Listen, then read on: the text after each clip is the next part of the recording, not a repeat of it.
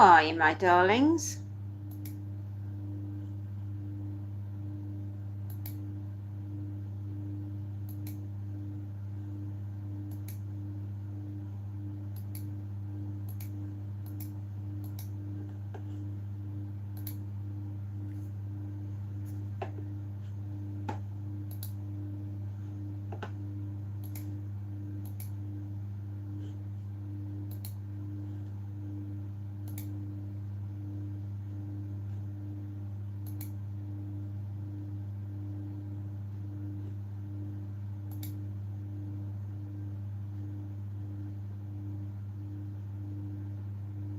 Okay, not quite sure what happened there.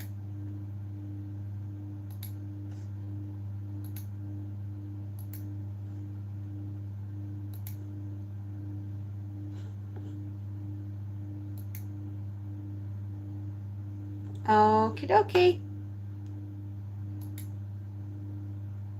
There we go.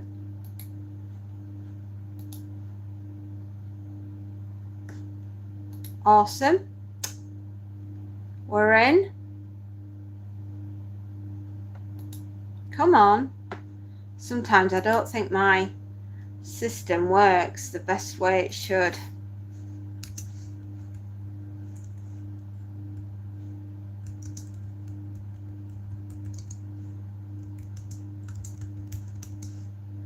Alan, hello. My goodness, how you doing?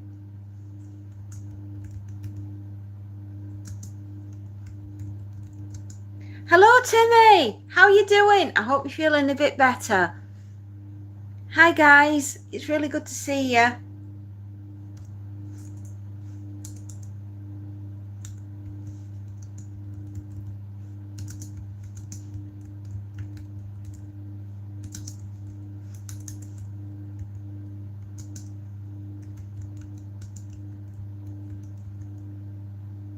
Well, a bit busy on my own at work for 3 weeks. My co-worker's on holiday.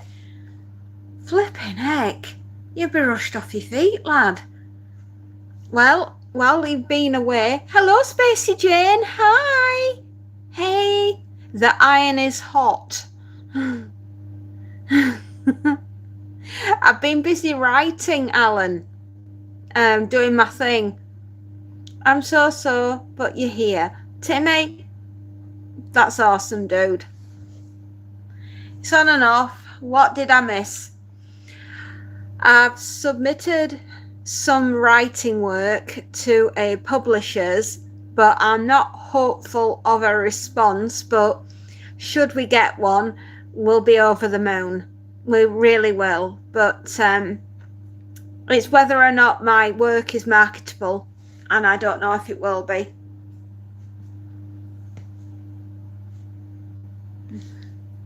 I know, I'm like...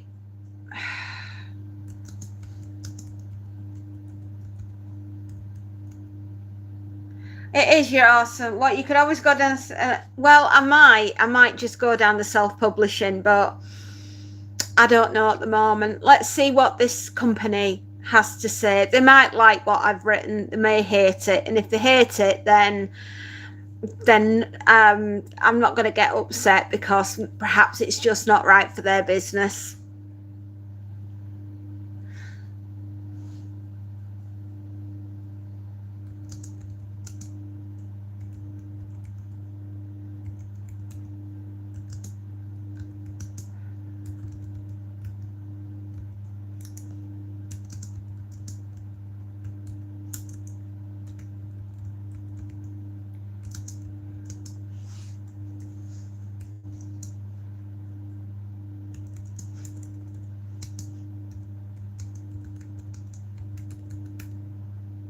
You think they'll love it? I'm not sure whether or not a werewolf, alien critter, haggis, murder monster might not be what the world is quite ready for with an alien concept.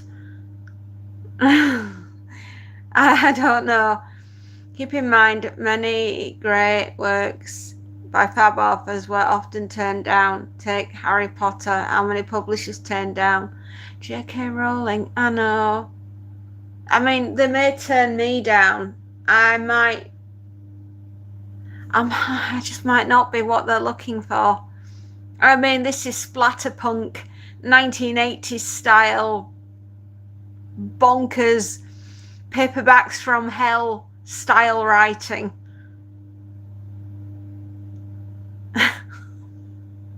I know, but what I don't want is people looking at that and thinking that's the state of my mind. You know what I mean?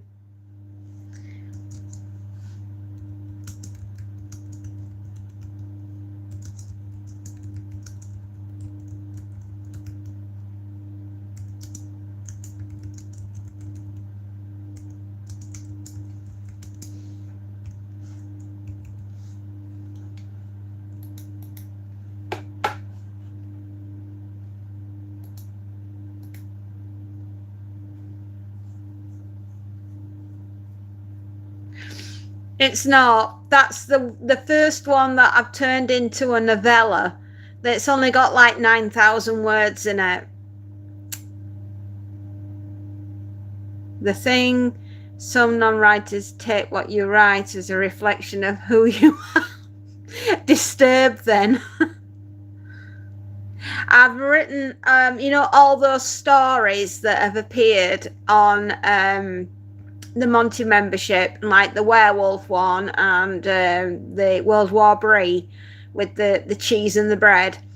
All those I've written. Those are all original but very short stories. This is the first novella that I've written, but it's all down to confidence building.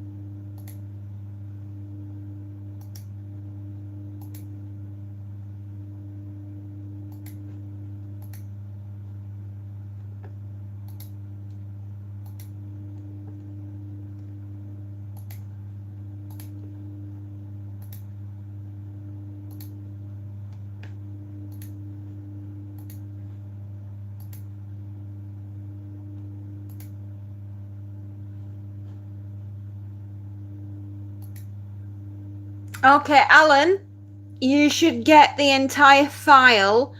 I've just sent it to you. It will be there, and read at your leisure. Tell me what you think. Do I need therapy?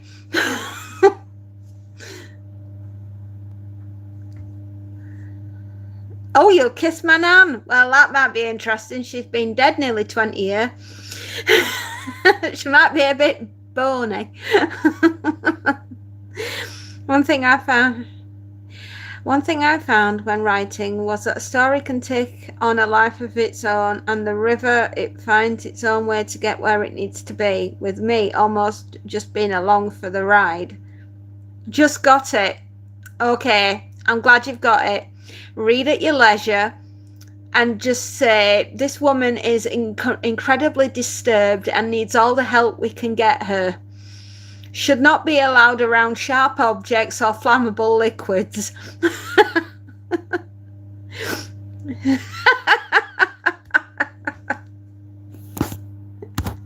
Oh, dearie me. I have got the biggest pain in my backside sat behind me, kicking me off my chair. I know you're there, Montes. I do, I know it's you. You're the one that's been a pain in my backside. Will do no more than me. I wrote Lucy. You wrote Lucy. Lucy gave me nightmares. No joke. No word of a lie, everybody. Lucy is, she's different, man. She's not of this earth.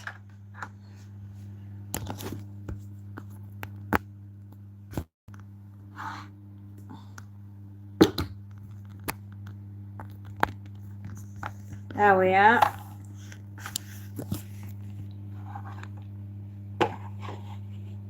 No sharp objects, and don't allow her near children or flammable liquids. Oh, dearie me. Right. I know. Look who's sat in my chair. Look who's sat in my chair. Look at him.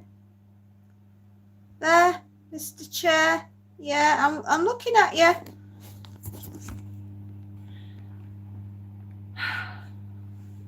I know. You are gorgeous. Yes, you are. You can have my chair. That's all right. I don't mind.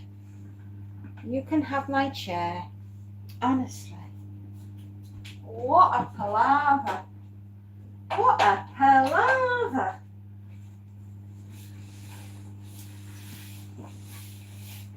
It's a bit cooler this morning, so I'm in my leggings rather than my shorts.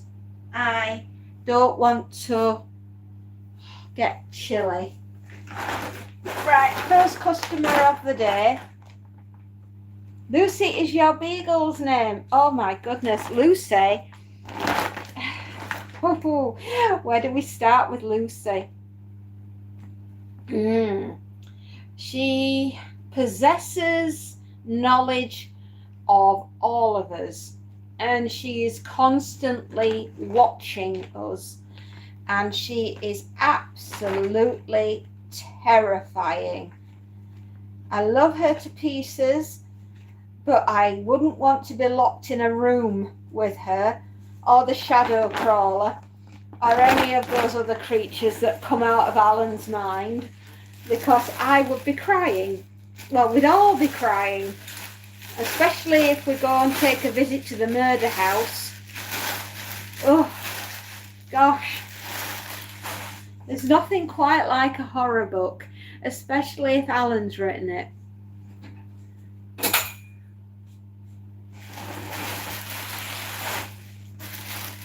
I'm not doing it, Monty. You've got food upstairs. He's whining at me. What's Lucy is a book that Alan Aspinall wrote. That's how I met Alan. I read his work. He very kindly sent me a copy of his first book, Lucy. The Fading Light, and I sat and read it that evening. It was so good I couldn't put it down. And I went and did a book review for Alan, and I told the world to go and get this book and read it. It's not very long, but it is brilliantly done, and I just loved Alan's work, and I've been working alongside with Alan, trying to promote his books, and I'm doing book reviews. And of course Alan was the original Guardian of the Galaxy on here, the original moderator, and then along came Space Nut afterwards, and they both kind of joined me at the same time. But I knew Alan slightly longer than I did Space Nut. But between those two, they've kept me on the straight and narrow, which I'm eternally grateful for. Because believe me, working on here can be quite scary at times. And so that's how Alan came into my life. Oh, it's on Amazon, yeah. Your one is unrelated. Wasn't Lucy a movie? Yes, but it's not the same as Lucy the movie. This Lucy is going to tear your soul apart, quite literally. I thank James Herbert for inspiration. Definitely. There is James crawling all over. But it is so brilliantly done. It really is. Right. We can get that sorted. Pop that on there. So that's out the way. I'm getting me organised. Which is, you know, it's necessary. There we are. Sometimes I can't say my words, let alone spell them. Yeah. Alan is quite the horror hound. Whereas I like to do creature features and wacky horror and cyberpunk dystopian William Gibson style writing with unbelievably horrible creatures, Alan tends to do more supernatural. But he's an excellent writer and well worth having a look at. Words are hard today. They are in this. I'm breaking these teeth in for a friend. Oh, Montes, no, please don't do this to me. It's raining. He's moaning because he wants to go outside. He's moaning because he doesn't like what he's got for breakfast. He's moaning because he's moaning. Oh, Monty. Come on. Come on. Come on. Come. In Flora.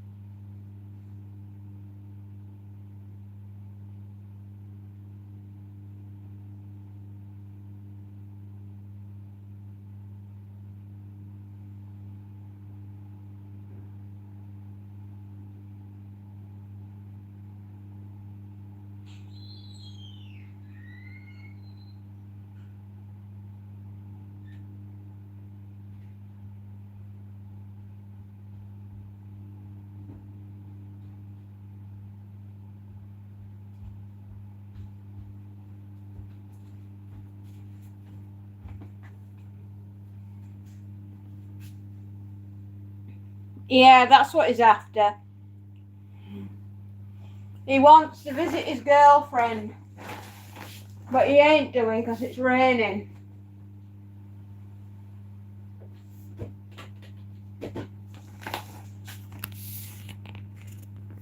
He's been out since 5:30 this morning. My husband let him out because he'd just had enough of him moaning at him. So obviously my husband were up very early this morning to go to work, and consequently I have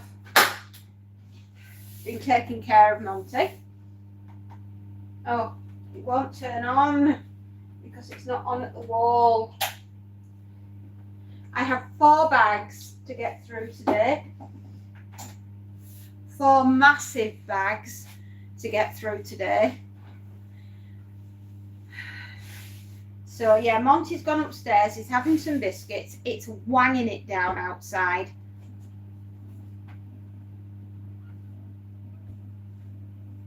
They're indoor dogs. That does surprise me. I've never known a dog be one for the indoors.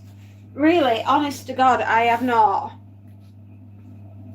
That's why I'm here. I've been up and at 'em. I've sorted out bedrooms. I've sorted out bathrooms. Washing's in the machine. We're here sorting customers. I'm eating breakfast. So, and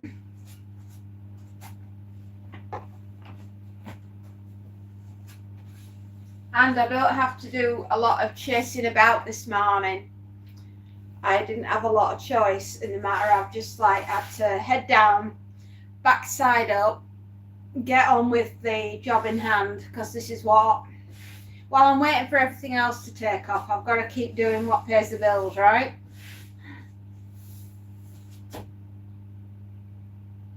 Are we nearly there? Come on. Oh, there we go.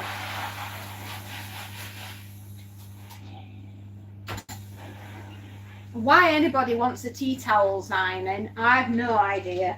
But if that's what the lady wants, that's what the lady gets.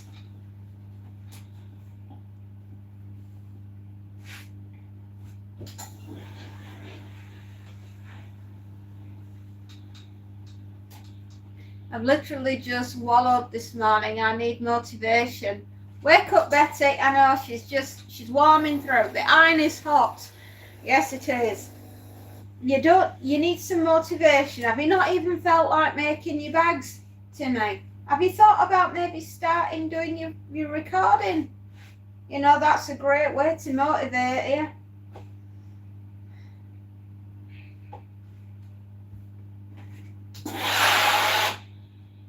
And why would anybody pay for the tea towels to get ironed?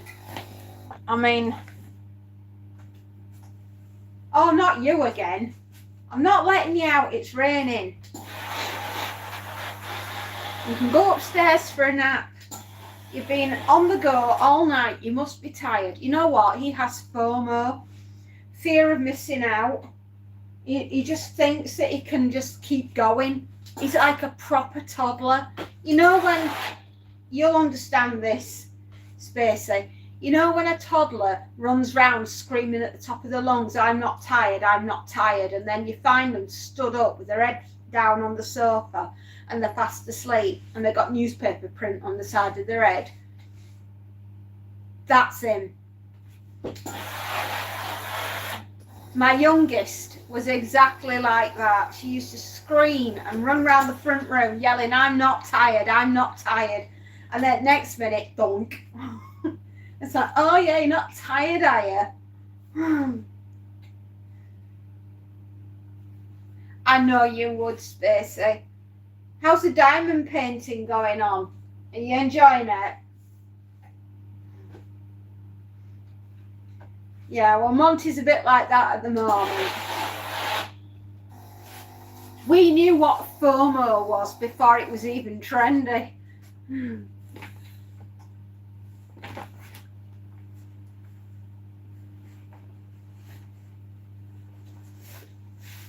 I'm not playing Monty.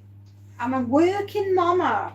You can stay and keep me company if you want, but if you start yodeling at me,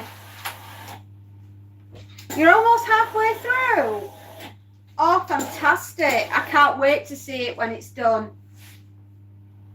Oh, by the way, I saw the Australian come to Australia might accidentally die. I thought that was it was so funny. That kangaroo when it pushed him in the lake. I were absolutely dying.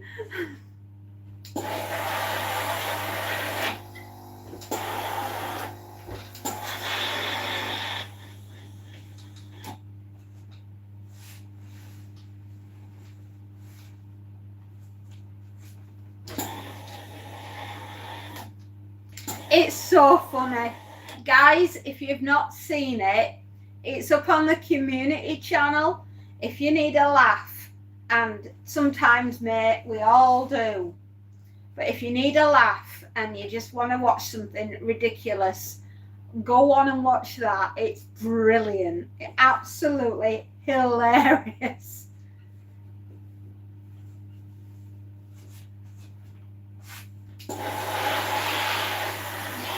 And thank you, Spacey Jane, for popping it up for us all.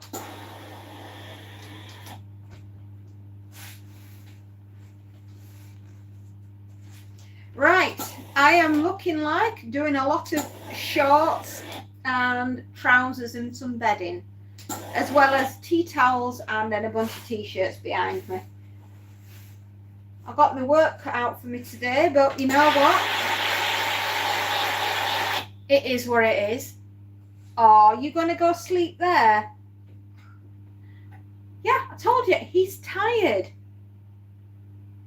It's for Australian tourism. I swear to God, we need something like that for Britain.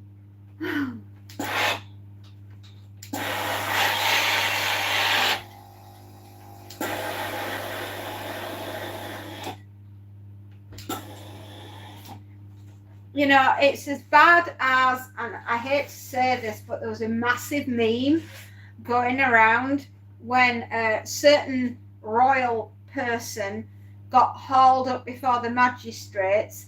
We all know who it was, but said naughty royal that got dragged before the powers that be. There was a big meme going round about the Tower of London after 500 years or so is getting ready to go back into what it was meant for, housing royal prisoners. It involves a man at first being chased by a kangaroo. The kangaroo catches up with him, and the two fight. The man wins. All the while,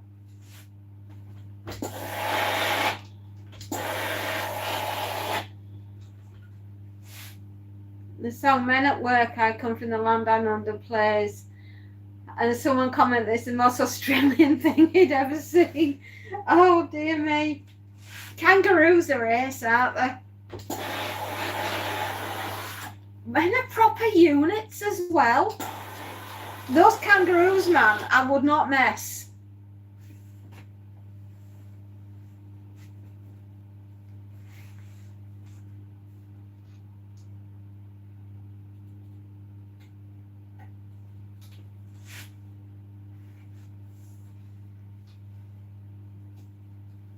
Andrew Uklas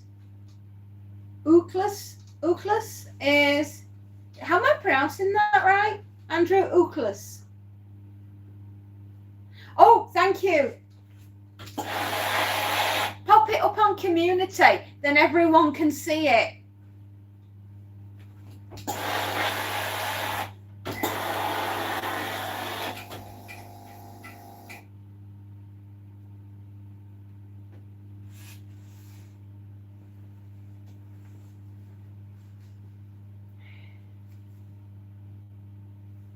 Andrew Cleese. Andrew Cleese.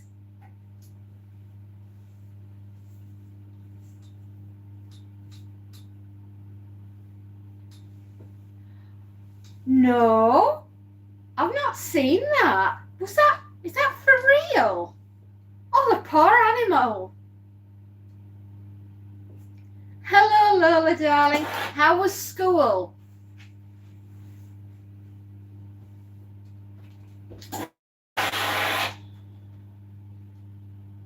Oh, he's tired and he's gone to sleep.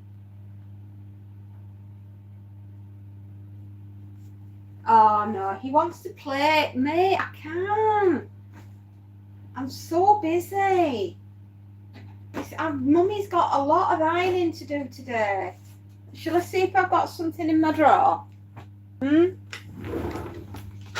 What's this? Is it a mouse? It's a mouse. Mouse, mouse, mouse.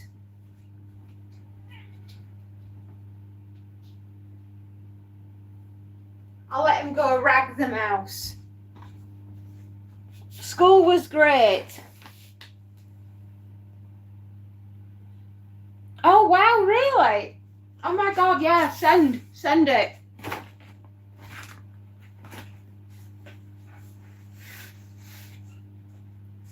Totally. I'd love to see it.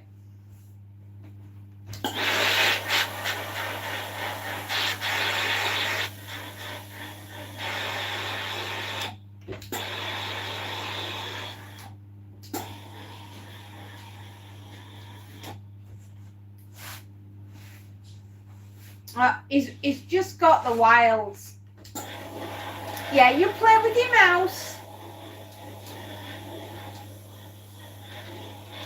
I keep toys in my office drawer so that if he gets a little bit bored, I've always got a toy for him and he can play. Let's face it, we've got toys all over the house. It's just a giant toy box, isn't it, Monty? Oh my God, Niall, I brought a live mouse in the living room on Sunday. It took forever to get it. Niall abandoned it before killing it. Oh, do you know what? Last Thursday, when I'd had my scan, Monty caught a mouse and I wouldn't let Monty kill it. So I scared Monty off. Shooed him off up the stairs and grabbed the mouse, and the mouse was like, its heart was nearly out of its chest. I scooped it up and I went and took it and popped it into the mouse hole and it scampered off. But when it were leaving me, its heart was doing that. I thought it was going to pass out on me.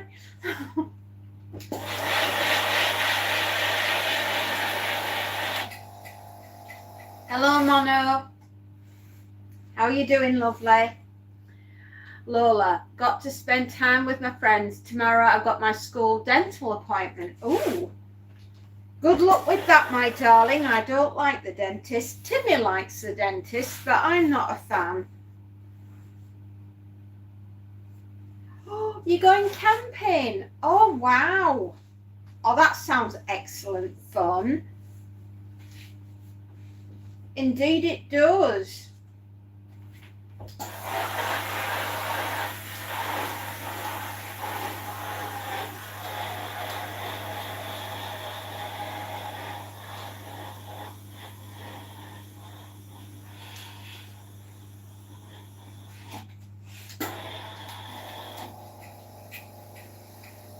I've got Kitty in my bedroom. Oh, you as well.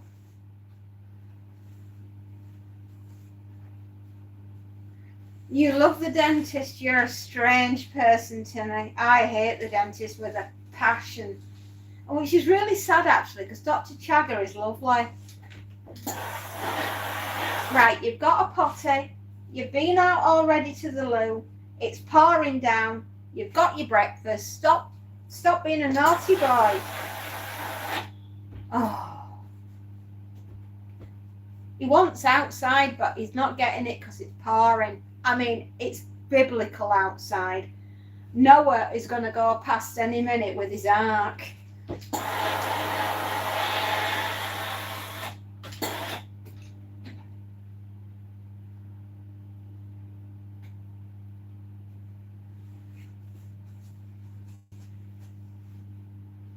Kitty went bye-bye. Aww. Hello, is GT here? Oh, he is. Hello, GT, darling. Things going the right way, my love?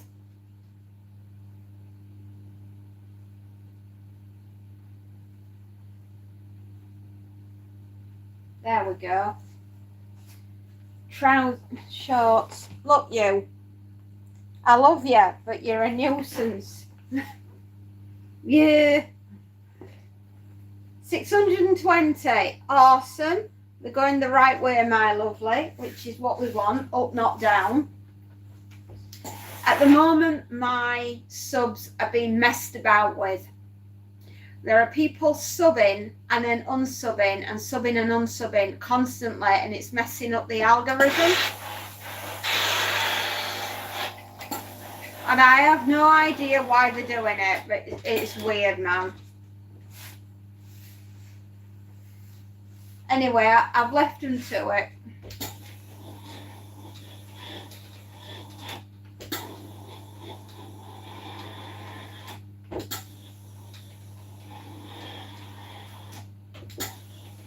I guess it's just where we are with the new system. Hey, Fairy Tales, my raccoon just gave birth to 5 babies. Oh, they do have big litters, don't they? I think YouTube isn't right well at the moment, I'll agree.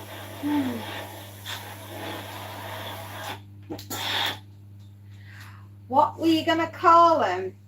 Well, there's 5 of them, okay? So you'll have to call them the Jackson 5.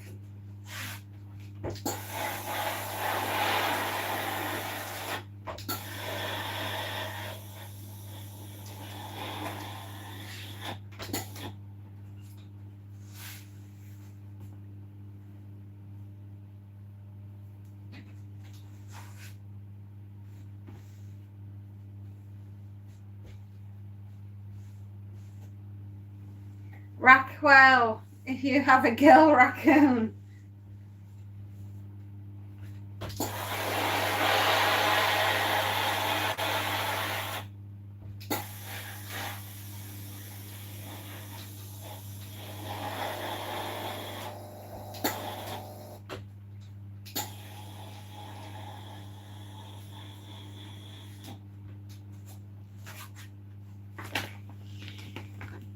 Oh, blimey.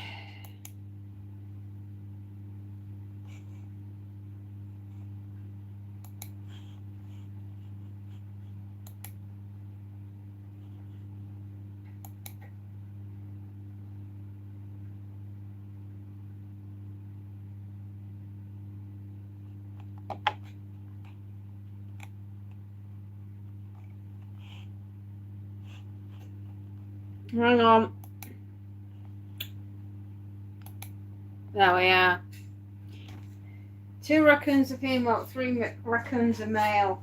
Oh, they can't be the Jackson 5 then, can they?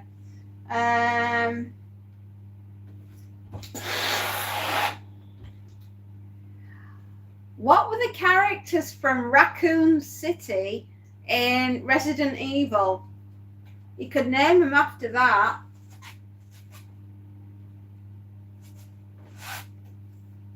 I think he's got bored and he's gone upstairs.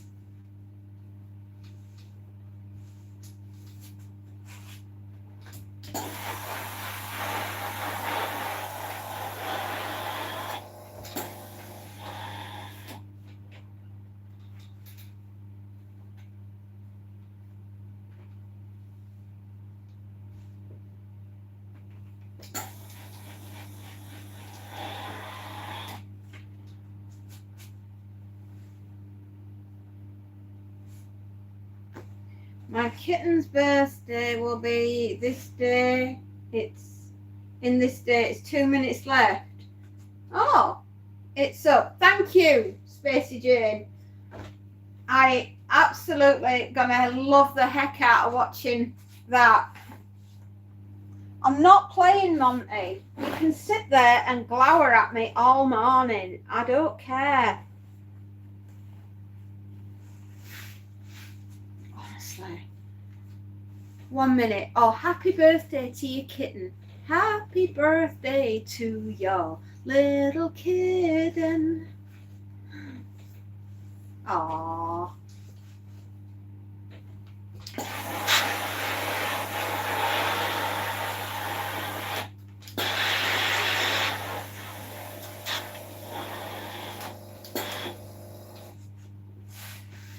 Seriously, happy birthday to your little kitten.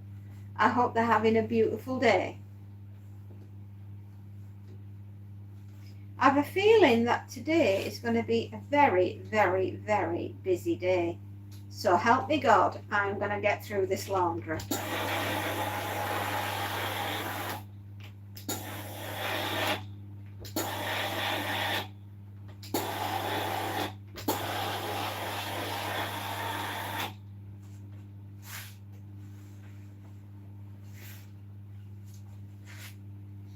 Oi, stop being a nuisance.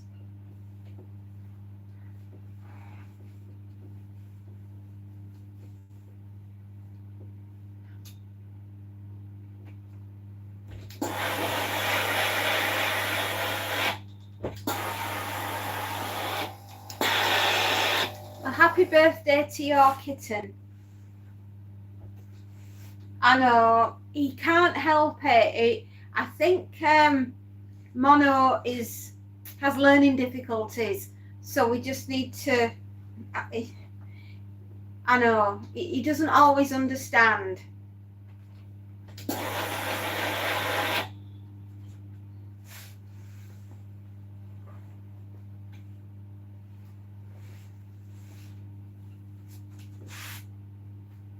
Even though it's written there in plain English, sometimes kiddos don't always read it and don't always understand.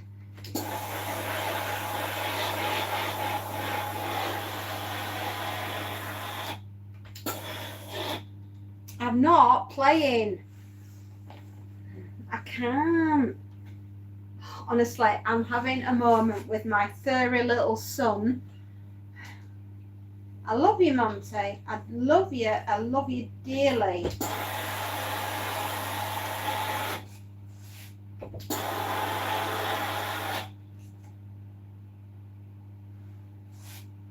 Well, it's not permanent. I know, Timmy. Mono can't help himself. I don't think he speaks very good English either. Hello, Jules. Oh my God, Julian. How is New Zealand?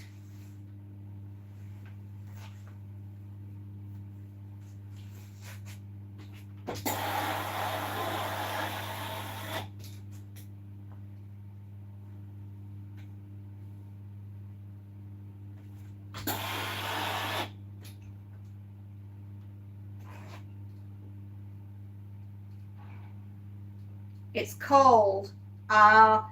You know, isn't the weather being weird? I mean, like, proper weird. You know, we've had a massive heat spell last week, and now we've got biblical rain outside, and it's cold as anything. I think tonight I might just cuddle up on the sofa and watch a horror movie.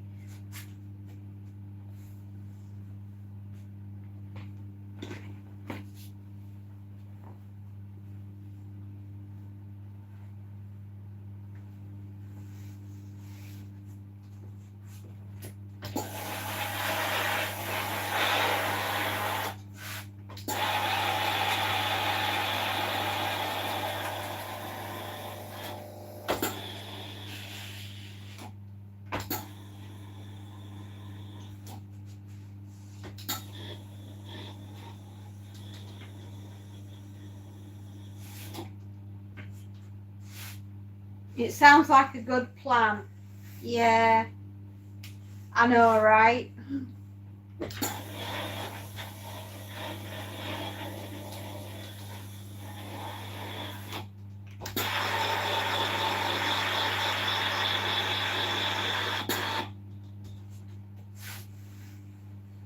I don't know what I'm gonna watch.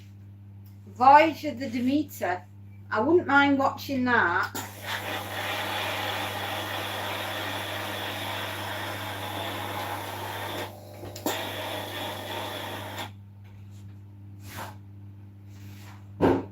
Oh, should we go see what the postman wants? Oh dear, I think he's broken something. Oh dear.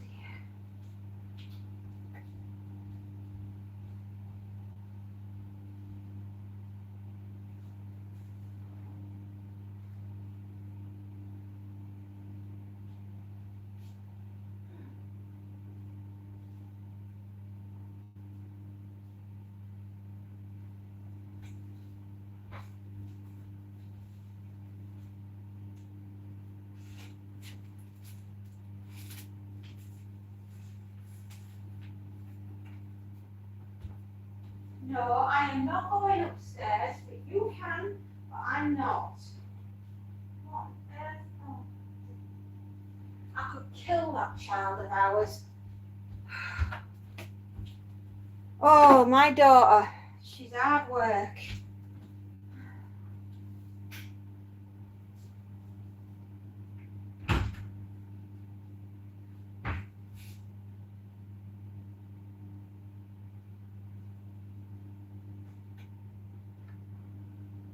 She's a nuisance.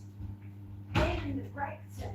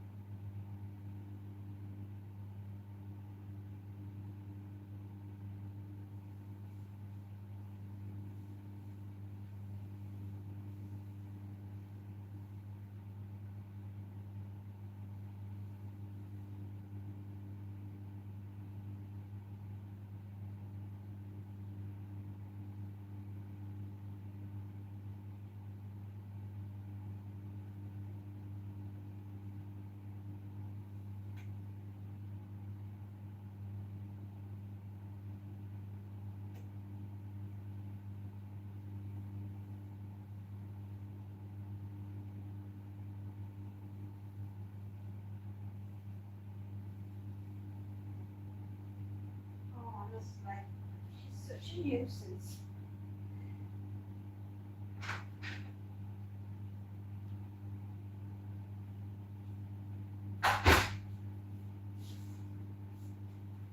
Smack her right across the backside. She's had orange juice and she shoved it on top of the radiator cover and it leaked, and I found a giant orange splodge.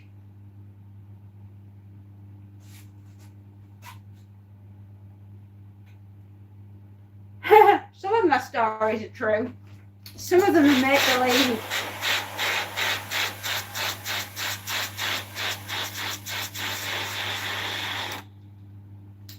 Do you know what? That sounds got... Did you film making it though, Timmy? If you filmed it, people can see how you put it together. I mean, it sounds glorious.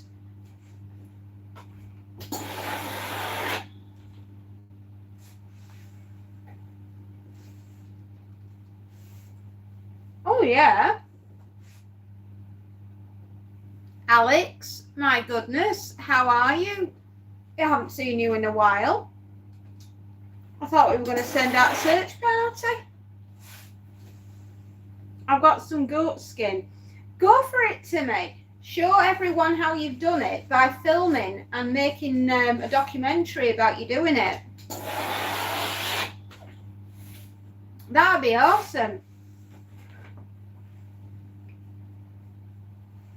Anyway, Monty has decided he doesn't want to play with his mouse.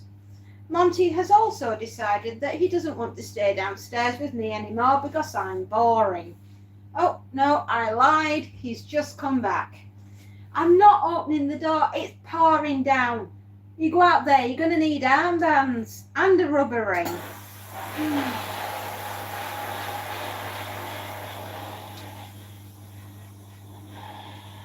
I bet he's been rounding up all the local leprechauns ready for the uprising. Ireland will not take this lying down.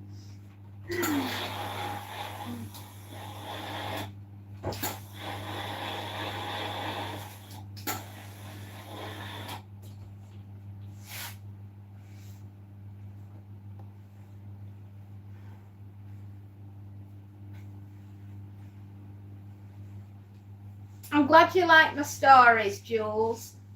If you see any of them, and you can, and you're able to do so, can you hype any of my stories that I've gone and put on the system? I'd really appreciate that.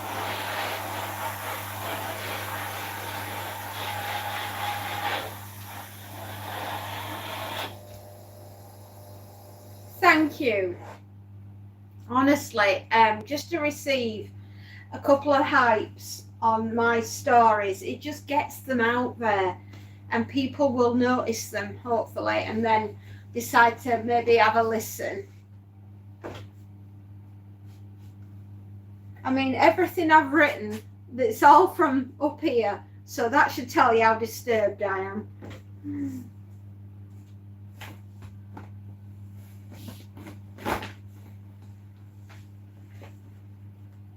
Free the leprechauns! You'll never get my Lucky Charms! No! Sorry. Sausages and salad. I'll be round in 5 minutes. You had me at hello.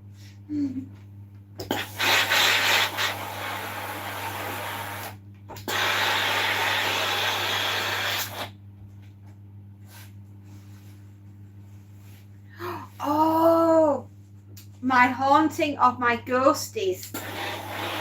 Do you know, I'm not yet done with that house. I think at some point I will go back and I will go and visit it. Thank you very much, Julian. I appreciate that. I'm not playing Monty, I'm ironing. And I am not putting you outside in that weather.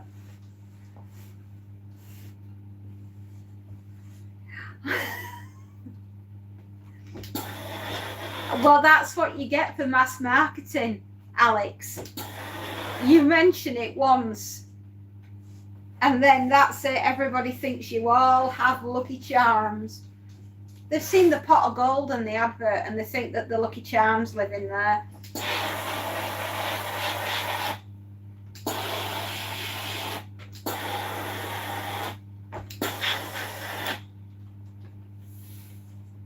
Put the Garfield DVD on for Monty. I would, right, but he would go scrag the telly. I once put actual cat television on the TV for him that had birds and stuff, and I thought the TV was going to go out the window. He was so into it, and he thought it were real, and he launched himself at telly.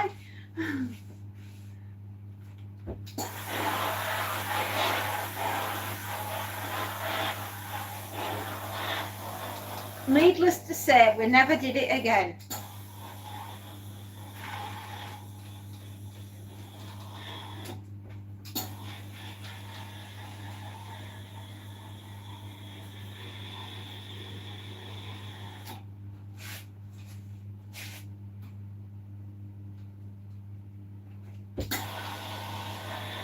Excuse me. The washing machine has stopped.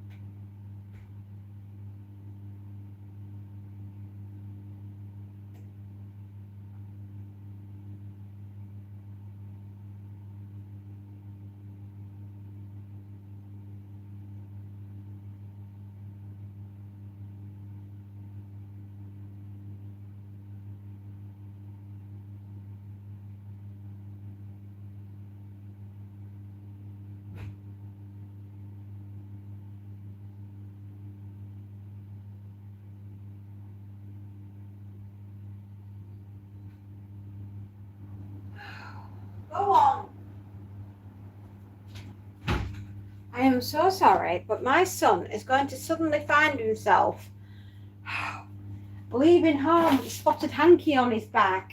Yes, with a wooden stick.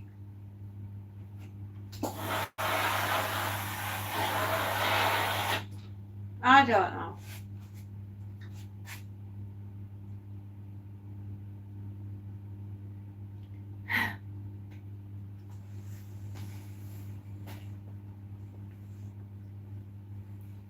They don't even blink, well.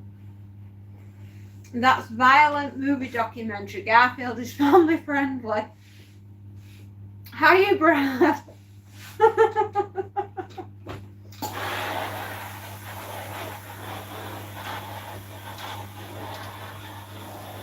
Listen, it nearly ended up with the telly going out the window. All I can say is Monty thought that it was real and everything on it was real, and it was just hysterical. I'm eating a plain wrap, like a flatbread. It's my tummy's upset this morning, so I'm nibbling something really plain and boring, which is a wrap that you'd probably use when you're making a burrito, but there's nothing in it, and it's just settling my tummy.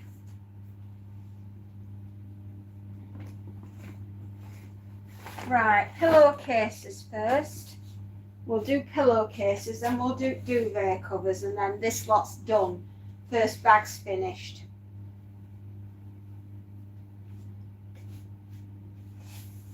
Oh, it's lovely when you guys all get together. Honestly, it makes me feel as though I'm doing the right thing. Flipping out. Have I missed a phone call? Hang on, guys.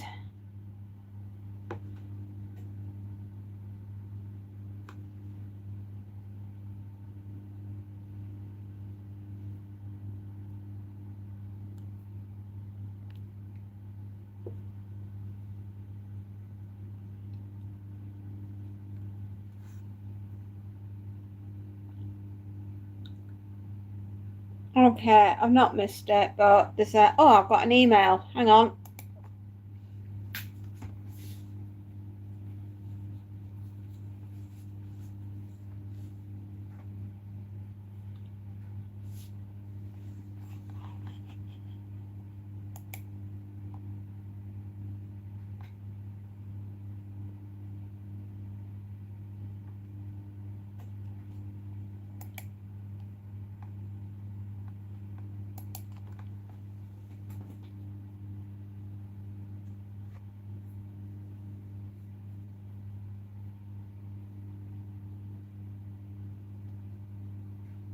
Oh, wow.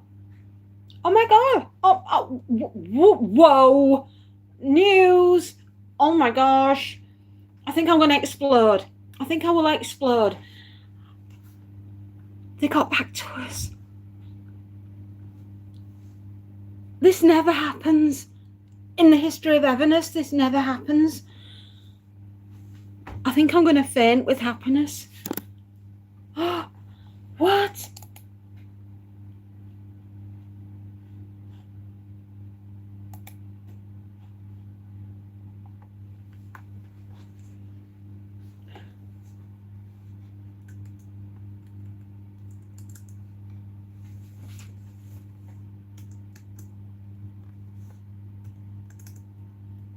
Oops. Hang on.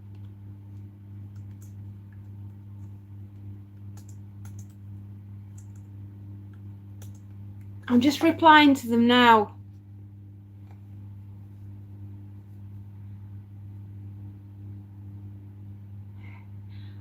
And I'm just replying to him. Fingers crossed.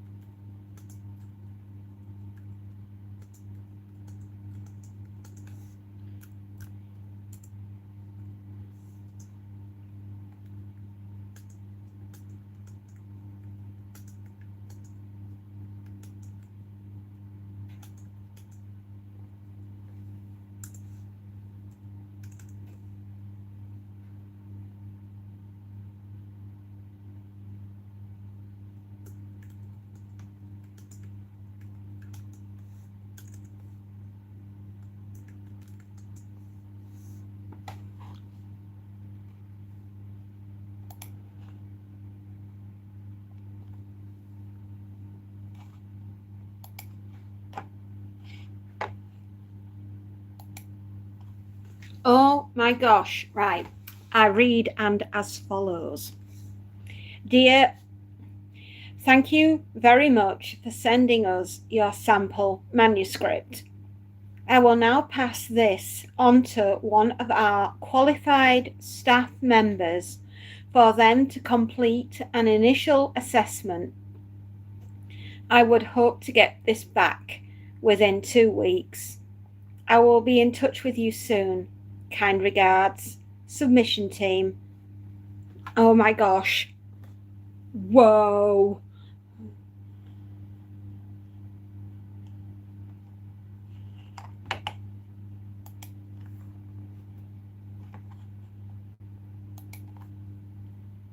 Dinner is ready. Yes. Oh my god, I am so putting that in my story. Dinner's ready.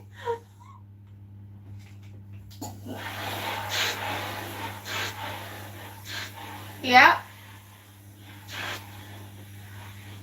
That is a fast turnaround. It usually takes months. Yeah. It usually takes from initial sending off the manuscript to it going through various different, it takes a lot longer than that. That is fast. Somebody must have liked it.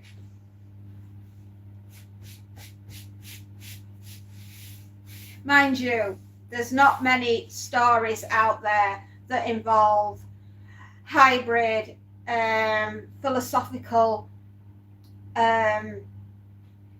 werewolves that are alien, that are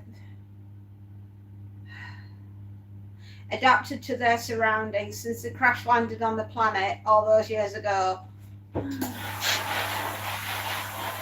How can I describe it? It's an alien werewolf critter haggis murder monster. That is the best way I can describe it.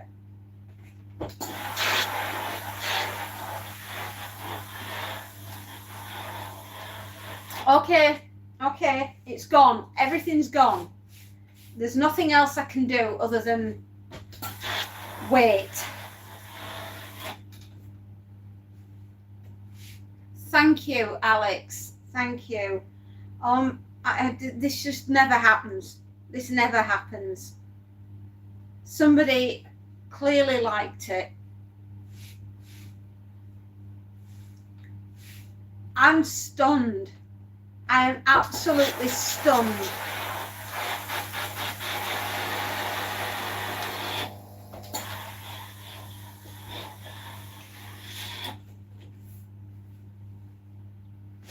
Mohammed!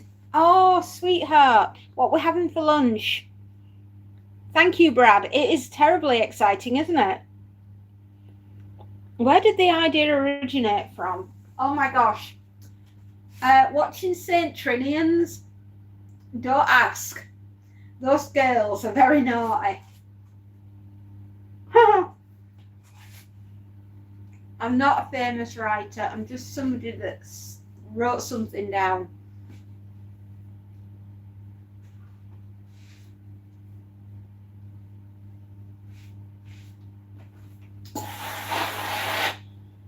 I'm not a famous writer.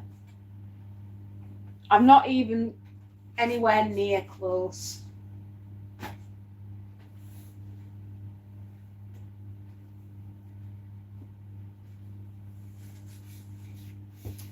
Basically, I am a product of the 1980s. I am Gen X through and through, every single bit of me. And the books and the movies and the music that I grew up with in the 1980s is firmly within my soul. I'm not going to be famous. I'm just going to be me. You'll always be my darlings, and I'll always do what I'm doing. And I don't think I'll ever be famous, but at least somebody liked my story. That's all I'm saying. I grew up watching things like Terminator, Aliens, Clash of the Titans, Critters from Outer Space. If you remember that movie, you'll know. American Werewolf in London, St. Trinians. And all these things have been inside me in a melting pot.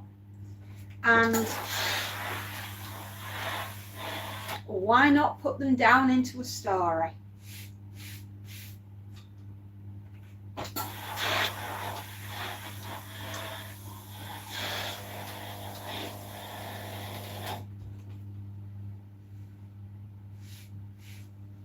Never say never. I'm sure that was James Bond. Never say never again.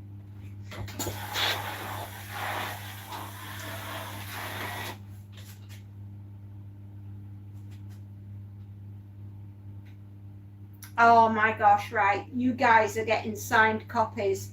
I'll send you one.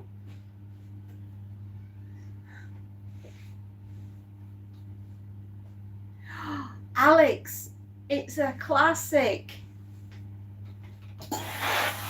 And the fact that Creedence Clearwater Revival do the music for it is even better.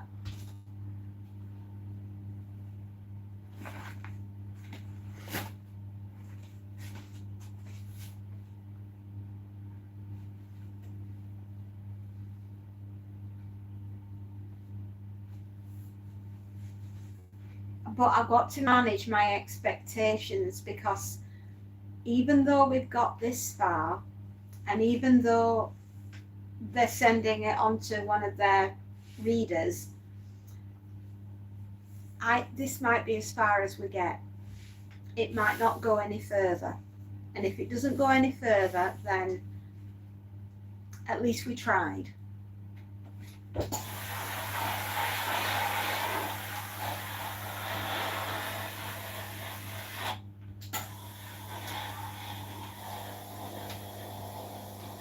Exactly. Aiden's Field Arms.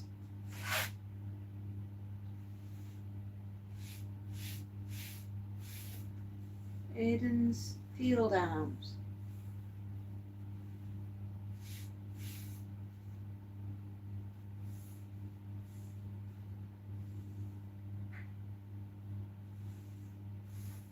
The pub in Heartbeat. Heartbeat. Ah.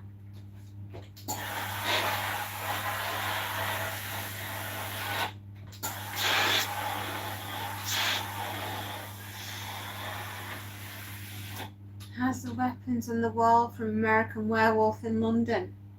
No, you're kidding me. Oh my God, and I've been in that pub and I never realised. Damn, I'm going to have to go back and have another look. I've literally been in that pub. I'm a dope. How did I not notice that? I am not a true fan, clearly. I am so going back there this summer. I'll even take a photograph to say I've been in.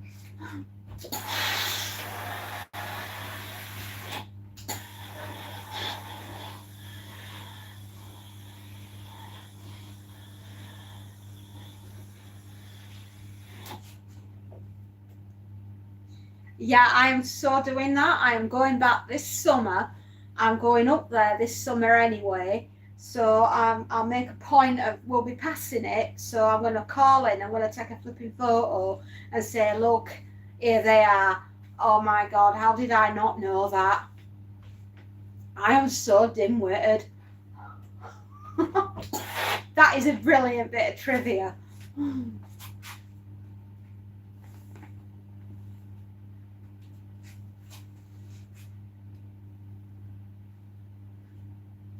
What I want to know is, where did the coat go? I love stuff like that. Completely random.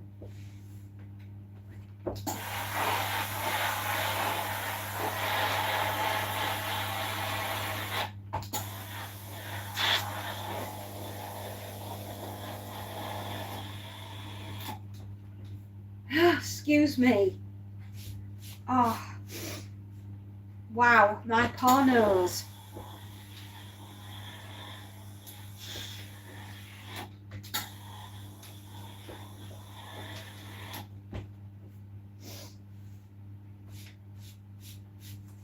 Oh, hang on.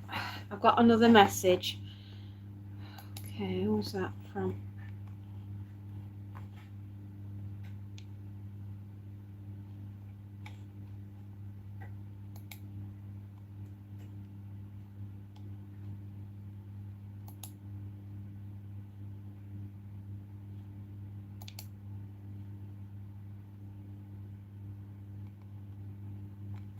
Oh, I'm getting smiley faces back. They seem to be like enjoying.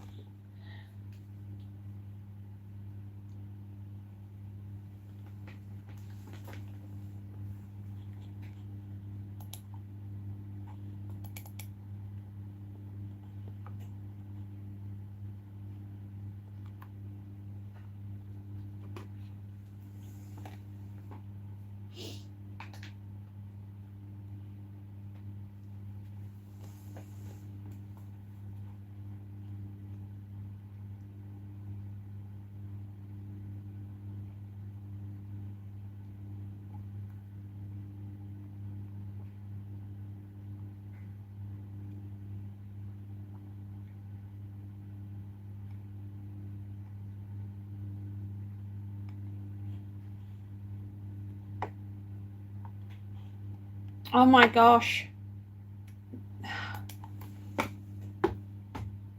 It's looking good.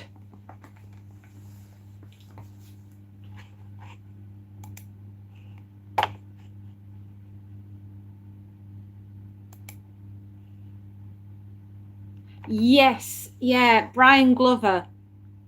He's a proper Yorkshire actor, Brian Glover. He was also in Alien 3 as one of the prison guards, I think. You're watching it. Do you know what, mate? I think I might join you.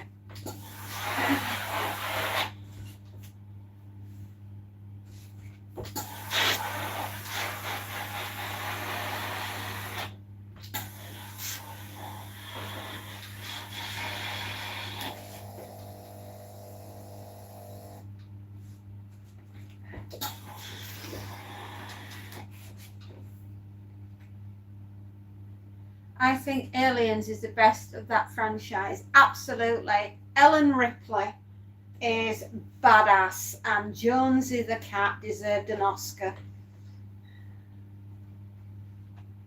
It's classic. Aliens is classic. Oh my gosh, right? Have you heard my story, Alex, called World War III? I know, it's a bit of a Mickey take, but it's cyberpunk horror based on bread rolls, Judge Dredd, and Aliens, and the Muffin Man. They mostly come out at night, mostly. Is it about cheese? Yes. Is it about the French? Yes. Is it about Norwich? Yes. And Croydon? Yeah, definitely. They're all involved. It's involved with a very upmarket supermarket, a bunch of pensioners that can throw frozen margarita pizzas like discus, and the battlefield in the frozen food section of the supermarket resembled Stalingrad, but with better packaging.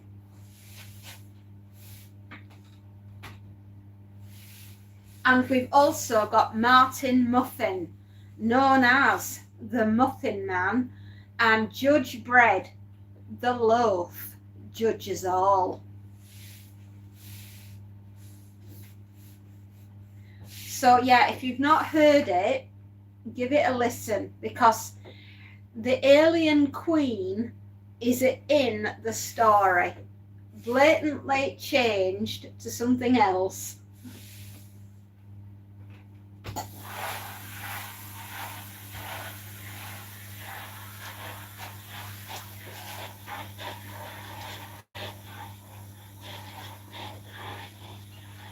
I had a lot of fun writing that one. It's a great story. I had fun. I had a lot of fun writing that. I like Brenda Goggins.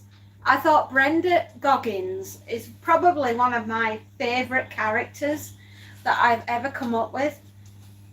Orthopedic shoes, a walking frame, and she can load a shotgun with her eyes closed.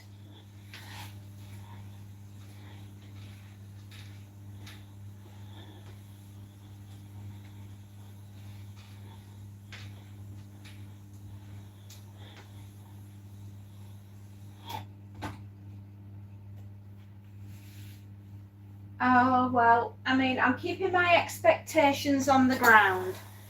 If nothing happens, then you know what? No harm, no foul. So what? My story got rejected. It doesn't matter. I'll write something else and maybe they'll like that instead. You must have ideas just floating around. I do. I have a very chaotic way of doing things. I am dyslexic, both with numbers. I have dyscalculia, and I have dyslexia, which is word blindness. I have them both. However, I've never let it stop me doing stuff. But as my husband says, I have a personality of a squirrel, right, with ADHD and what was the other thing he said I had? I'm like a squirrel with ADHD and an attention span of a goldfish. Oh, terribly. Really, I found it really hard in school. And I had a marvellous teacher called Mrs. Maudsley, who knew I was struggling. And it wasn't until I was like 13 years old that I learned to read properly. And then for the rest of high school, Mrs. Maudsley would work with me every morning and every afternoon in form time. And she was just awesome. And we worked together so I could learn to write and learn to read and learn to count properly. And she used to give me these little work packs, and I had to do them for homework every night. But thank God for that woman, because if she hadn't done what she did, I wouldn't be where I am now. And she died a couple of years ago, and you know what? I regret not knowing that, and it broke my heart.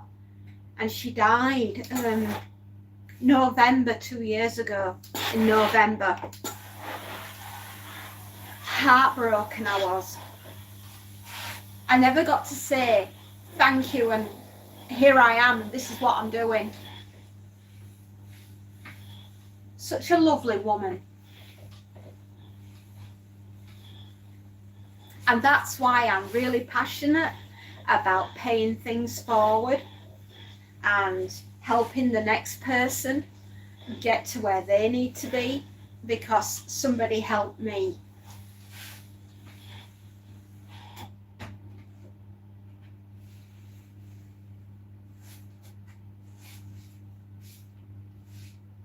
What was the first book that grabbed your attention to write? I hope she would have known Brad. I really do. Because I just want to, in honour of what she did, I will always pay everything I do forwards. I'll help the next person.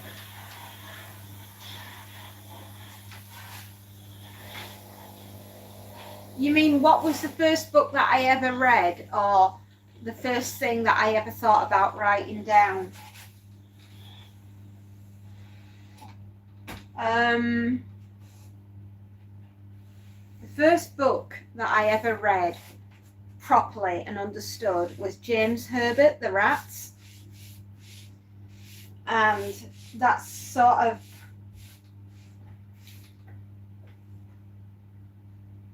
the first I ever read. The first I ever read and understood properly was James Herbert's The Rats. I fell in love with the front cover of London Bridge with the giant rat in the foreground. And my heart was sold on horror. And my first love was James Herbert. And he will be my true love of horror.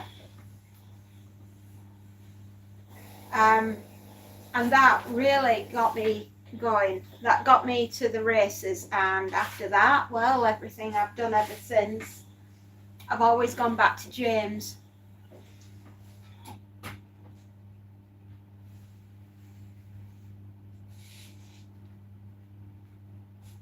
But it's just, I didn't have the happiest of childhoods, if I'm brutally honest. It was horrendous. I hated my childhood. My parents were unhappily married.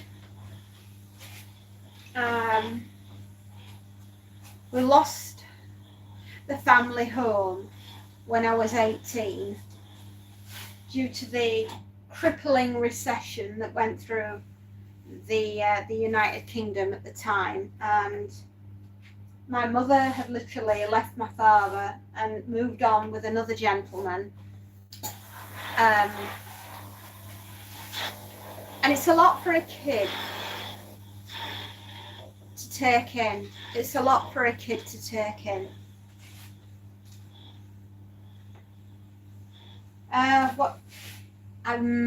How many pages was your? It was a really short story.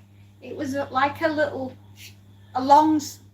short story, or the start of a novella, but it's one of those that I can add more to the story. I basically sent them the bare bones of an outline of what could be a novella or a novel, because I'm quite willing to do a rewrite and add more chapters to the story.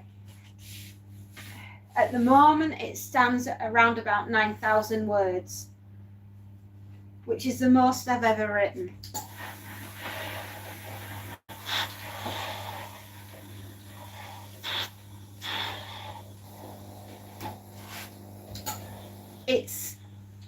There is nothing else out there on the market quite like this.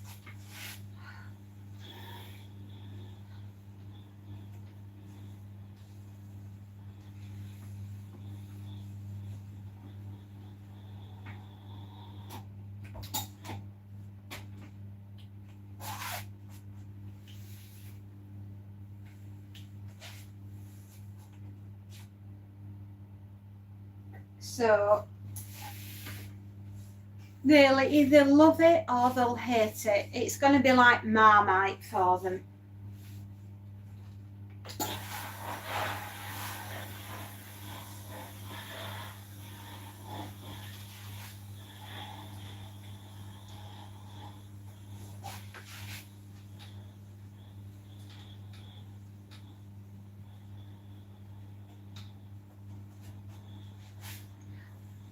The amount of chapters and the amount of words.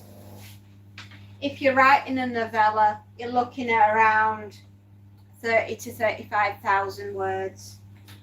If you're writing a novel, 50,000 plus.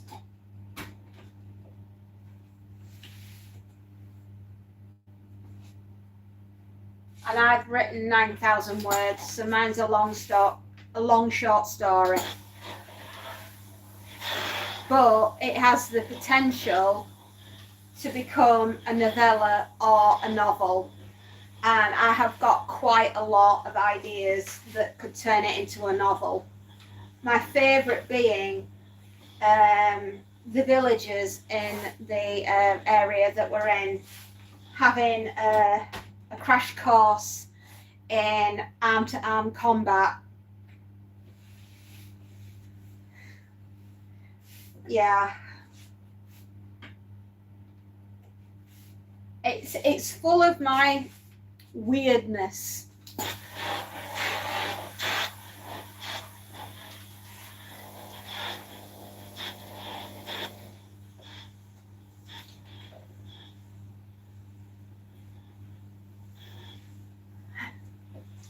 I'm hoping that they'll like what I've written so far. It's pretty dark. It's really gruesome. It's hysterical. It's classic 1980 creature feature horror with my dark, sarcastic humour running right through the middle of it.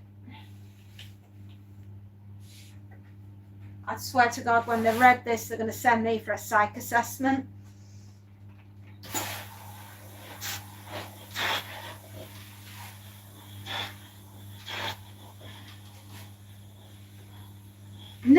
Nurse, she's out of bed again. Get the medication.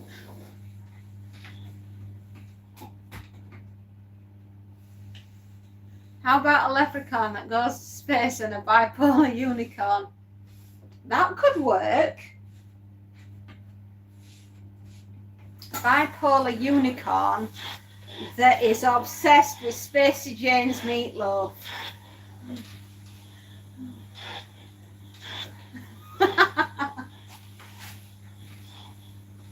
Absolutely.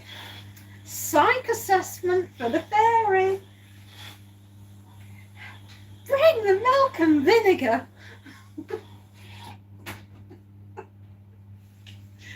Oh, dearie me. It's all the ironing I've done. It's addled my brain.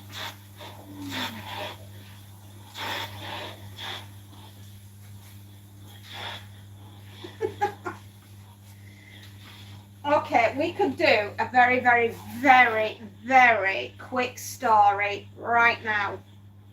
Off the top of my head. Here it goes. It was an ordinary day in the forest. The children from Woodville School had just turned up. It was class six, who had booked out for the entire day the Forest School, which was generously given to the National Trust 2 years ago. The little children loved coming to this little forest school. They thought it was fantastic. Sometimes this was as close to nature that any of those children got, especially as many of them were from the inner city. The animals that lived in the wood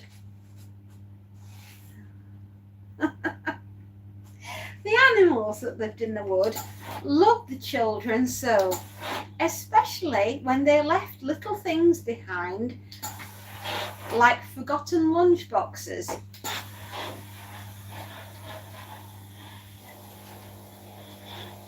The squirrels especially enjoyed eating the yogurt pots that the children left behind. Unfortunately, today happened to be a very, very hot day indeed in the forest.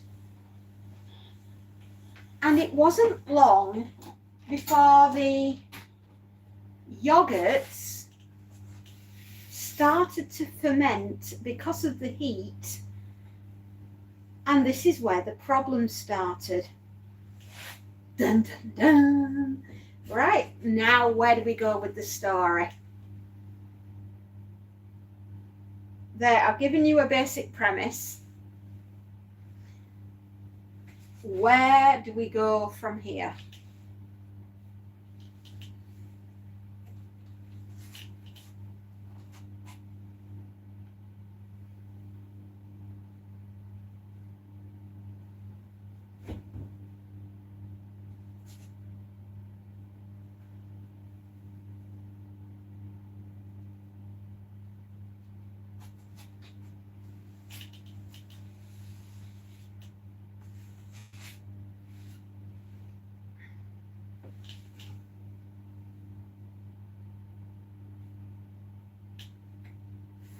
Anybody got any suggestions? This is how I write stories, you see. I come up with a basic premise and we go from there.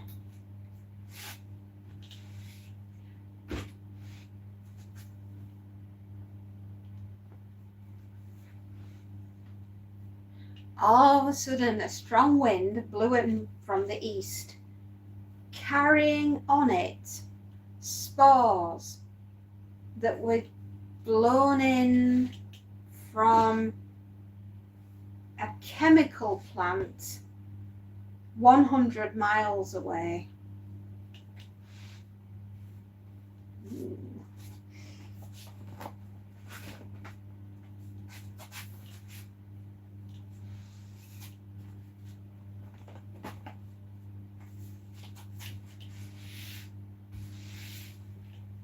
The spores in the wind mixed with the overheated fermenting yogurt pots, and the squirrels began to eat them.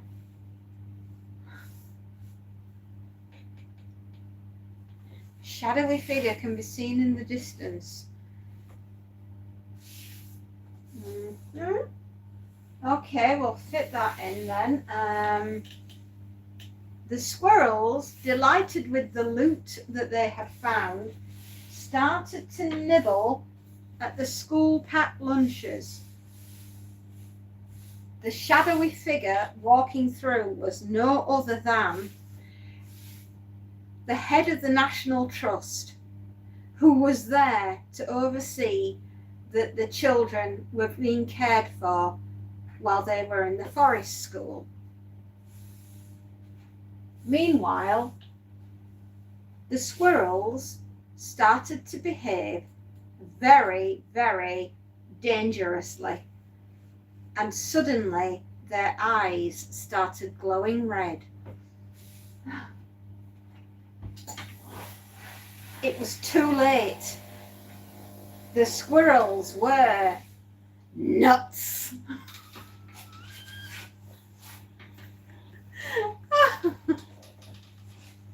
Okay, and there you go. That's how you start writing a story. That's how I start writing a story.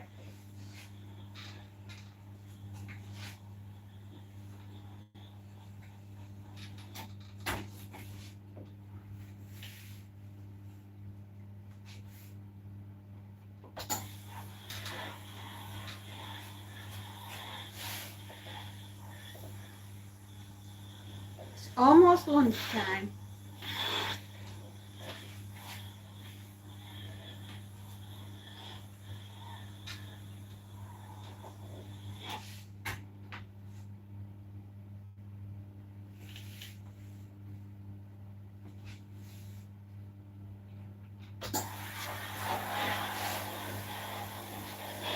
So yeah, that's how I do it.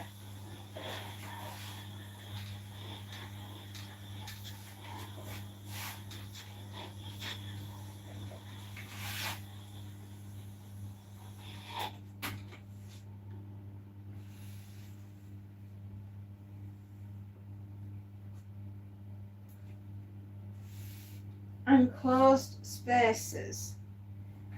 Well, a forest, maybe it's enclosed. It's also a little bit out there. Like when you're writing horror, it's got to come from two places. It either comes from outside or inside. Right? That's your premise. It's either an external threat or an internal threat, and it sets the mood. Right? You can only have it. It's like the aliens came from outer space. The demon came from within. You see where I'm coming from? John Carpenter. I once watched an interview with him, and he basically laid out how you write a horror story. And he's right. It comes from external or internal.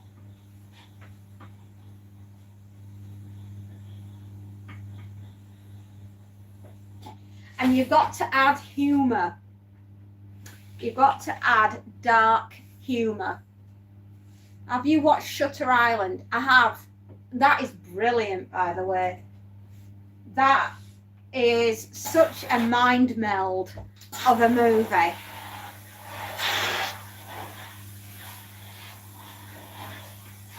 And Mark Ruffalo is so good in that film.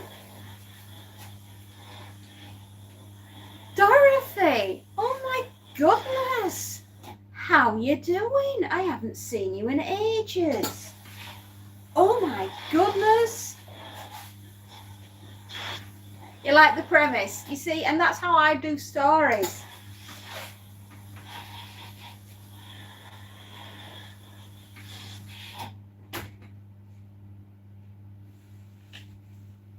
I haven't seen Dorothy in a couple of weeks, at least a month.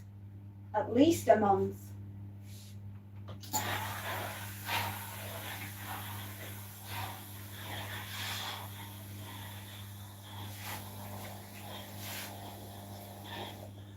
You know, but you've got to add humour. You've got to add terror. You've got to add sarcasm.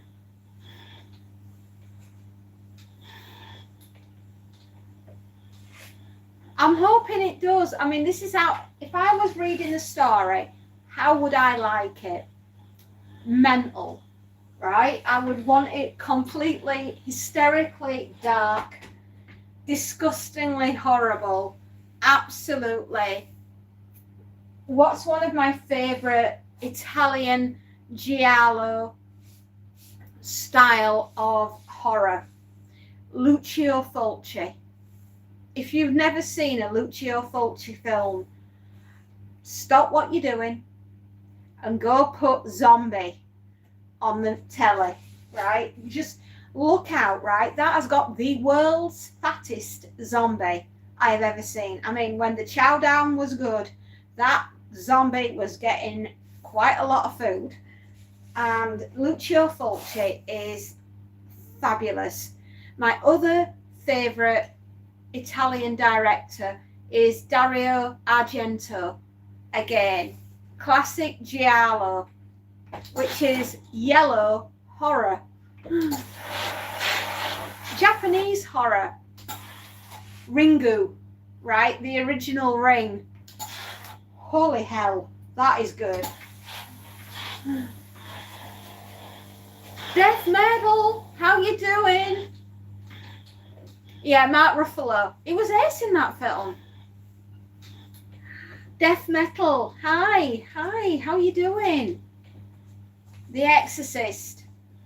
William Peter Blatty. Again, classic horror.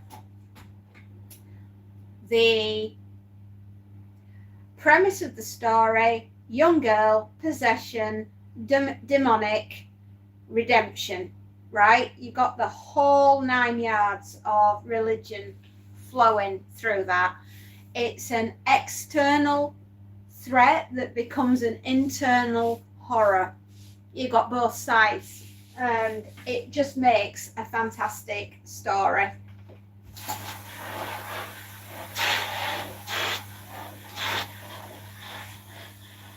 I love horror. Horror and science fiction and military stories are probably my absolute go-to.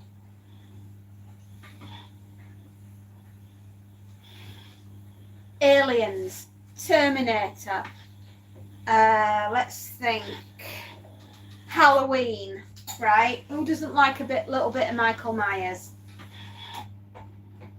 Friday the 13th, Jason Voorhees, Nightmare on Elm Street, Freddy Krueger. You know, all these are part and parcel of what makes me. I'm a 1980s product. I'm from that era. I can't help it.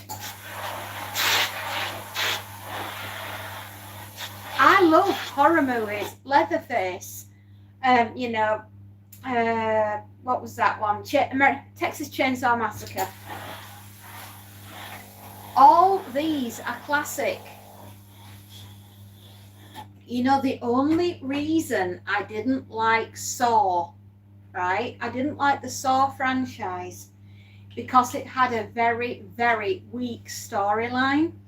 And even though it was an internal horror, the writing was so bad that the story suffered for it. And to try and get anything worth watching, they turned it into shock horror rather than actual horror, and ruined it by making it just grotesque.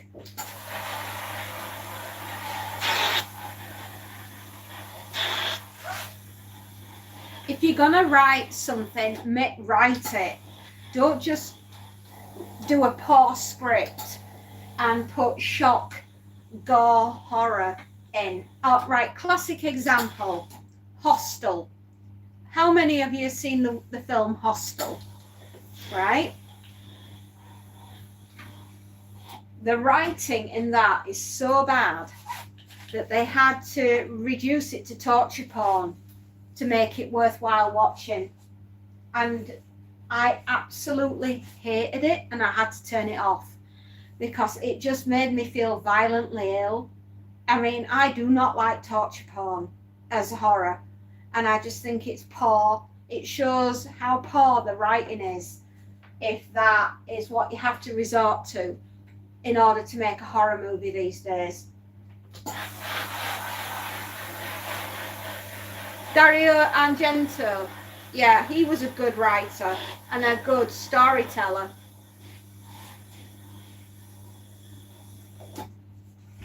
Scream. Now, there you see, you've got the exact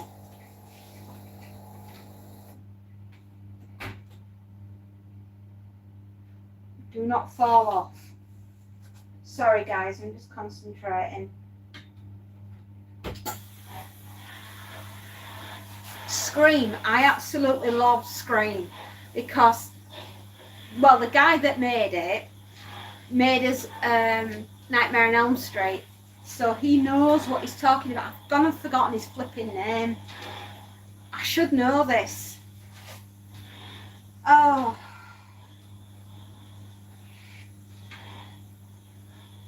No, it's gone. No, I'm not from Ireland.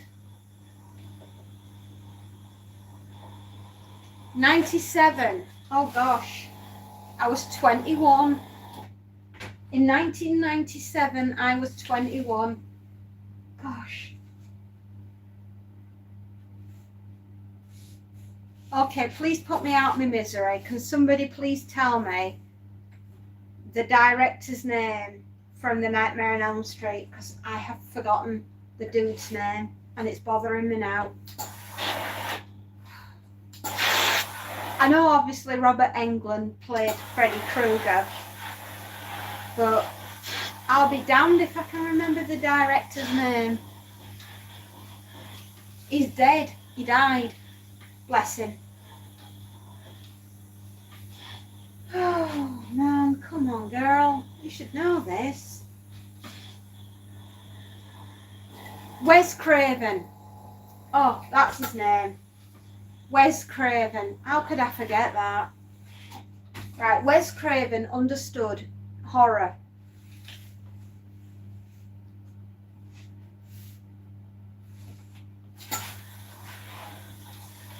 like Sean S. Cunningham, understood horror and created Friday the 13th. And John Carpenter obviously created Halloween and Michael Myers. Yeah, it's Wes Craven. I couldn't think of his name. Anyway, those three guys. And obviously, oh gosh, I'll remember his name in a minute as well. Brought us Tobe Hooper brought us Texas Chainsaw Massacre, Tobe Hooper. And, you know, those guys, they just understood how to scare the pants off you. Yeah, Wes Craven. It was bothering me. I tell you what, I'm getting old, kids. Memory's not what it was.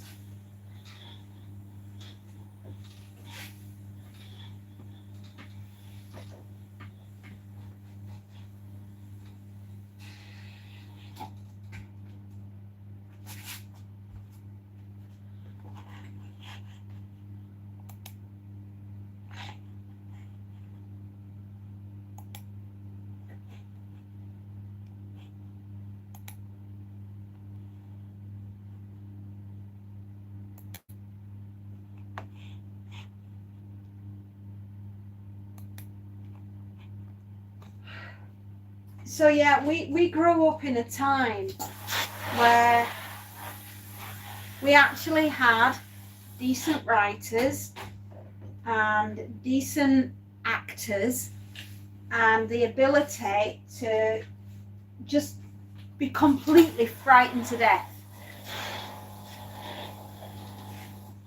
You know, I think a lot about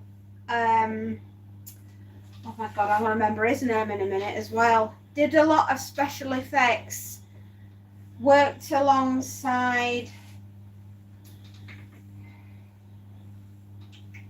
Night of the Living Dead. Oh, come on, girl. Night of the Living Dead. George Romero. Tom Savini. Tom Savini. Oh my goodness. Without Tom Savini having been on the battlefield in Vietnam and photographing and being a war correspondent, Tom Savini would never have joined George Romero. We would never have got Night of the Living Dead, Dawn of the Dead, and Day of the Dead, right? We wouldn't have got anything like for Sean S. Cunningham and Friday the 13th. Nightmare on Elm Street would never have happened. And we would never have got Halloween with John Carpenter. And all of them knew each other and they all worked on each other's movies. And it's thanks to Tom Savini that the effects were even thought and done at all, right? That man was amazing at doing anything that involved a body part. And we wouldn't have had From Dusk Till Dawn without Tom Savini, because there's no way that Quentin Tarantino could have ever put that story together without Tom Savini being involved in it. And Tom Savini is the godfather to Stephen King's son. There you go. And if it hadn't been for Tom Savini, what's the vampire one called? Salem's Lot would never have been made.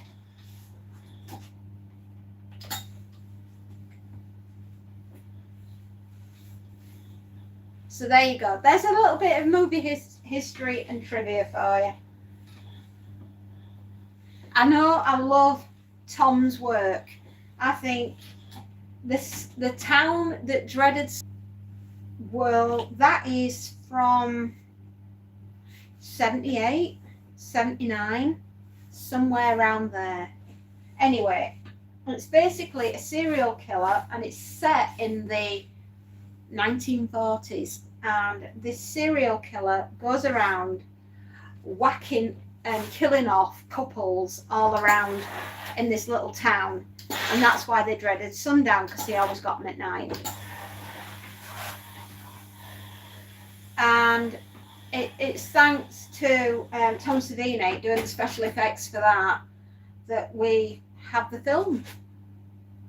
There you go.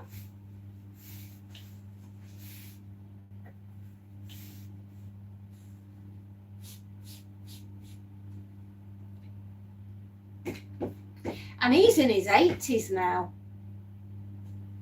Yeah, Tom, I think he's about 82.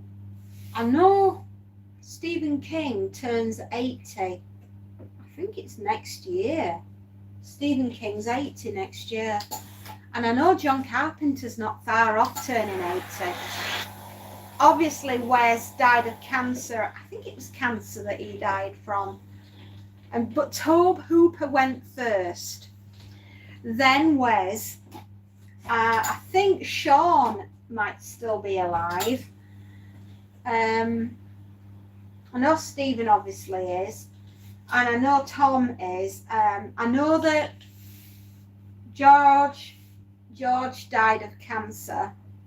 Bless him. But Twilight of the Dead, I believe, allegedly, there has been given the go-ahead by Romero, the Romero family, and it's going to be made into the last ever George Romero zombie film. And it's already gone into production in the writing sense, and I believe it's set for production and release 2028, somewhere around there. So hold your horses, you might enjoy that.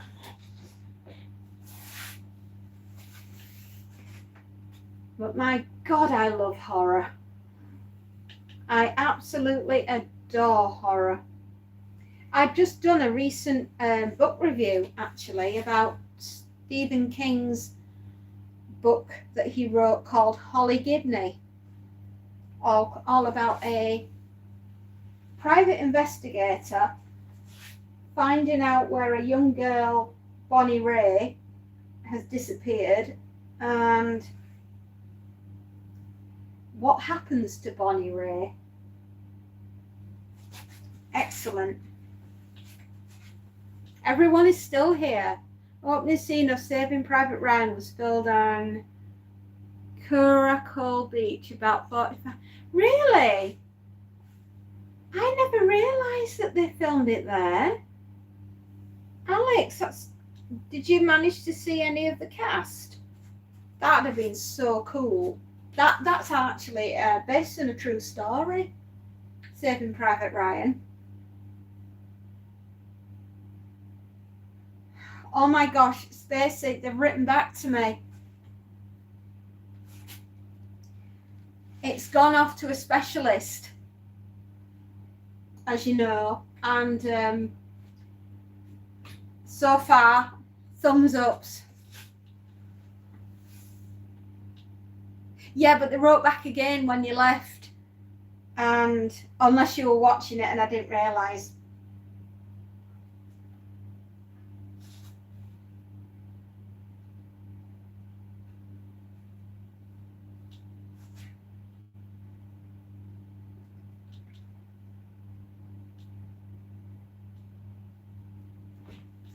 Sorry, I'm gonna have to try and fold this. Yeah, they sent back some very nice smiley faces.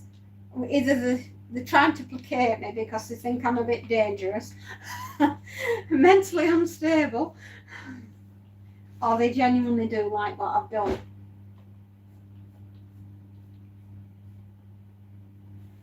Oh, but I just love my horror. I love a creature feature. I love anything that's a little bit out there. I'm hoping so. I mean, I've written it. I haven't had any negative criticism yet, but I am expecting it. Because only when you get negative criticism can you get a true feeling for what the book is like.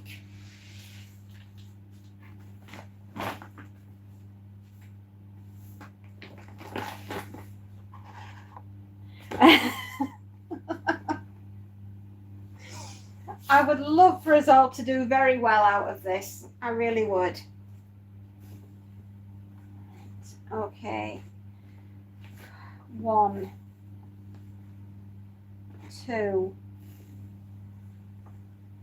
3, 4, 5, 6.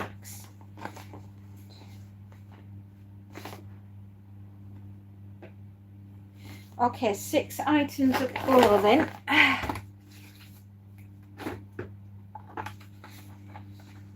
Okay, 6. 4 tea case, 1 double duvet cover, 1 king duvet cover, and 2 tea towel. Okay, so far we've got an entire bag full done.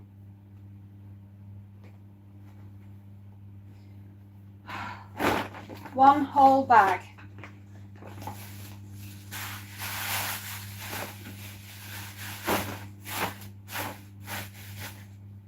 Right, let's put on here 1. Where did I do my, oh, my pen. I'm forever losing my pen. 1 blue bag, bedding, tea towel, clothing inside. Okay, that's the first thing that we've done. Right, this is going next door.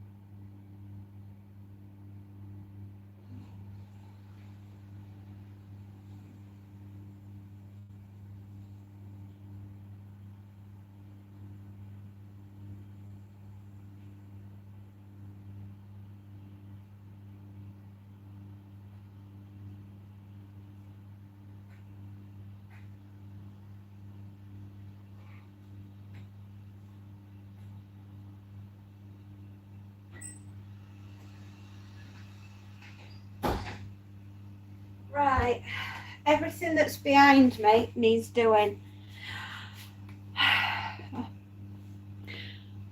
Good afternoon, my amazing friend. I'm sure there are some of our days in it that are coming from her. Yes, I won't deny it. There have been a few things that you guys have said that I thought are downright hilarious, and I have saved them. I have.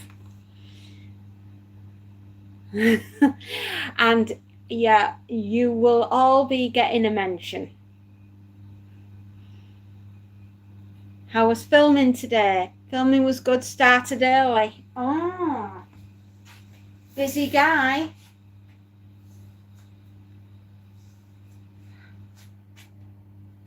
You're a very busy man.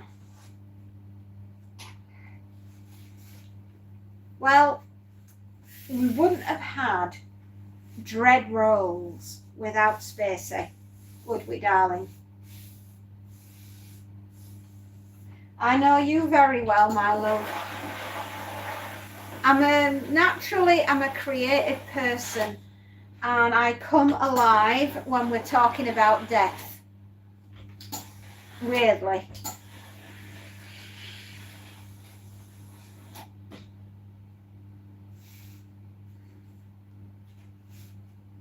Oh, thank you, Johnny. So where are you up to then? Have you nearly finished recording for Emmerdale? Or is it like you've got a bit more work and you're doing a little bit further on?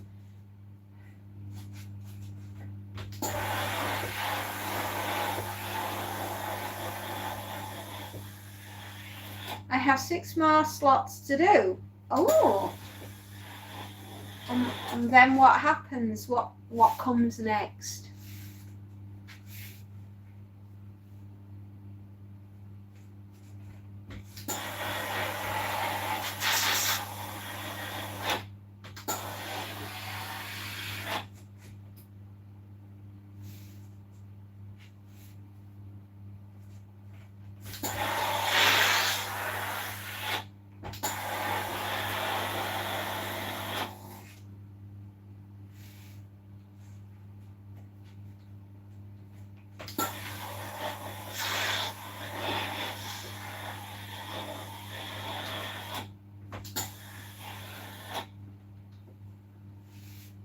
Then I sign another contract, but I can't tell you wait for it till it's official. Oh.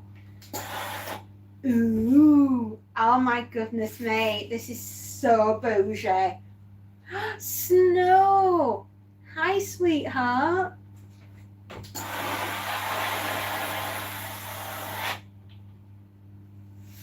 That is very exciting.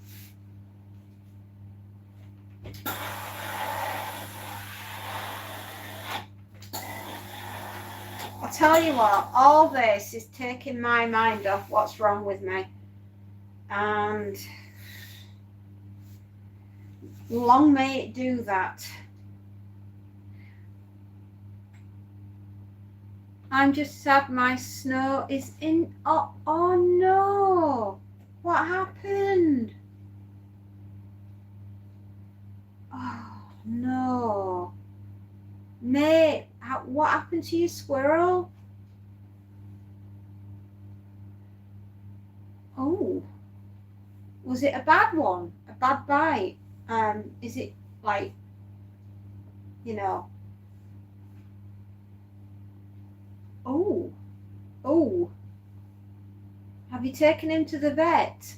A very bad bite. Oh dear.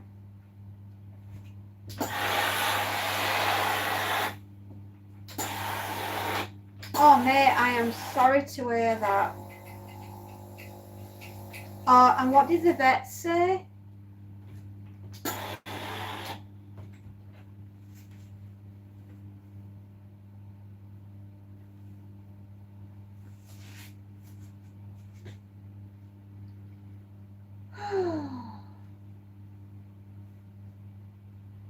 It can. I have no idea what it's like to be famous, so I can't relate, but I'll take it from you that you find it very overwhelming.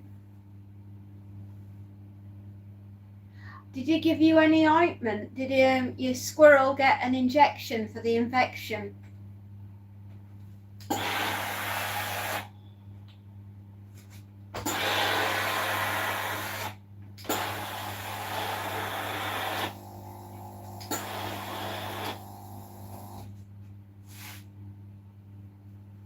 Yeah, I can imagine. Oh, the poor little guy. Well, my sympathies, and I hope he gets better soon. Our little pets, they mean the world to us, don't they? Because they're not just pets, they're a member of family.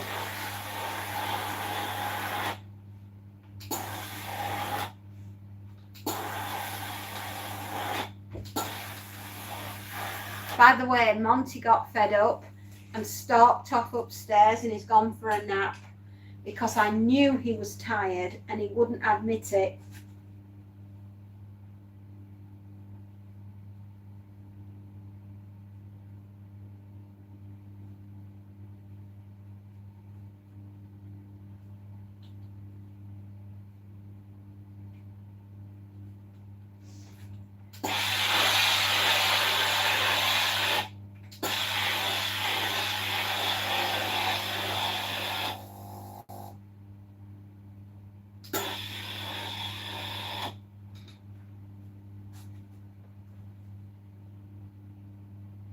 Yeah, because working with famous people and they all think I'm amazing and don't know why or what doing right, but they love you.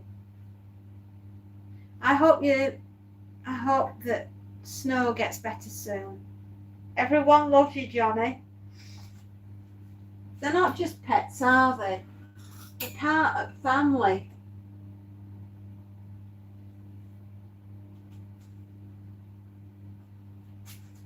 Okay. Once we've got this little lot done, then we can move on. Oh, it's 12:30 already. Don't want to be any later, does it? We need to have this lot done for 1 o'clock.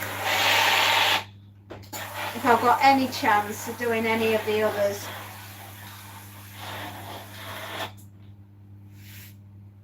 We just need to shut up and get cracking.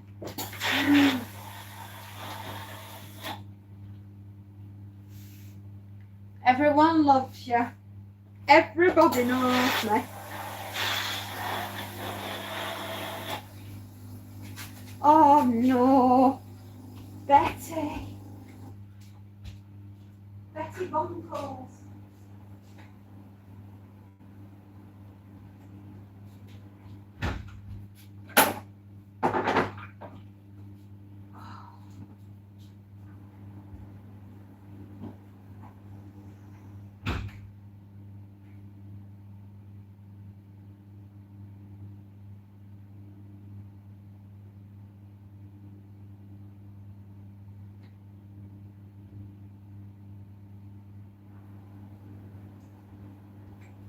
I'm sorry everyone, we just ran out of water. Not clever, huh?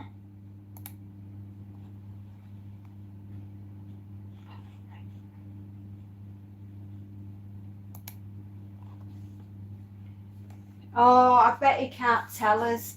I bet we can't find out. Oh, really? Oh, you're called Martin.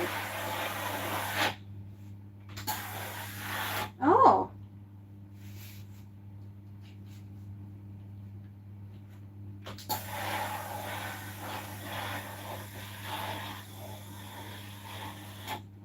What's your surname in it? Or are we not allowed to know that?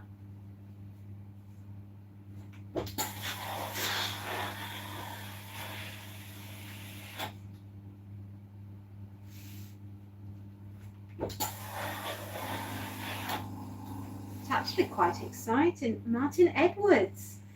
Ooh. I can't see you as a Martin. But, okay, maybe it's because I know he is Johnny, but, you know. I just think that's such a funny name.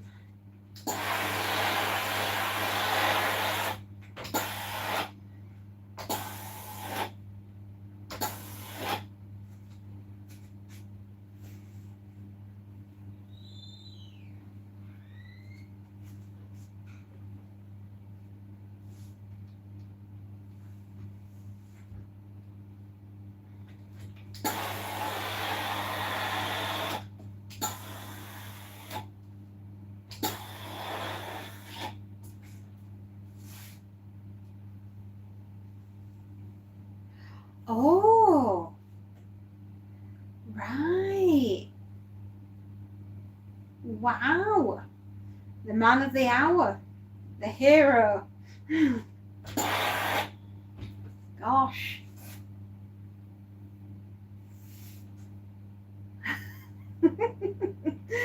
Oh, Spacey, you are funny. I don't know. What does he do?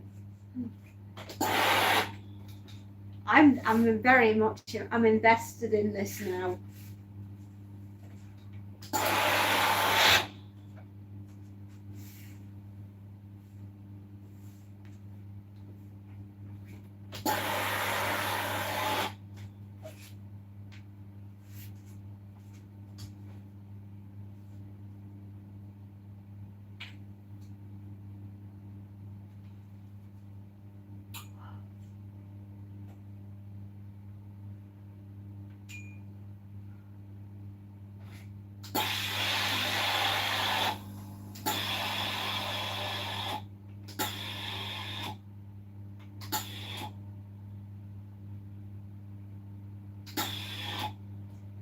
That's a bit better. I hate a crease where there shouldn't be a crease.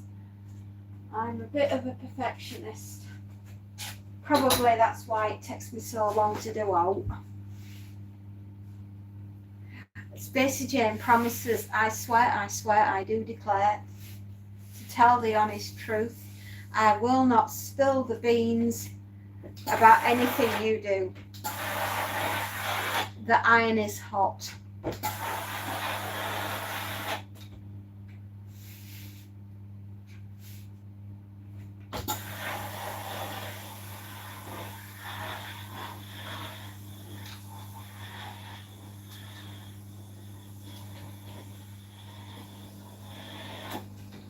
I'm not allowed to say sorry. Oh, no, it's fine. We don't want to get you in bother.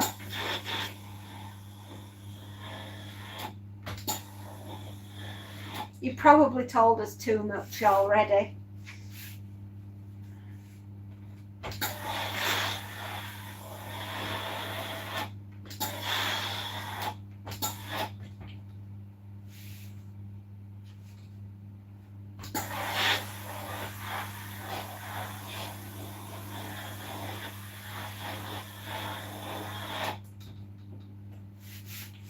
Yeah, exactly. I totally understand. I would never expect you to tell us. It's okay, mate. I know contracts are very funny things and they can easily be revoked. Especially the way our country is. It's a secret. All will be revealed later on.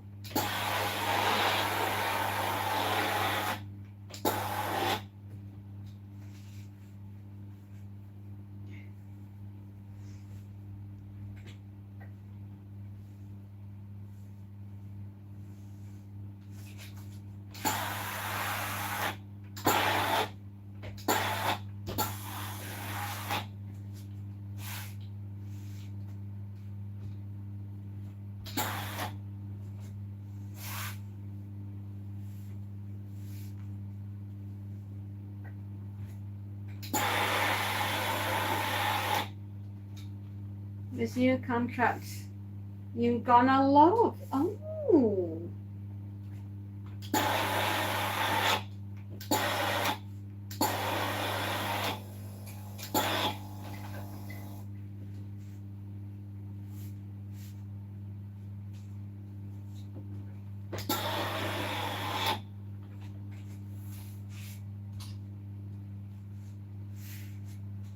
Wow. That has got me very intrigued. If I'm going to love it that much, it's either science fiction or horror related.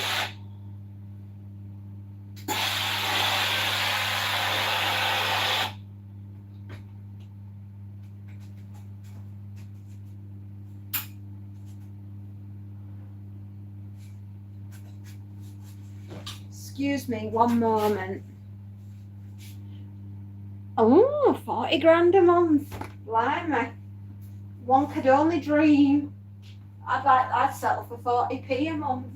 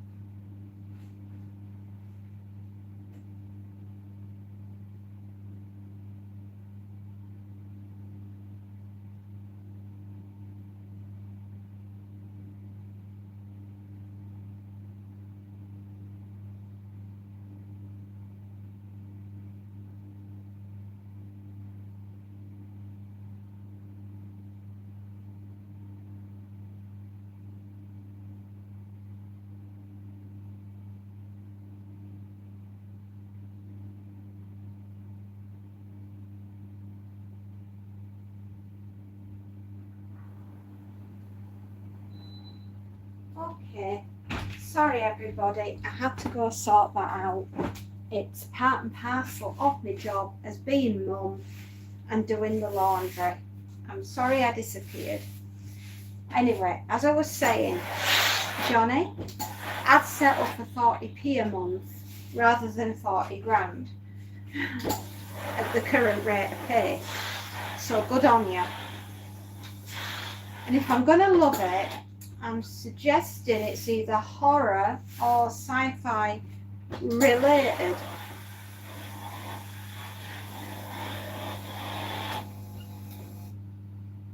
Drinks all around, Johnny's buying. It's all going into my savings as I move. I'm moving to Belgium after the contract ends.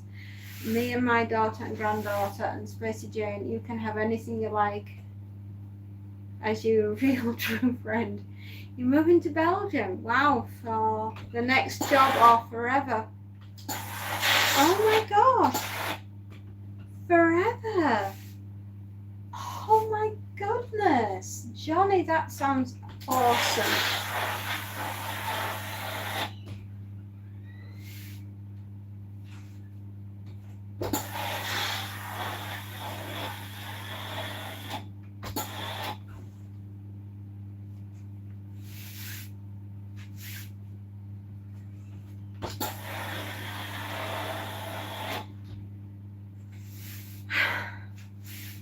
Off you go, dude.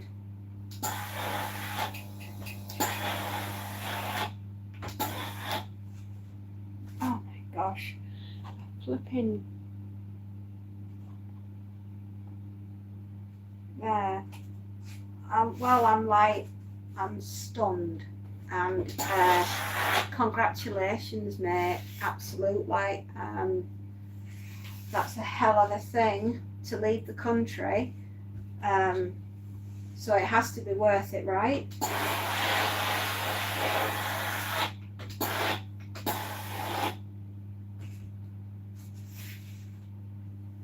I believe so. I do believe they're like a beer festival. So my goodness, I mean, to leave Yorkshire, permanently to go live in Belgium, it's going to be a hell of a culture shock. Culture shock.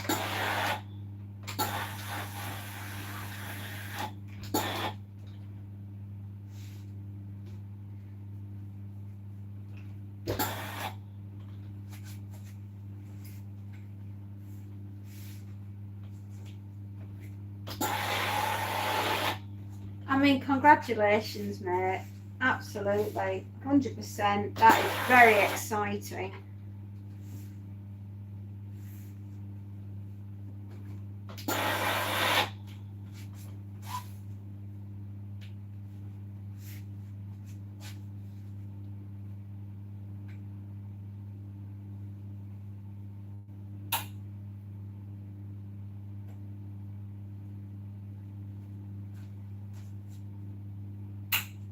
You excuse me while I quickly do my daughter's uniform.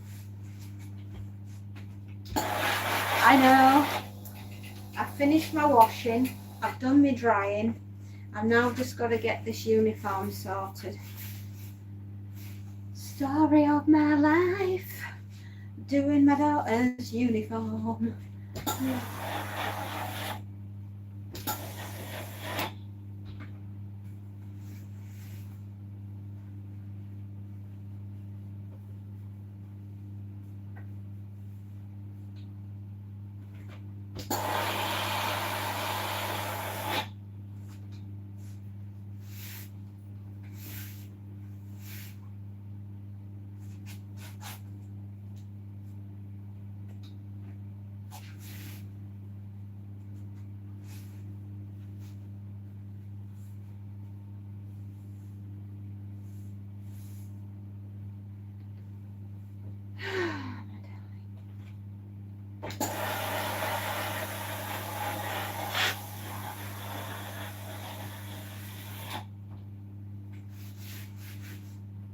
I think it's terribly exciting, isn't it? You know, there's Johnny off Adventure of a lifetime. I hope you like Belgium. It has some strange quirks out there. Is it really good? I haven't seen it yet.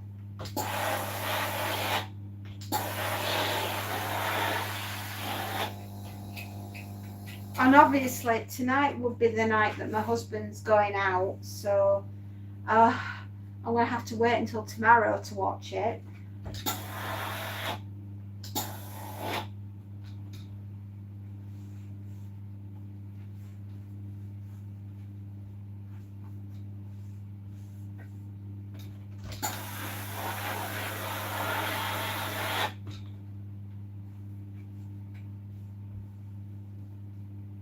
My God, they are so funny. I didn't stop laughing. Oh. Well, I'll have to be very patient and wait until tomorrow night to watch it. Because my husband's not in tonight. And if I watch it without him being there, oh my goodness. And my life won't be worth living. He is a massive Clarkson fan. He thinks the guy is amazing. He loves him.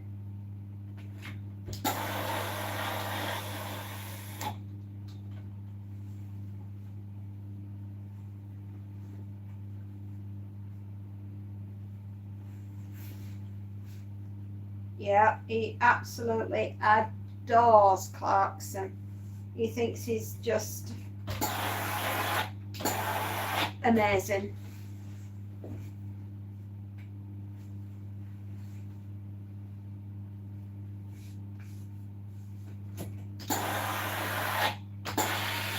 There.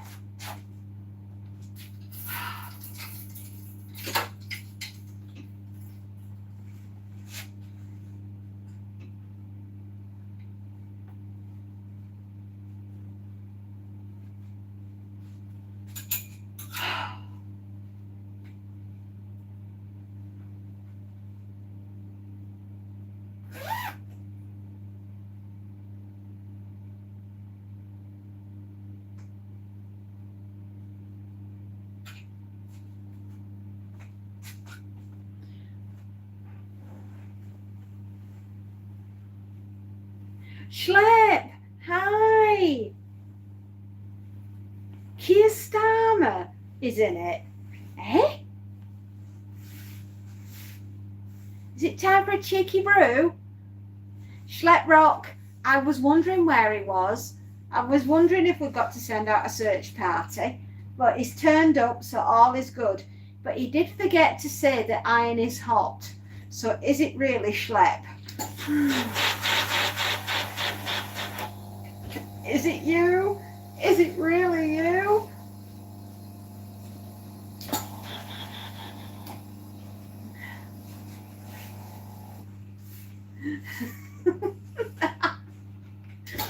I swear to God, we're all mental on here. We all need a psych assessment.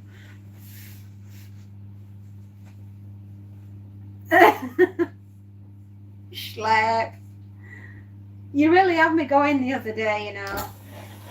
I can't imagine that you would be like that. You're too nice. Or snorkeling. The iron is hot.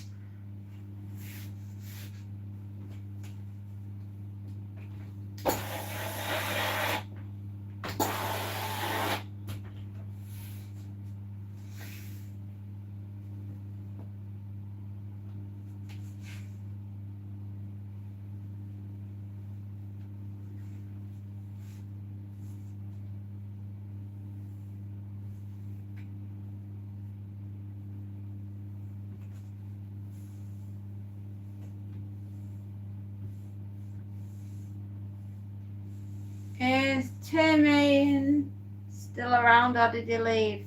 I'm not sure, darling. I didn't see him leave. He might have had to nip out, but I don't think he's gone. But I think Alan might have. I think Alan's probably because he's a bit short-staffed at work at the moment, so I can imagine that Alan had to go back to it. Bless him.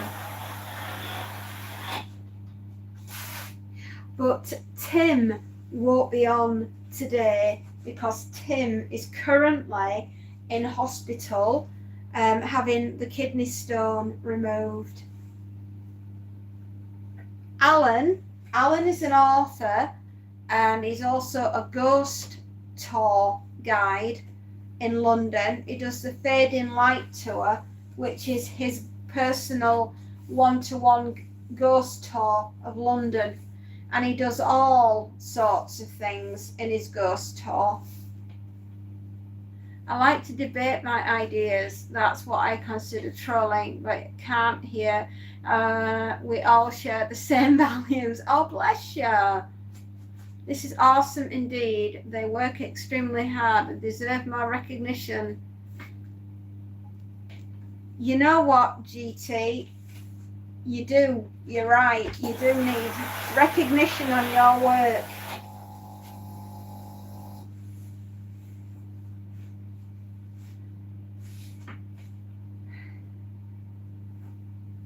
Yeah, Tim's in hospital. So I've said a little prayer for him this morning, bless him. And I'm just hoping that everything goes all right and that they get the kidney stone out of him and the poor lad is no longer in any more pain, because there's nothing worse than being in flipping pain and not being able to do out about it.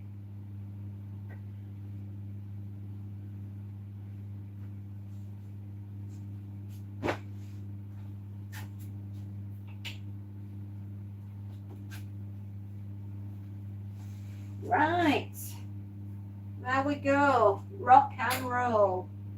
One uniform, finito. I'll bet he is.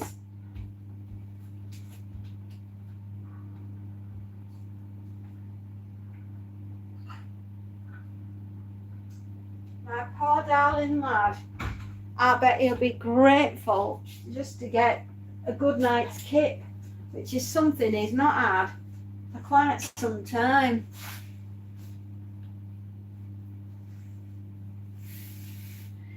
Well, I know pain lets you know that you're living, but my God, I won't want a kidney stone.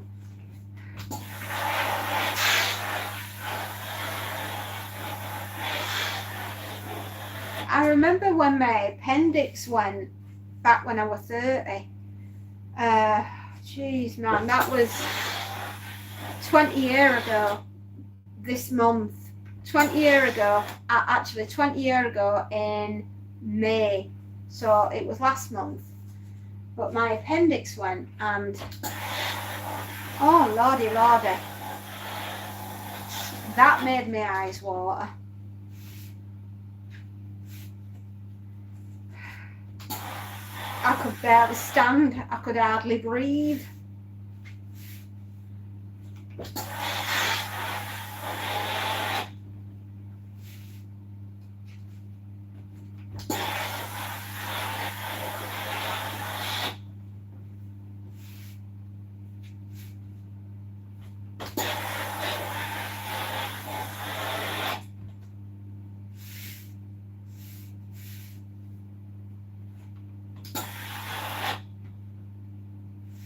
Oh, right, yeah, we do. Back in the day, when we lived in caves and we were little cavemen, and we hadn't quite mastered the art of fire, our diet consisted of grass, mushrooms, lichen, and raw meat. And like a cow, we had to have two stomachs to be able to process it and get rid of any bacteria that was in the food so we wouldn't be sick. And that's what your appendix is for, to make sure that you don't get sick, and it gets rid of the impurities. Well, since the appliance of science and the fact that we can now cook our meals in an oven, and we have everything pasteurized, homogenized, and generally messed about with, we no longer need our appendix, and that's why the appendix has evolved and has shrunk, and it just sits there as a reminder of our caveman days.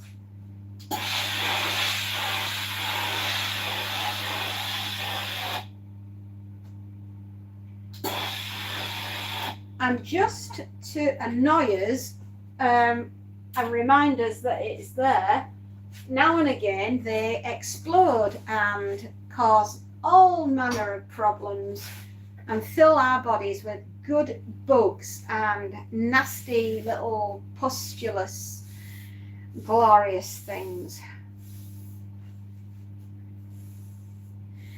We take the good right along with the bad, yin and yang.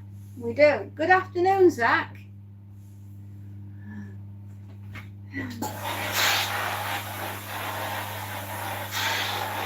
It can. It's a little murderous little organ that we no longer need, but it's a throwback from the caveman days.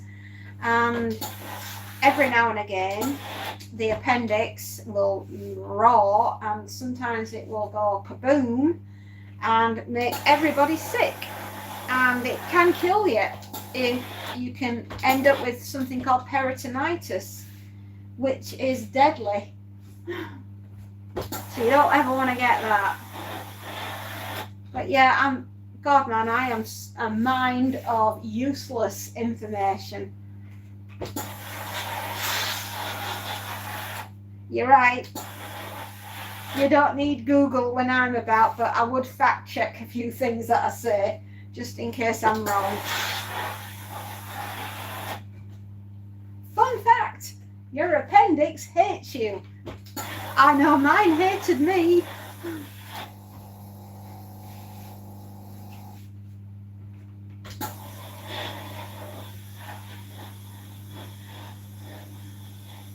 Ah, well, there you go.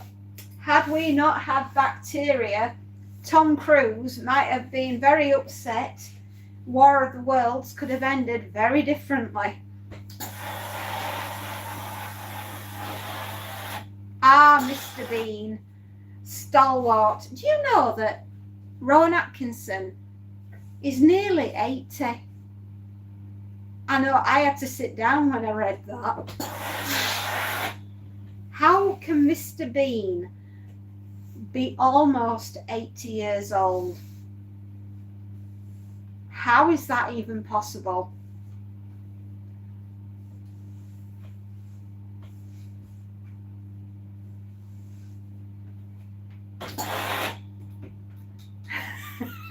Tom Cruise.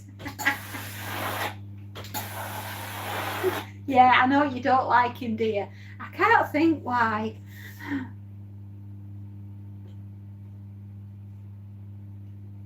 Mr. Bean.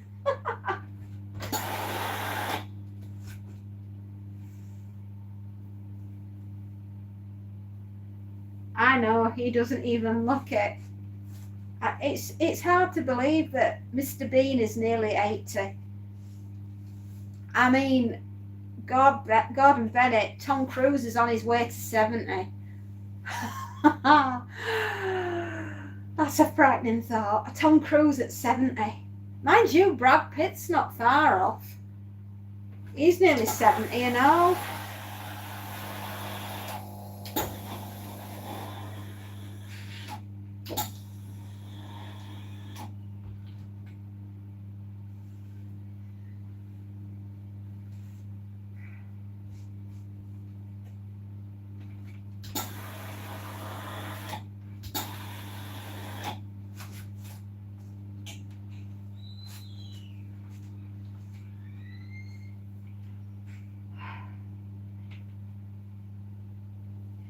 Brad is 62. Yeah, I know, but he's getting on there. You know, I'm just like, it won't be long, will it?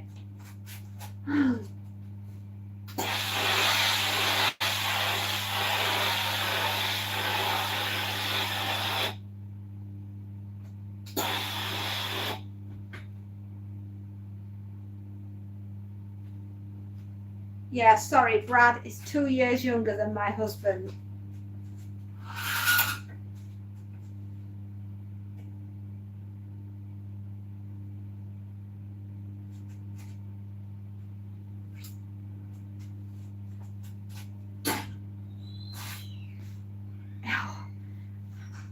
The man is a divine god. I meant Brad Pitt, by the way, not my husband. Although I do love my husband.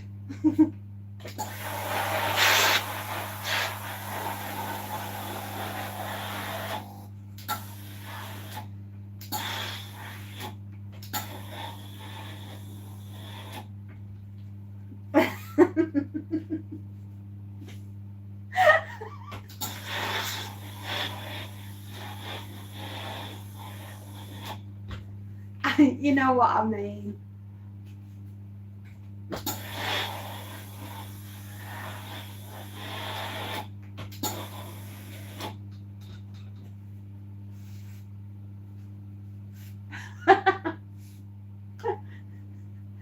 Brad playing the part of Mr. Bean. Enough said.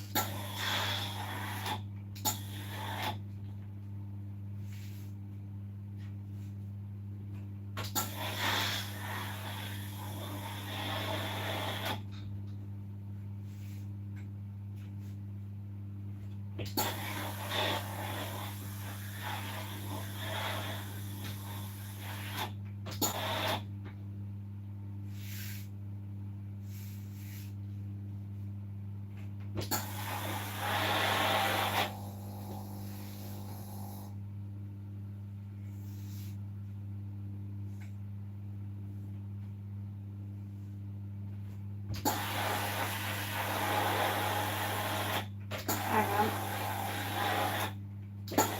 This is such a fiddly one.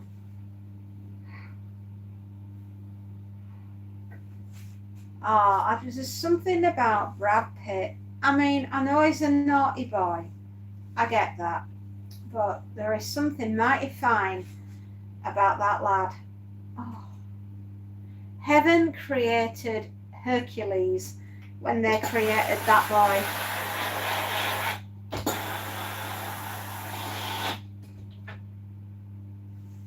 I thought he was fantastic in World War Z. And as much as I love the film as a standalone horror movie, as a standalone zombie flick, I think World War Z is fantastic. I have, however, read the book. Now, you wouldn't think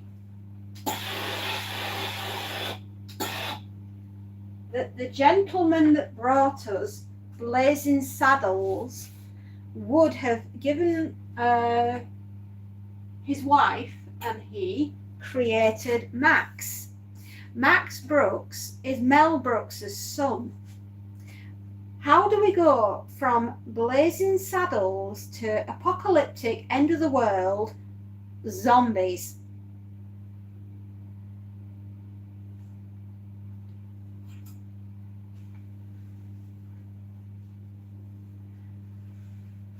Woof. Yes, please. I would have quite happily driven a car off a cliff. That is a big change, isn't it? You know, we go from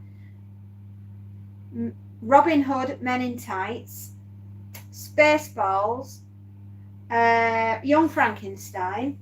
These are all the films that Mel Brooks has given us. And he creates a son who basically rewrites horror and the zombie trope in its entirety, and we end up with a fantastic debut novel called World War Z. If you've never read the book or listened to the audiobook, it is phenomenal. I have a copy of it upstairs, World War Z. And talk about unsettling horror. I mean, that makes me feel uncomfortable when I'm reading it. It talks about military operations, though, and how the governments coped with basically a pandemic that got teeth. And it is a very uncomfortable. I mean, I've read some books in my time, and I've read stuff that are totally out of my comfort zone. Well, that was one of those type of books. And we deal with everything from illegal organ harvesting right up to the pandemic hitting LA and the rest of the world. I particularly liked how we dealt with the zombies here in the United Kingdom. All our stately homes and the Queen's Castle, Windsor, and Balmoral, and Buckingham Palace, and basically any fortified museum stroke castle that we have across Britain, basically became the headquarters of the Army, the Navy, and the Air Force. And from there, we coordinated strategical, tactical armaments of how to deal with the zombie attack. It was pretty much a full-on book. And it was just amazing how England coped with it. The Queen basically gave up all the armaments across the United Kingdom, and the Royal Armouries that we have at Leeds, which has all the suits of armour and things like that belonging to the kings and queens that have gone through the eras, and basically we used those as templates for body armour, and we made it by the busload, and we kitted out all our soldiers with suits of armour, and that's how we dealt with it. And you know the ramparts that are on the motorway, where we have the signage saying like drive at 40, drive at 50, cows in the road. That's particular for my area. There's always cows on the motorway, right? We have some naughty cows that get out. And anyway, where they put the messages up, we turned those into ramparts, and we boom, boom, boom, boom, boom, blasted them from up there. And it was just awesome. But if you've never read the book, it's uncomfortable, but it's well worth it. Are you going to live your best life, Johnny? I hope you do, sweetheart. I really do. Belgium's a beautiful part of the world.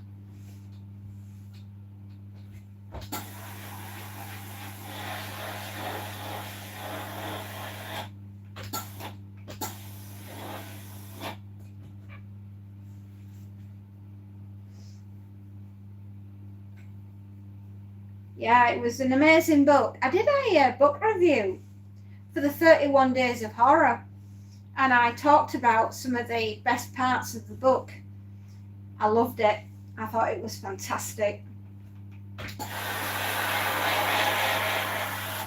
Yeah, why Belgium? Apart from Hercule Poirot.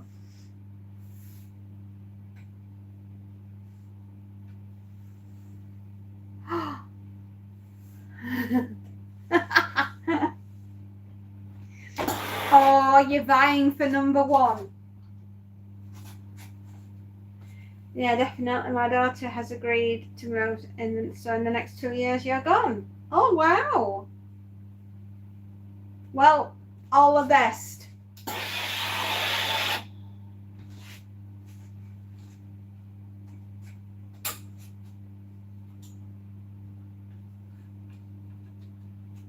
We've got 5 more to do, and then we're on with the next customer, which can't come quickly enough.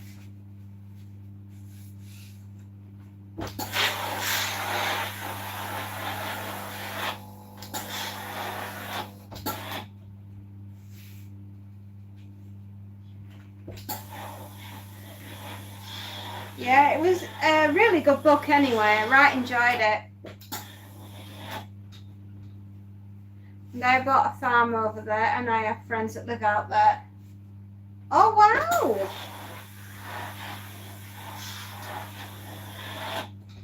Good on you. I hope you have a nice time. I hope everything works out for you, love.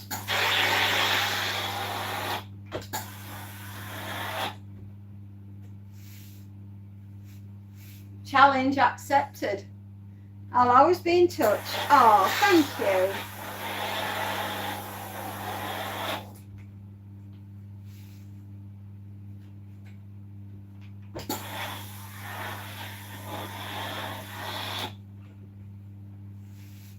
All I have to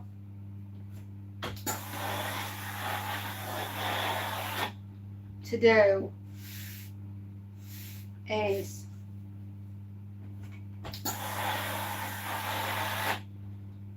dun dun dun. What? Post.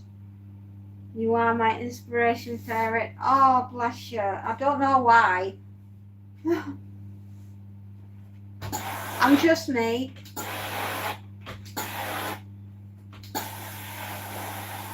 I'm just a strange little creature all the way. A lot. Oh, she'll get you on a technicality. Spacey Jane is gonna get you again on a technicality.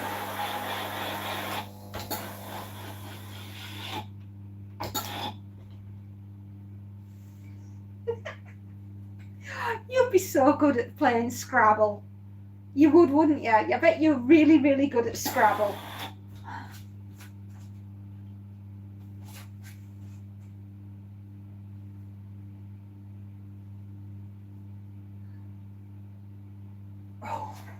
Oh, that's harsh.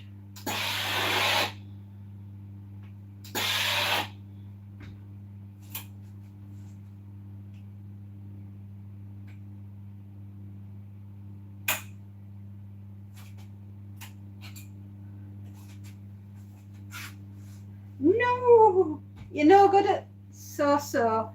I'll bet you're brilliant when it comes to Scrabble. I love that game. My girls love it.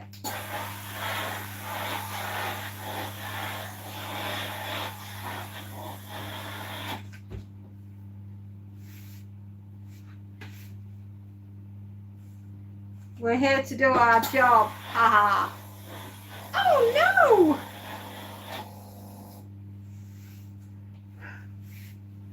I can see it all. It's happening in slow motion. It's terrifying.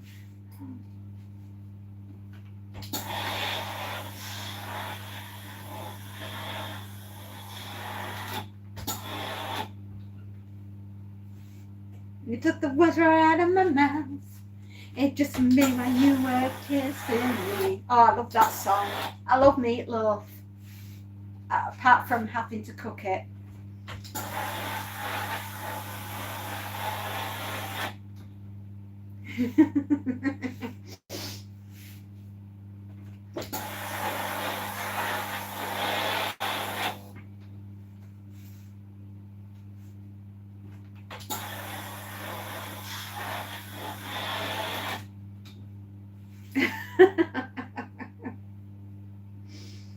Love Meatloaf too. Yeah, but you won't like the way that I cook it because I just cremate it.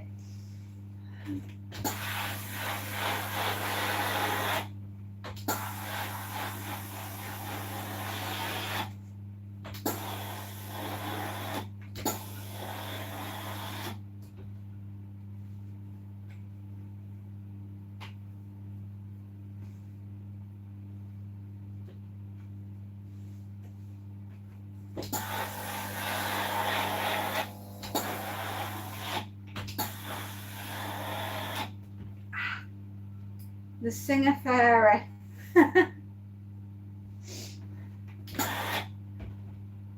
No, it's a standing joke between myself and Spacey. I was meant to make Meatloaf, but I just cremated it. He sang at the AFL Grand Final years back, and let's just say it wasn't his best. No, really?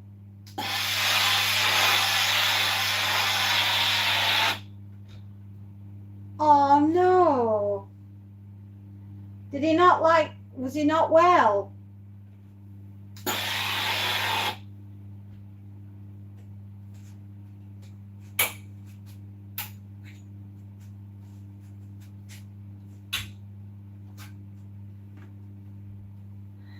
Oh, see you later, Johnny. Good luck with the filming.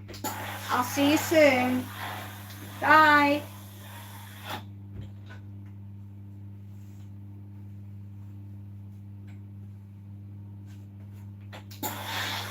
Oh, I bet that were when he were being really, really poorly. He basically, Meatloaf never liked to say no to a performance because obviously all of his fans, but as he was getting older, he was really, really poorly and he had a heart condition.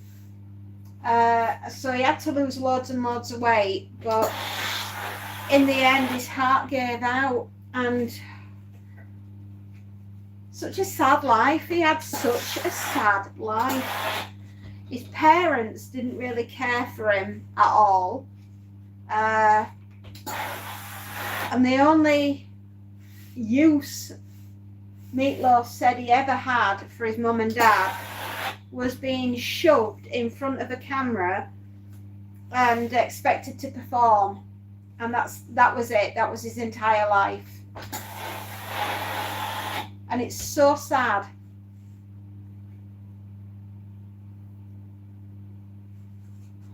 See you later, Johnny.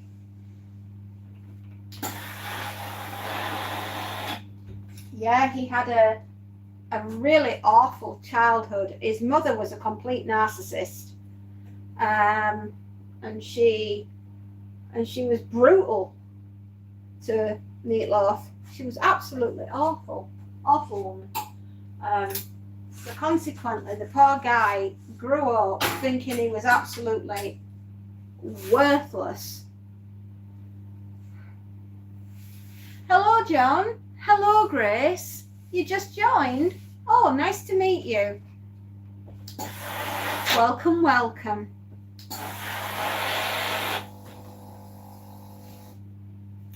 Yeah, well, I hope you are too, Grace.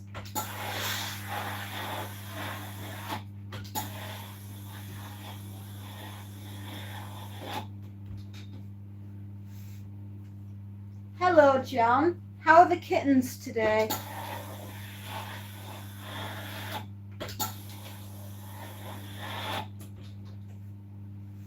Anything going on recently? We've been talking about horror. If you like horror and you enjoy science fiction, military kind of stories, end of the world, zombies, you're in the right place.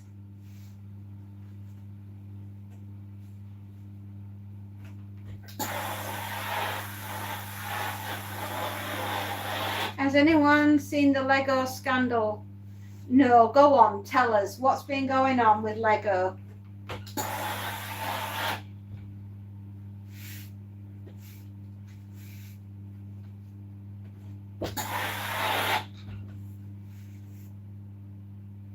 Good, being kittens, playing around, a bunch of cuteness. I'll bet. Oh, I love kittens. Well, I love cats. I love kittens, cats, you name it, I love them.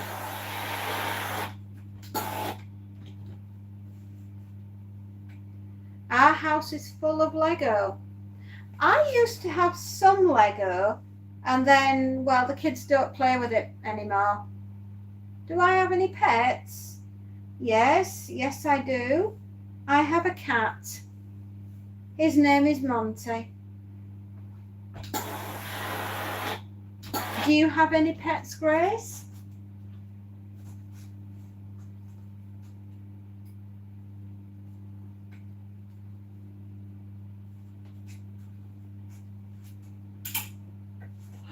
Crikey. We're nearly done. We're nearly there. We're nearly done.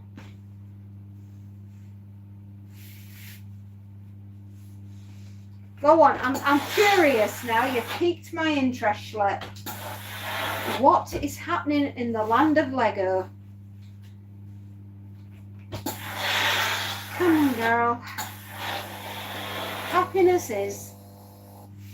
This store stole this old man's Lego collection, and the CEO of the company was in on the theft. What? No, who could do something like that? That's horrific. And to an old person. That is messed up.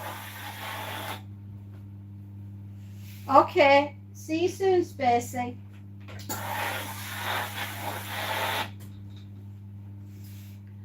Not going to stay long. Hopefully everyone has a great day. John, darling, we wish you the most beautiful day, and we hope that we'll see you again tomorrow with a bit of luck.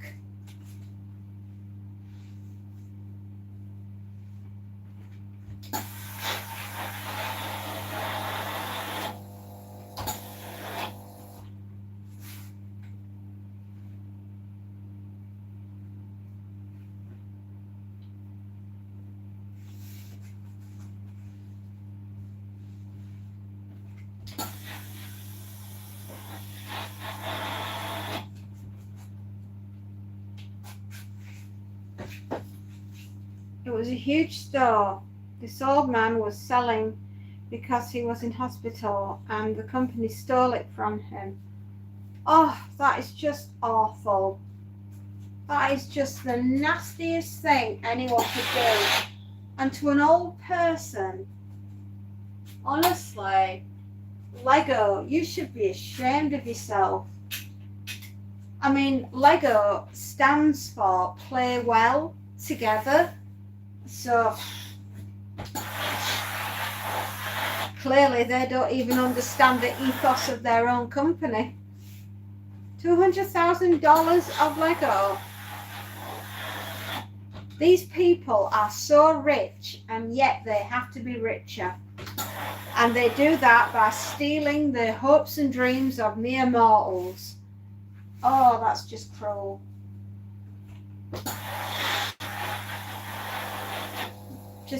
I have no words. These people are despicable.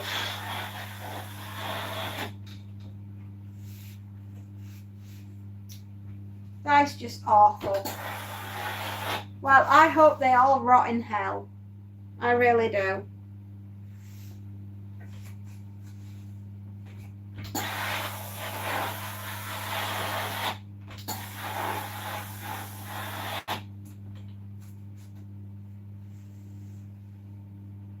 That is just an appalling amount of money to steal. When you're already rich and you go off and steal that, that's just not on. That ain't, as we would say in my country, that ain't cricket.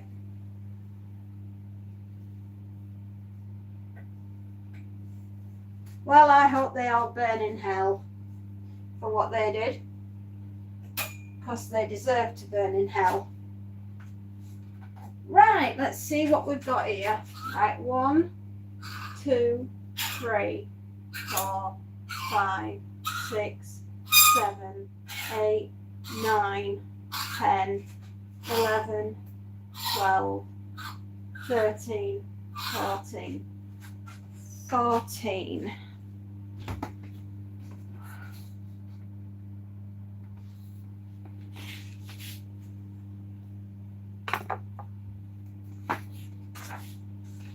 Have I turned the oven off? No, the iron off, not the oven. I have a cockapoo dog. Her name is Daisy and she's a real fluff ball. Oh, that's nice.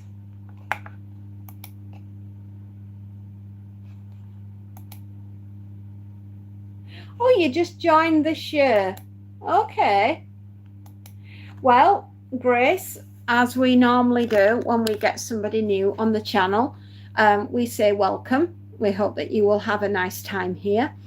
And we have simple rules that be excellent to each other and just be yourself.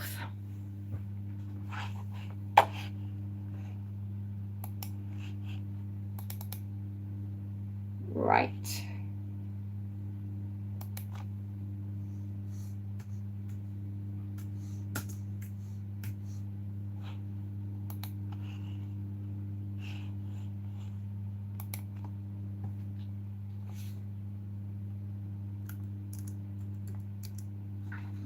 I thought it would be.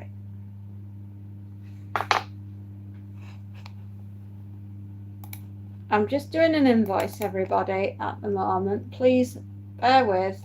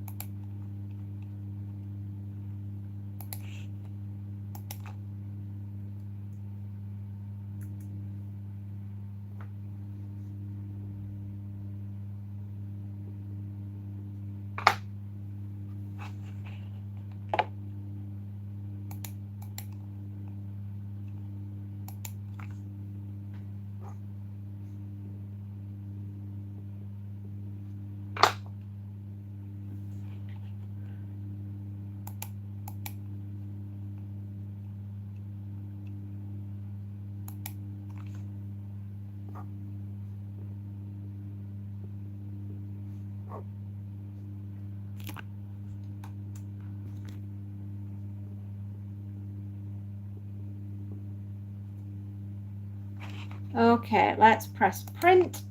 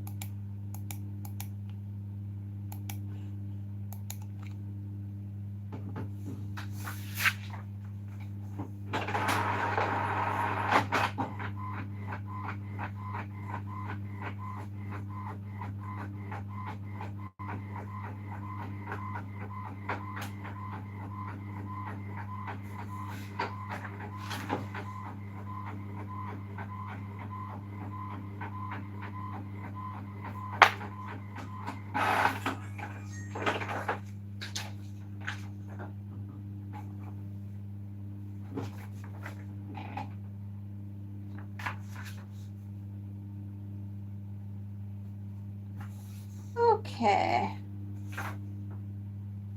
Right, we're just going to bag and tag everybody because that's what we need to do next. I have a lot of work that needs to be done, so we might as well crack on with it.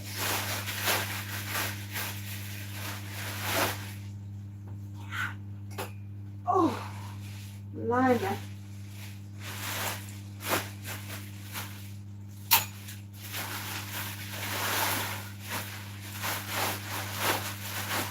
Right.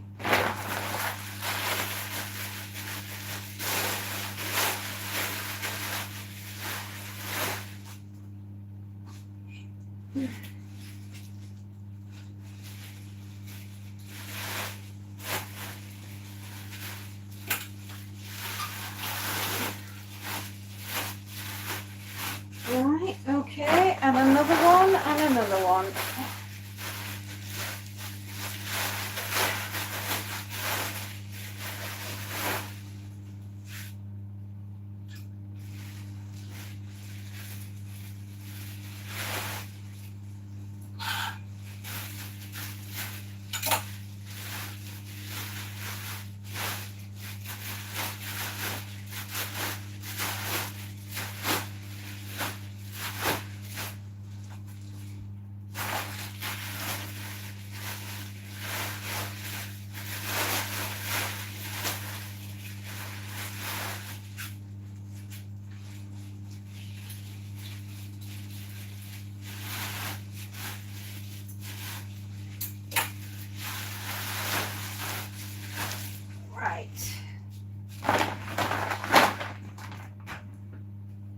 Okay.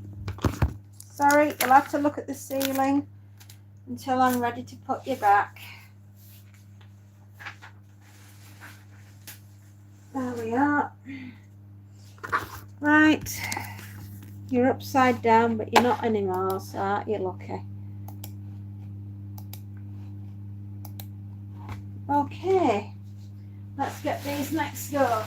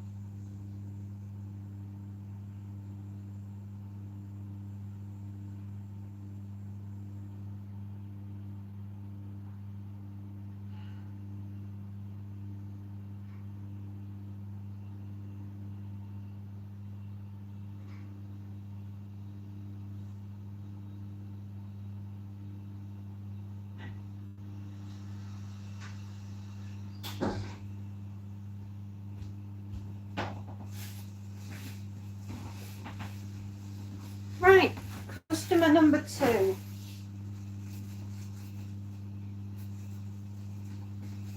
Oh boy. I'm so excited. And I've just got everything next door. And I am flipping excited to do some more. Okay, this looks like clothing. That looks like pillowcases. More clothing. More clothing. And more clothing. Oh my goodness me, how much clothing can there be? Hold my beer.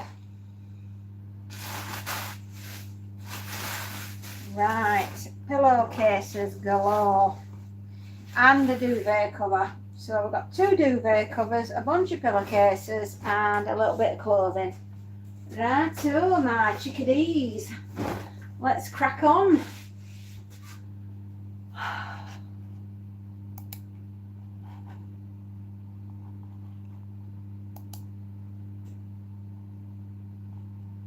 Okay,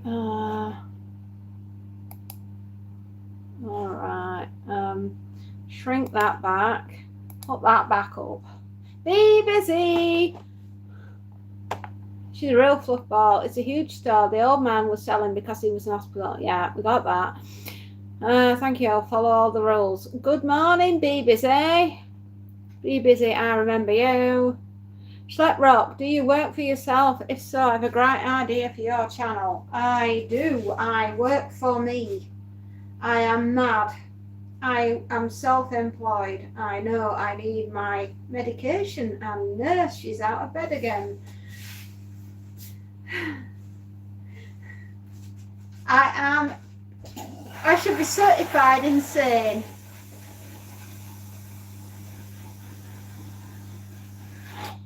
However, due to the fact that the assassins missed, you have me again today.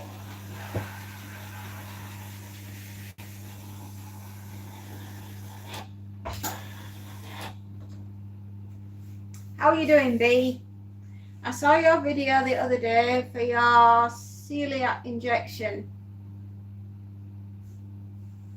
How's your arm doing? Very sore. Incredibly sore. Murderous. And yet here I am doing the ironing. I must need my bumps feeling. It hurt. It really did. It was like being harpooned. I mean, not that I have much experience about being harpooned, but I certainly was that day. We've just got a little bit of iron in here, but it's not much. We'll get through it. The thing is, Grace, you've got to keep a sense of humour about life in general, because nobody's getting out alive. So we might as well have a good time whilst we're here. I've got two choices. I either get better or I don't. I don't fear death. I never have. But what I fear is the agonizing journey there.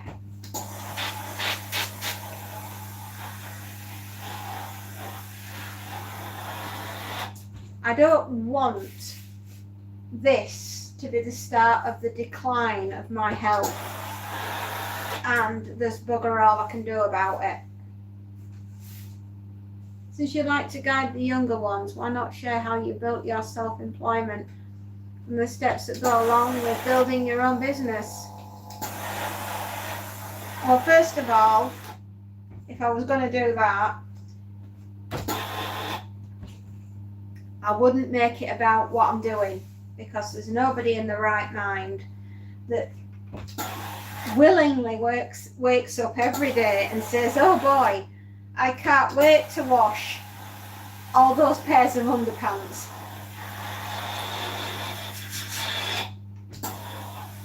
It's very simple in business, right?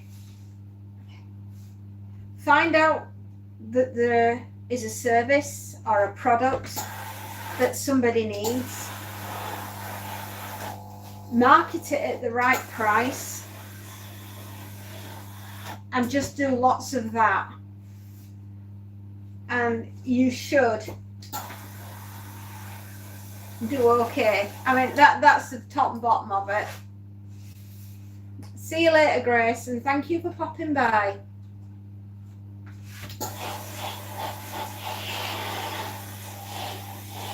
It's not easy working for yourself. It's not for everybody. You need to be really disciplined. Yeah, I mean, even when you don't want to get up, you've got to do it. I know, but it's not something that I want to talk about on here. How do I put this?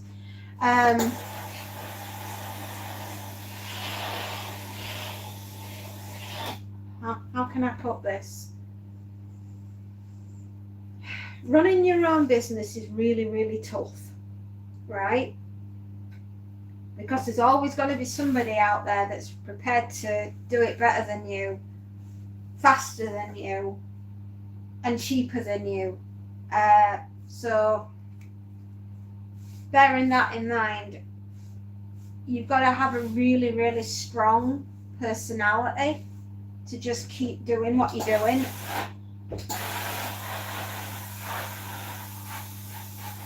And it's so hard.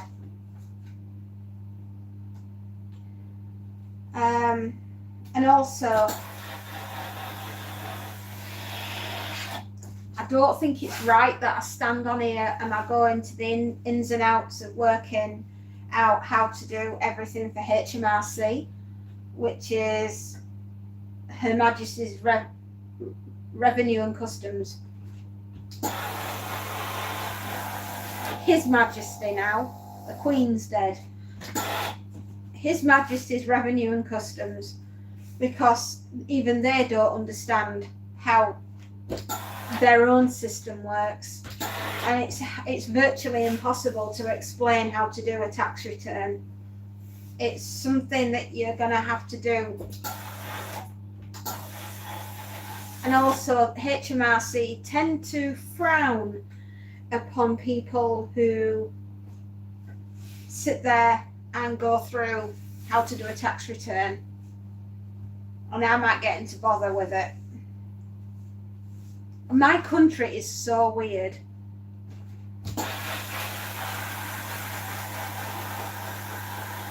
And it's a lot of people, I will honestly say, working for yourself and running your own business, 99% of it is innate entrepreneurship. You're born able to do it. It's not something, you cannot learn business from a book. You've literally got to get out there and do it. And it's like an innate ability. It's like being able to jump into any vehicle and be able to drive it. Well, that's pretty much how it is running a business. It don't matter what it is, a service, a product, or, you know, it's one of them. And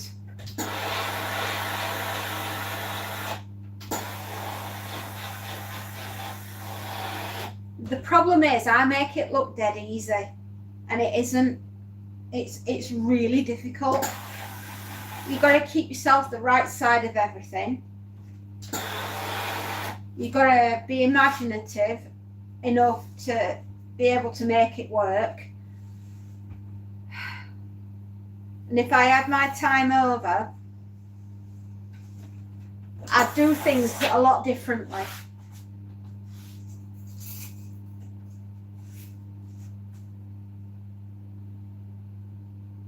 I mean, it just takes a lot of time, effort, and energy, and a lot of emotion goes into it as well. And sometimes too much emotion can go into running a business, and it can destroy families. It can destroy your relationship with your husband or your wife. And you've really, really, really got to want it badly enough. I mean, at the expense of everything. And forget getting paid on Friday, right? Because sometimes that don't happen. So not only are you worrying about getting some money in so that you can eat, let alone anything else, hunger. You've got to be really hungry. And my suggestion is, if anybody's thinking about going into working for themselves, you don't do that until you have saved up a year's worth of money, because it might be a year before you get paid.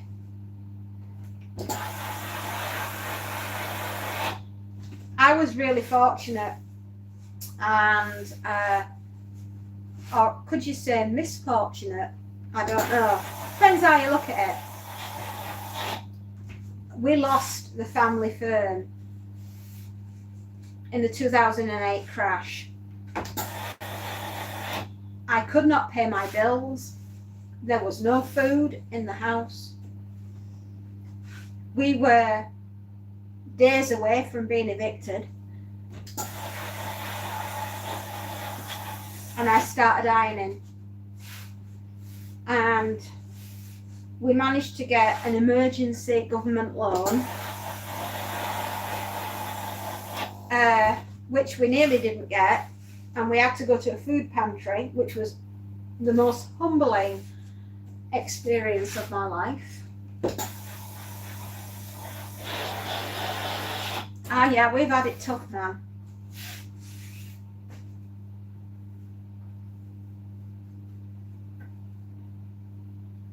Don't talk about feeling down and holy mollies. Hello, Sharon. How you doing, honey? How you feeling?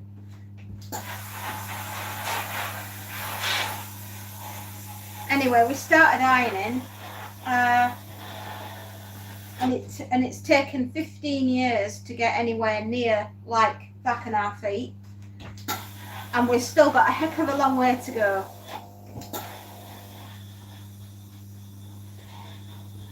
And it's terrifying.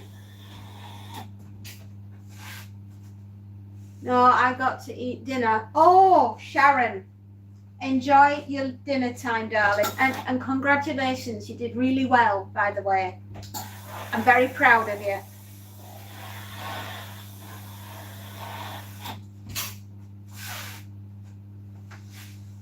I've never done my own thing, but if I had some idea of how it works, I'd probably do it. You will get no support or help from the government whatsoever. It is perceived that if you have your own business, then you are rich.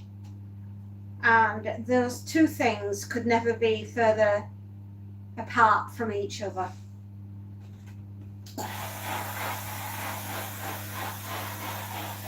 Oh, I know, and he didn't take it.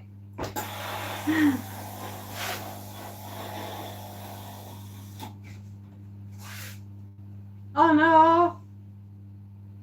HUA Karen. Where is she? Where am I from? Where am I from? I'm from planet Earth, babe, but with no idea where you come from. But I hear it's nice on your planet.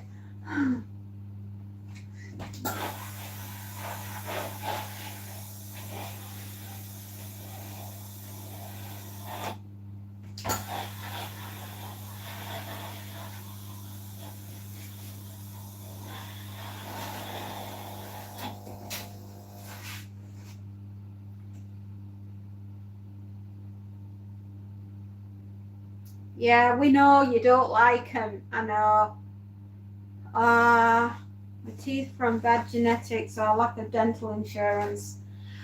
Well, my teeth can be fixed. Unfortunately, your personality can't. So there you go. You can have that one on me.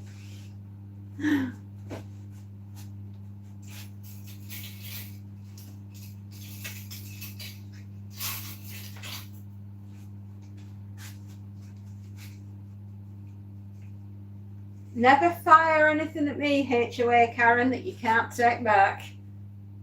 Super trial. Oh, do you think am I upset? Oh my goodness, tears are rolling down my face.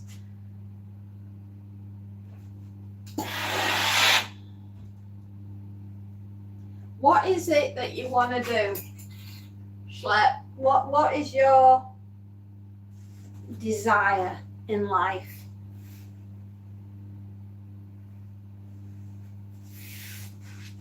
What is it that you want to run as your business, babes?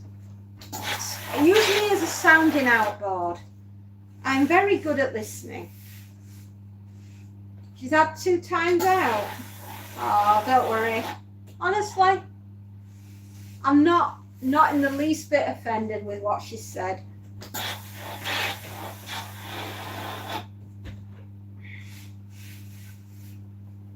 One sec. Let me think about that. Okay.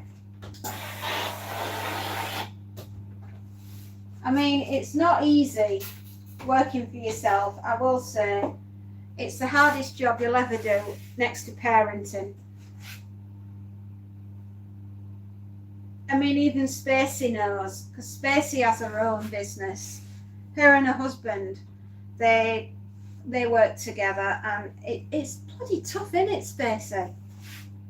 It's absolutely one of the hardest things you'll ever do next to raising a family is setting up and running a business.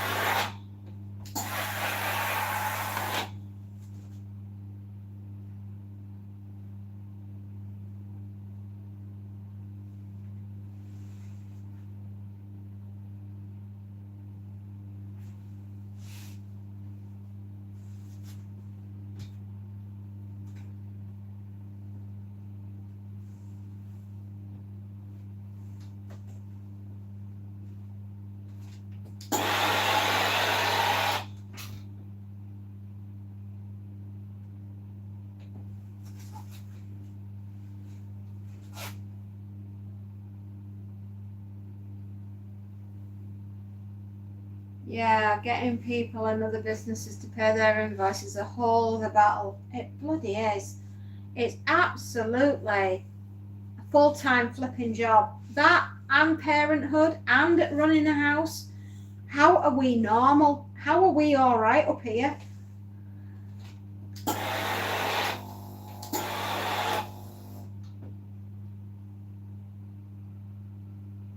You know, it is. We're not joking, Schlep. It is like, it's awful.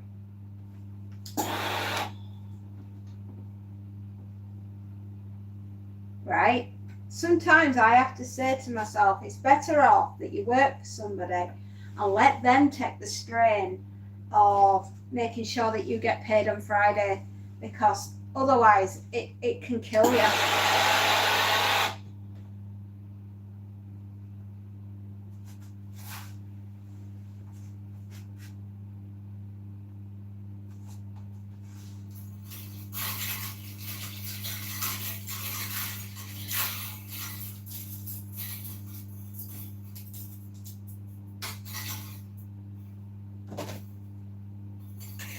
It's so difficult. Where I live, there are a lot of manufactured homes. I was thinking of a store where you can get parts for them. Regular hardware stores don't carry manufactured home parts. Okay, for your homework, can you do a cost benefit analysis of how much you personally have to invest into this business, how much stock and inventory you're going to have to carry in order to make sure that you've got enough parts to make your business viable. Can you work out how much you would have to sell per day in order to keep the doors open,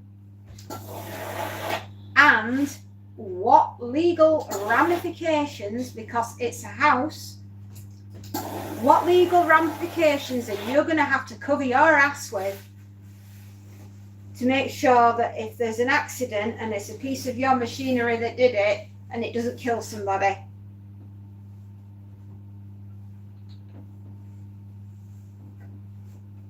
And then work out how you are going to raise the funds in which to do said business. Find out if there are any legal ramifications from the suppliers. Will they actually let you legally sell them, or do they supply them through their house building business?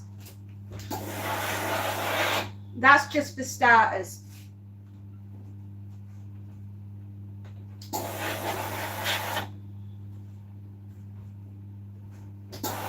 Because trust me, if there is somebody out there that will screw you over, and they will, that's how they're going to do it. They will sue you out of existence.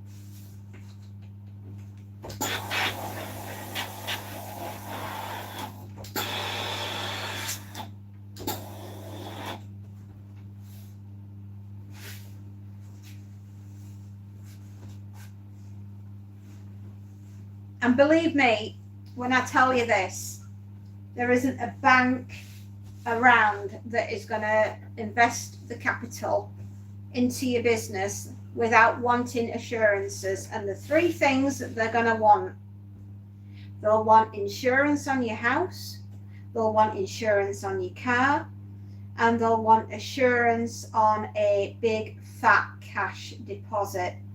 And that is how you'll get a bank loan.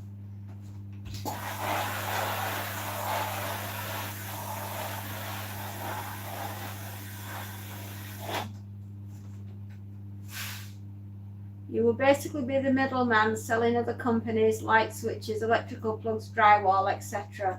So you'll be like a bespoke DIY store for new build homes. Right, okay. First of all, do not buy or think about taking on premises. Think small, not big, but small. Do you have a garage in your house?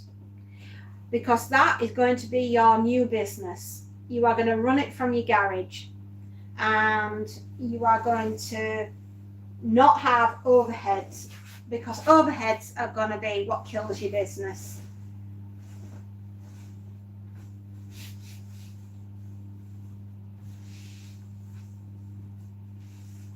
Right? They'll crucify you. Everybody sees a business and they think instantly, how much can I F this person over for to get the money out of them? And if you think about everybody as being, they're out there to F me over, then you're on your first step to becoming your own boss.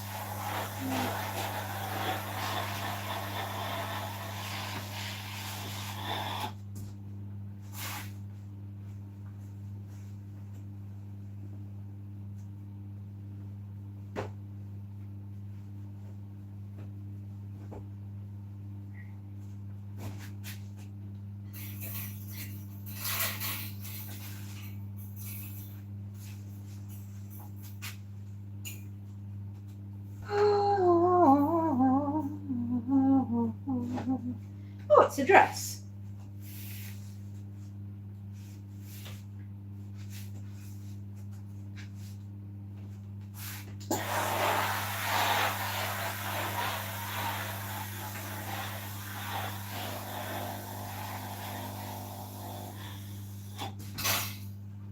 That's what I was thinking. I'd do drywall, order only, have sockets and switches on hand.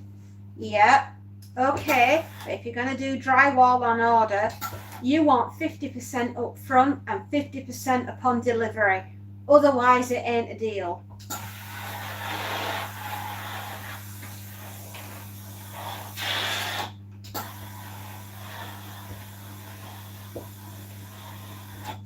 And it's up to them to do the measuring, not you. You can only order what they tell you to order. And if they turn around and say you got the measurements wrong, you can show them that no, they measured it. As the saying goes, measure twice, cut once.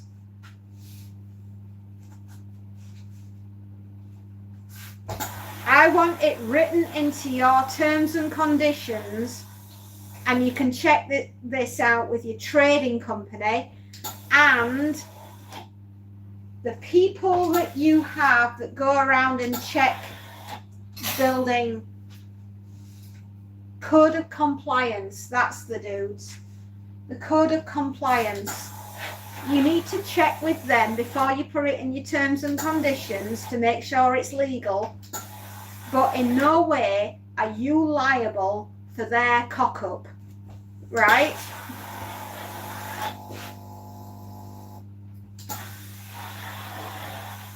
You've got a measure story. Oh boy, I'll go on then. I'll love this.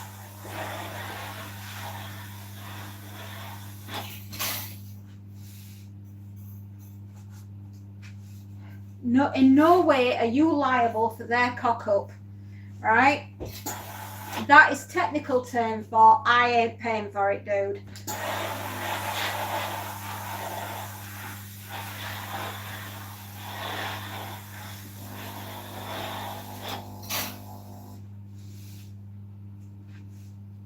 And be really, really careful. I want everything in your terms and conditions to protect you, not the customer.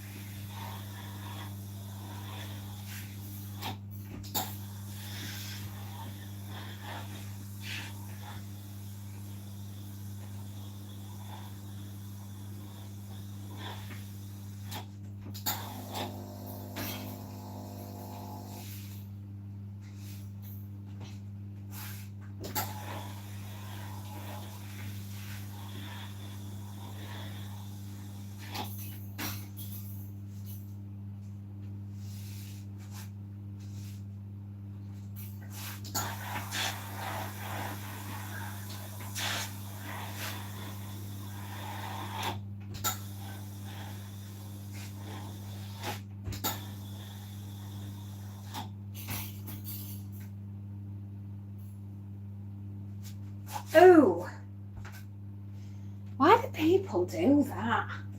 I mean, seriously, dude. That's how we end up getting sick.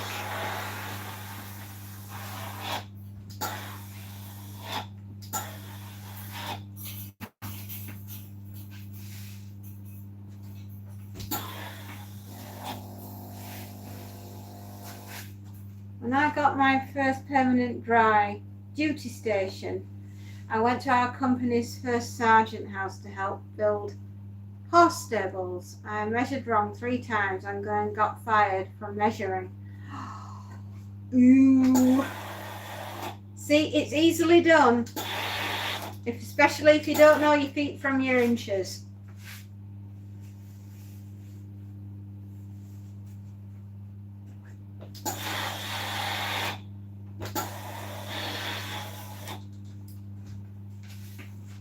So, next question I'm going to ask you. How well is the building industry going in the States? If it's anything like it is in the United Kingdom, it's on its backside.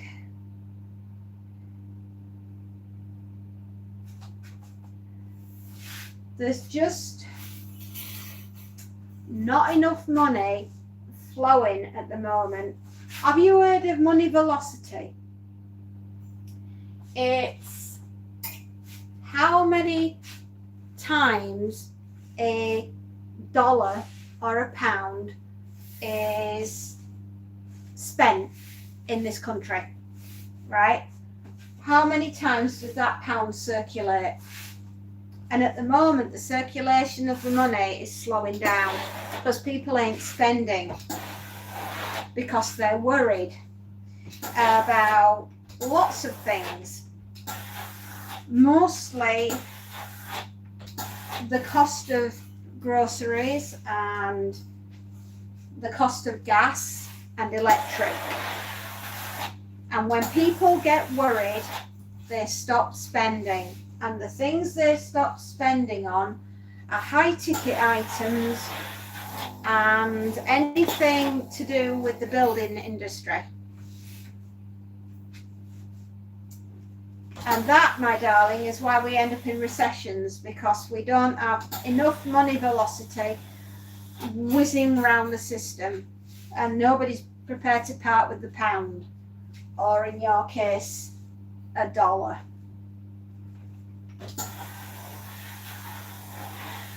There's an old saying that when America sneezes, Britain gets a cold. You guys usually start off, you're like the canary in the coal mine.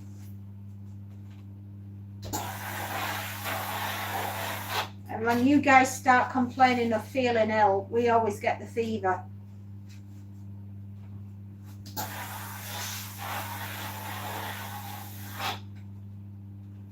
Here in my state, the housing costs have gone through the roof, but there are homes being built everywhere. I can't imagine where the dollars are coming from. Wow.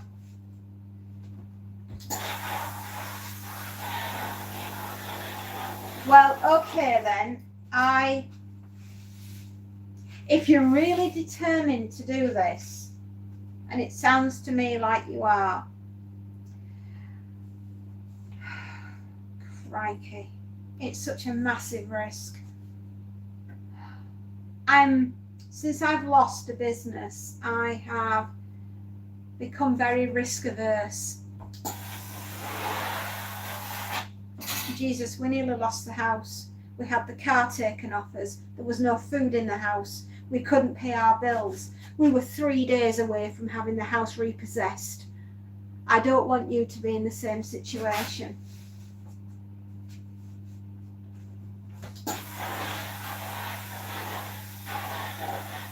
I'm not talking you out of it, but I am asking you to do a proper cost-benefit analysis, and I want you to be able to self-fund it. You cannot go to a bank and get the money to do this. You have to fund it yourself.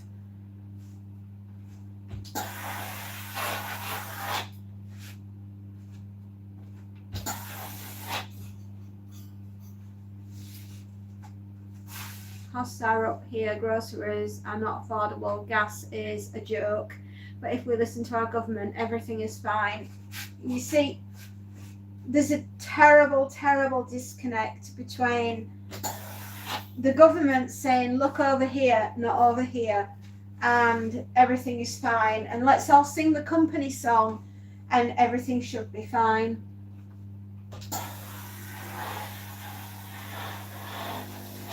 What is it that you currently do to make a living? If you don't mind my asking, if that's not, I mean, if you don't want to tell me, you don't have to. But, you know, it helped me to understand where you're coming from.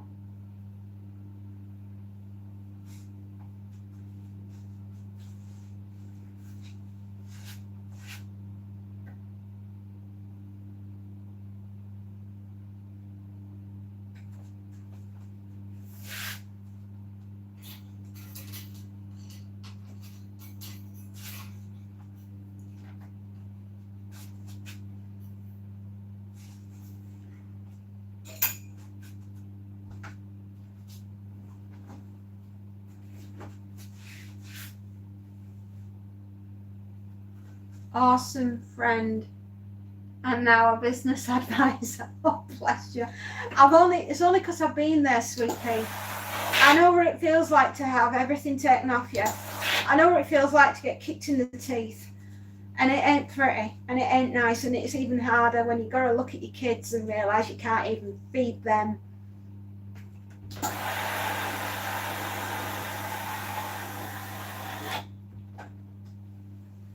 I work on small engines for a little spending money. Disabled from Iraq war. Oh,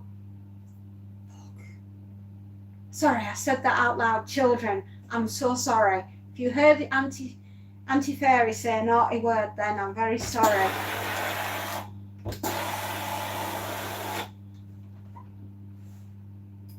Very loving wife and mum. Need my glasses. Catmon, professional liner, author of horror, YouTube creator, cleaner, cook, comedian, singer, songwriter, knowledge of everything, nurse, teacher, and a psychologist. Oh God, a psychologist, me. Sweetheart, when I go to see my shrink, we both lay down on the sofa.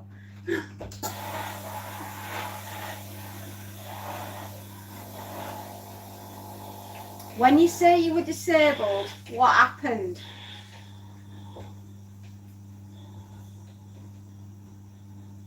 I'm assuming you get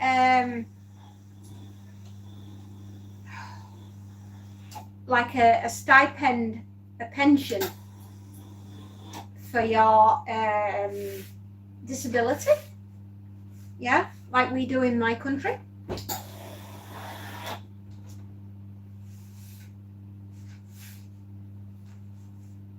I don't know everything. Honestly, I don't.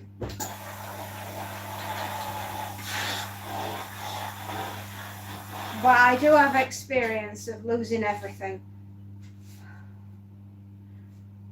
In effect, and this might shock you, but when we went, 1.1 million. I've said it. It's just a number, but it was breathtaking.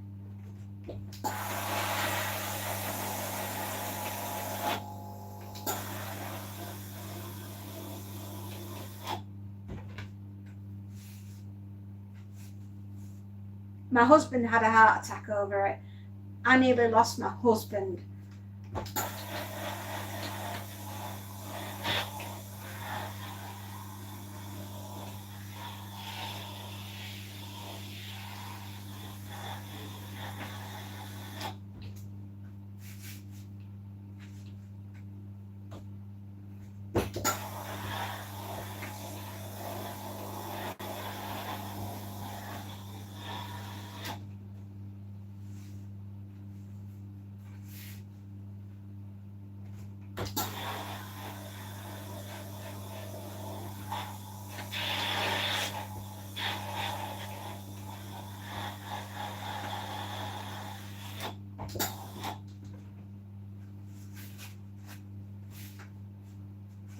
It's hard.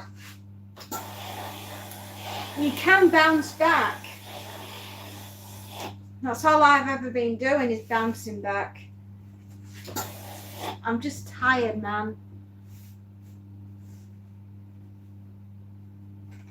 When I'm basic, I had a shin fracture running with gear, messed up knees, upper back from gear, headaches from being blown up, you know, the normal wear and tear. Yeah. Yeah, I do, honey. The wear and tear of life. Day-to-day living is tough, but miracles are no problem.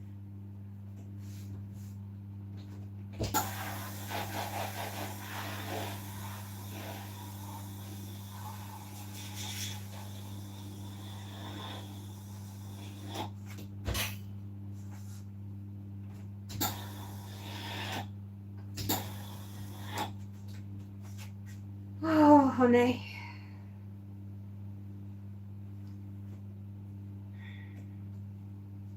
So like I've said, I'm guessing you get like a stipend pension type of insurance. We basically get something here very, very similar.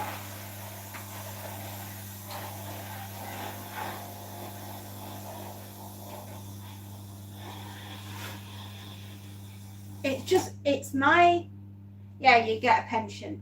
It's just my feeling, right?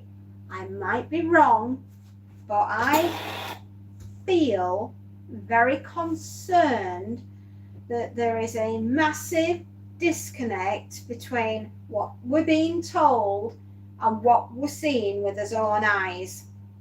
Social Security, that's the word.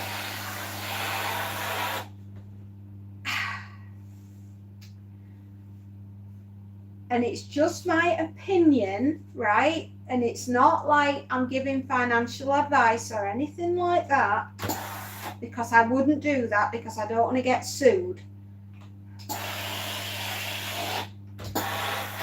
But I have a terrible feeling that we are heading straight ahead and we're going to hit an iceberg. And it's going to hurt. It's going to butt hurt an awful lot of people that were not ready for it.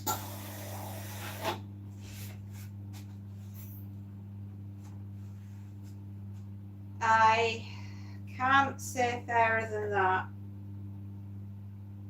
And I would advise, strenuously advise, in my own opinion, again, not financial for what it's worth, please don't sue me, but don't do anything rash.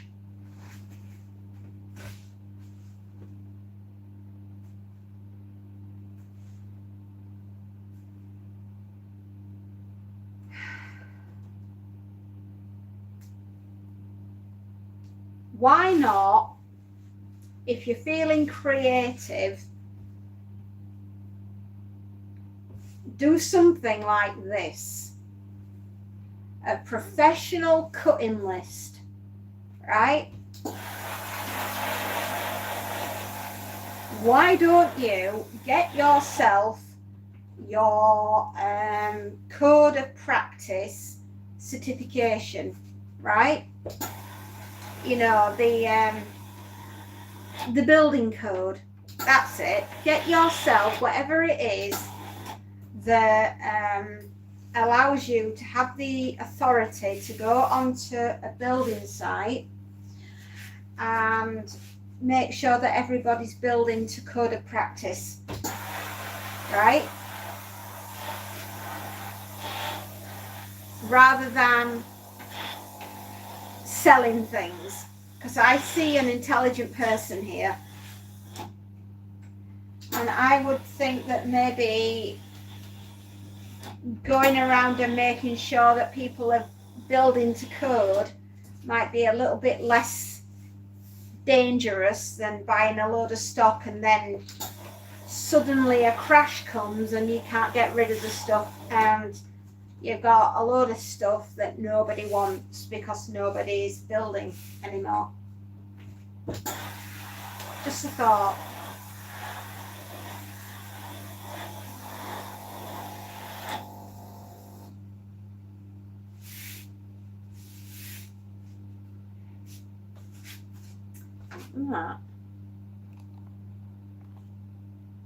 I remember back to the flu, they warned us that the new normal is coming.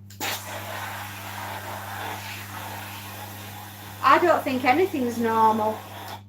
I don't think anything will ever be like it was past 2019.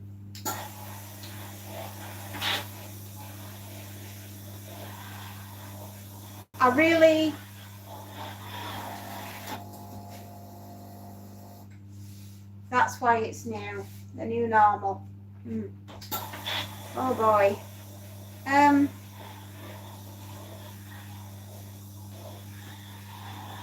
Why don't you set yourself up, right, as a code inspector that can do snagging lists? No, it's not. Hello, Alex.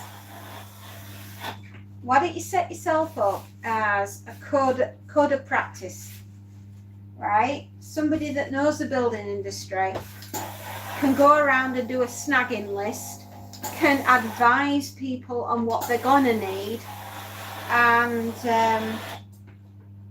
not necessarily be holding on to a lot of stock. I just don't think it's the right time. I mean, you do you. You do what you want, darling, but I don't think it's a good time.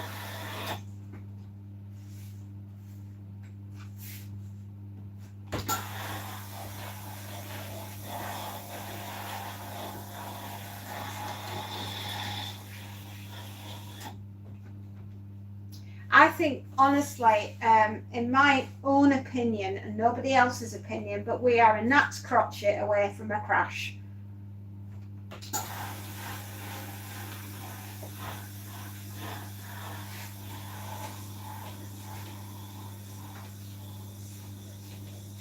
Serious conversation happening here. Yeah, there is a seriously massive, serious, super serious.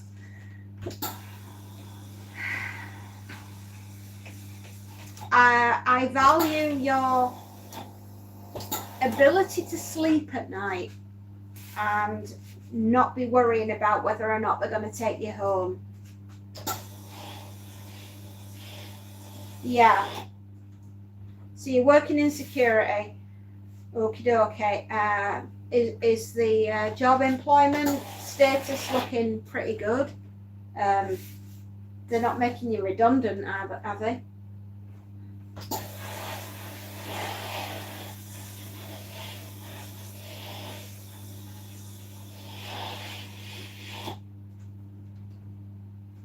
Oh, you work in security? Oh my goodness me, you two can be able to swap secrets.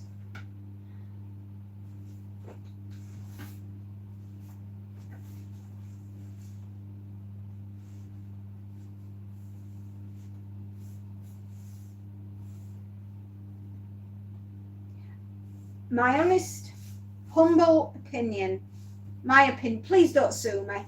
I'm not giving financial advice.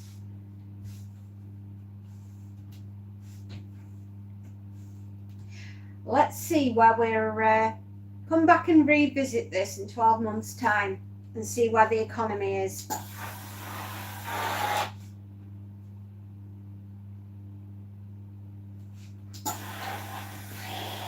Yeah, but boring is good. Boring is safe. Boring puts food on the table.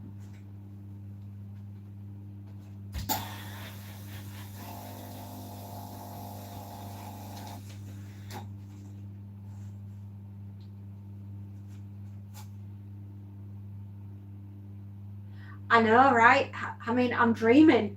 Security guard, so matching bracelet for one, please.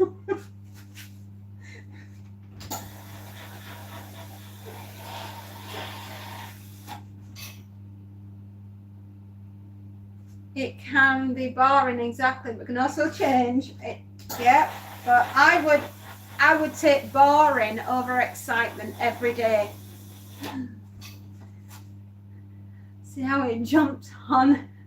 See how it jumped on HOA care, and oh, after what you've told me about HOAs, they deserve to be taken and burned at the stake. Anybody that looking well goes anywhere near anyone.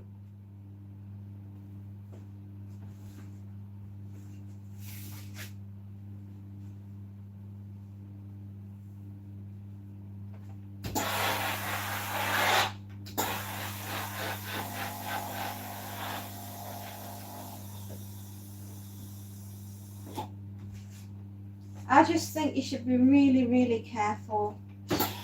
Like, don't do anything rash. The economy's not right. It feels like 2008 but on steroids, this lot.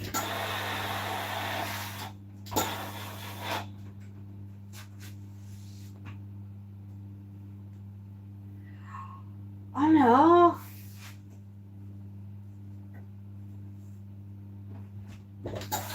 She would. Take it as an omen. A bad one. People like that, I don't know how they sleep at night. I really don't. Somebody that would willingly come along and take your home and dangle the keys in front of you and laugh at you while you're stood on the curb with your family wondering where are we going to sleep tonight and how are we going to get something to eat. That is upsetting.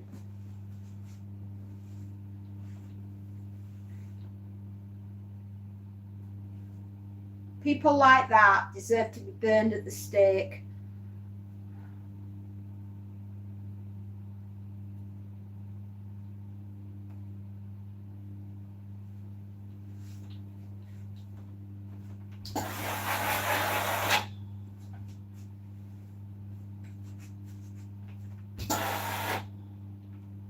It upsets me.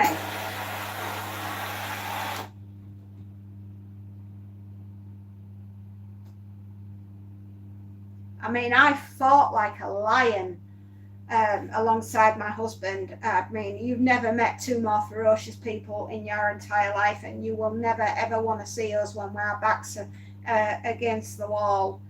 And believe me, they were. My entire family tried to destroy me and my children and my husband. And I cannot and I will not forget, and I will never forgive what they did. They nearly killed my husband, and that makes me so angry. The rage, the feeling of fear and pain and downright humiliation that we went through.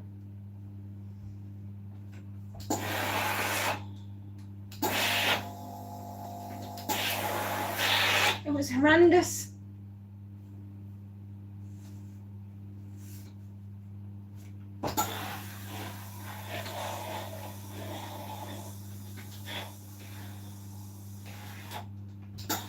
And I will rue the day, and I will win.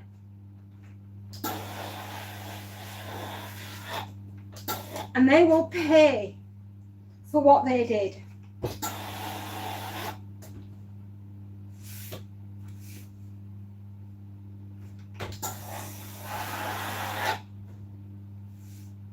Yeah.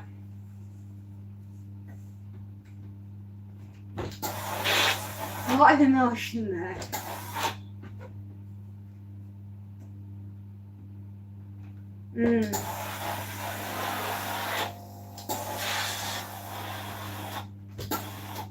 I bet no wonder I'm sick.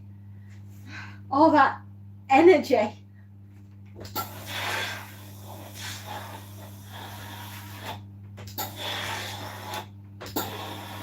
Well, you've heard the saying, if you give them enough rope, they will eventually hang themselves. I've really been enjoying this show this last 5 years. I can honestly say, I know that sounds vindictive, but everything that they did to me has been visited back on them tenfold. And holy moly, all I can say is, if you're gonna have me, well, you're better off having me on your side fighting and putting up my dukes than having me coming at you, because you won't like the other side.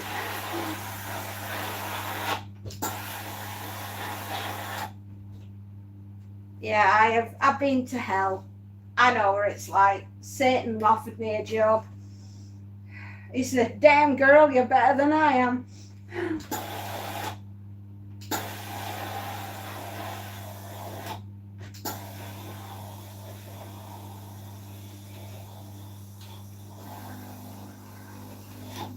Whoops, Betty has just run out of water.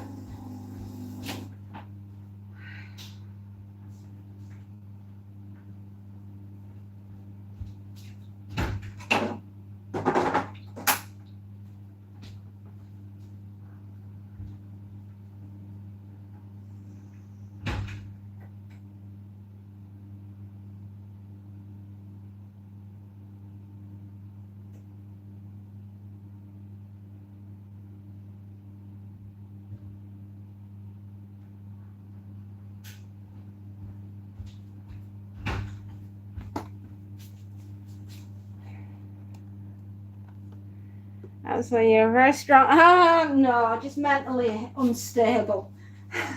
I'm not surprised.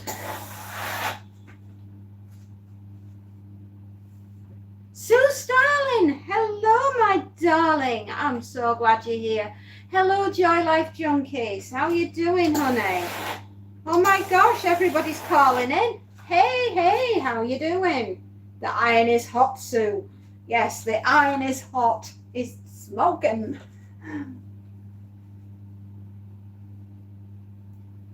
Phew, I'm glad we're on your good side. Like done. Thank you, Joy Life. Thank you. Ha ha ha. Hello, Schlep and Jane.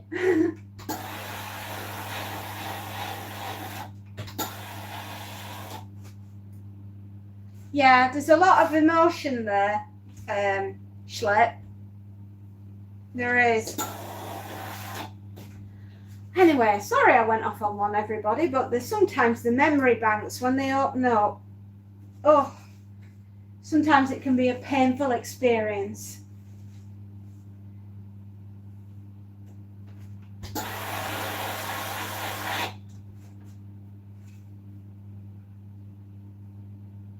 The iron is hot, incredibly hot.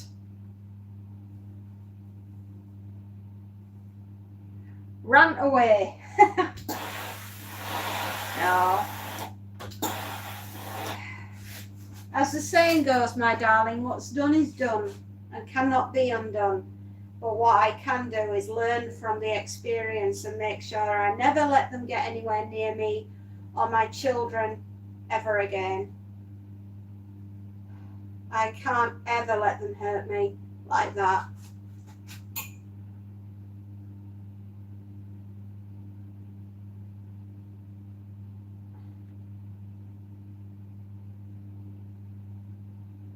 The level of cruelty is gone.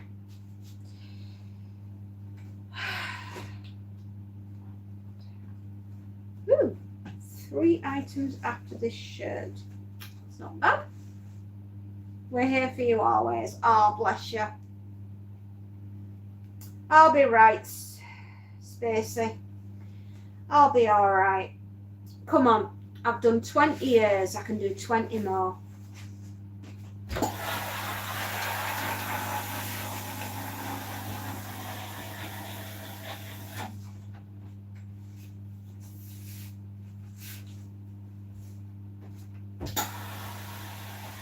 Anyway, I hope I've given you some food for thought there, Schlep, and it's not all it's cracked up to be working for yourself, mate. It's hard.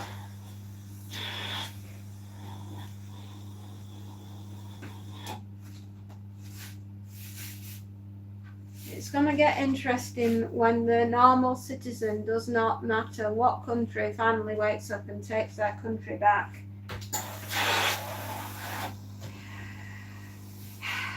What's the saying? Carpe diem. Seize the day.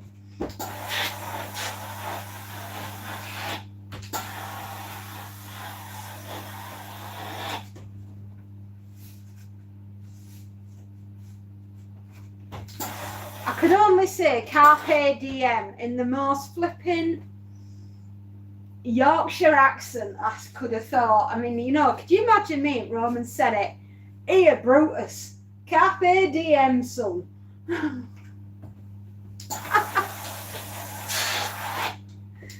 He'd be looking at me as though, what country is she from?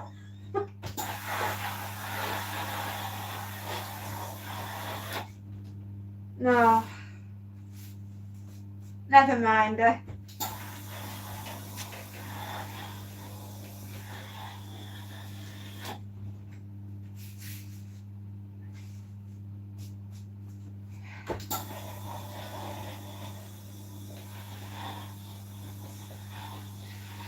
Mason, hello, my lovely. How you doing? I hope you're having a great day.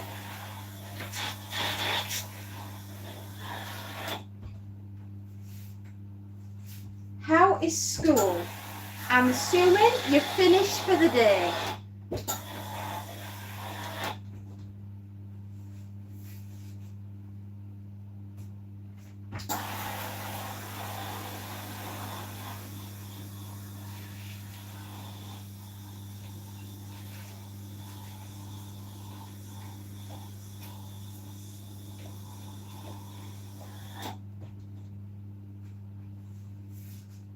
Oh,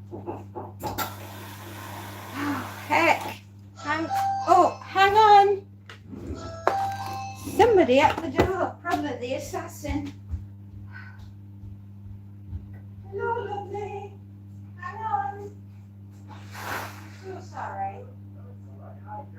I'm fine. I'm just busy working. Oh, yeah. It's all right. Oh, right. Just want to leave me details and I can get my husband to give you a ring. Just post it through the letterbox. Honestly, and then I can give you details to your husband and I can get the goods sorted. Yeah. All right. No problem. Give me your number through the letterbox and I can let Angela give you a ring and then you can sort it out. All right. No problem.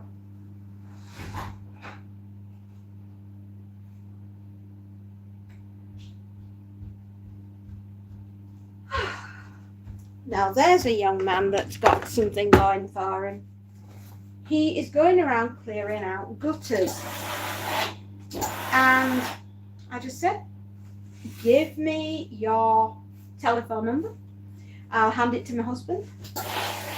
He will then give you a ring and you can come back and clear out our gutters. Et voila! Business done. Job's a good one.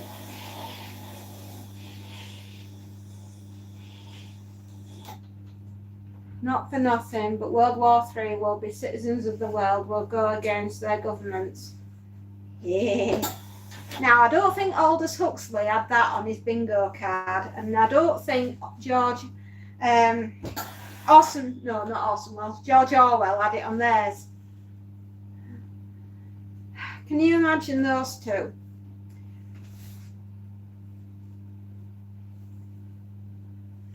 Yeah, we've got George Orwell. We've got H.G. Wells and Aldous Huxley sat in a pub, all right, and they're all discussing which of their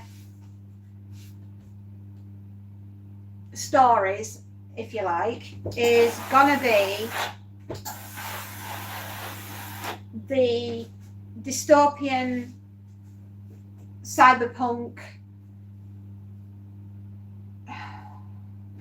future.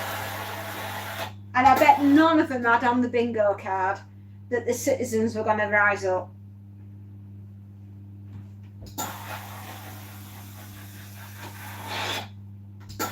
And it'll be something innocuous as, I went into the supermarket to buy my favourite cheese, Brie. That is actually my favourite cheese, by the way, just in case you needed to know. And a bottle of Chateau Pat de Neuf. And it's cost 2 kidneys and a liver. And I am not prepared to pay that. And then we have an uprising. It's the most middle class uprising you can possibly have. Darling, they're charging what for crackers? This we will not take any longer.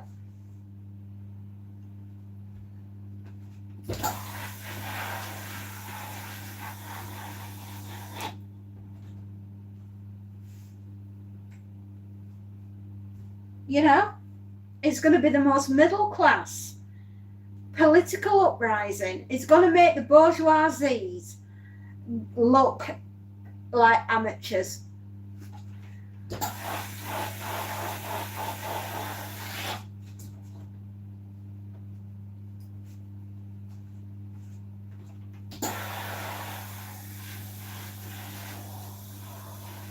Hello, Sharon, sweetheart.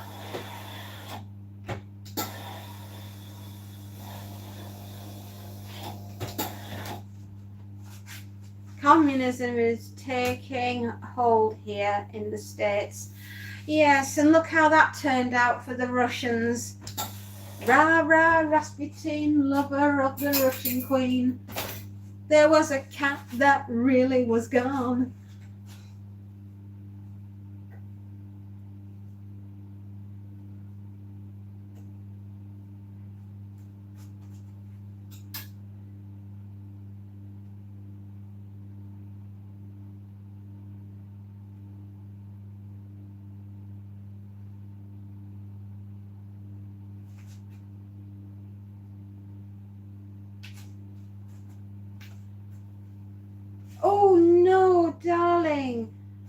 you feeling now?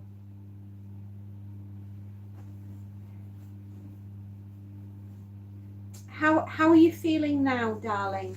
Are you feeling a bit better? Oh, my sweet girl. You do suffer so with them, don't you?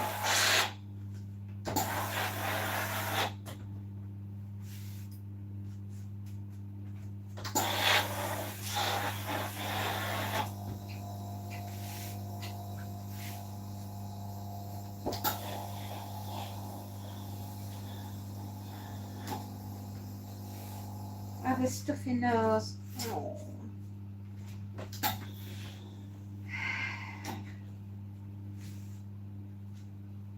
My poor sweet girl. I got a joke. Adam was walking through the garden looking sad. God came to him and asked why he was so sad. And Adam said, "You needed companionship, so God asked what he wanted." Hiya, Blake. How was the holiday? I hope you've had a lovely time.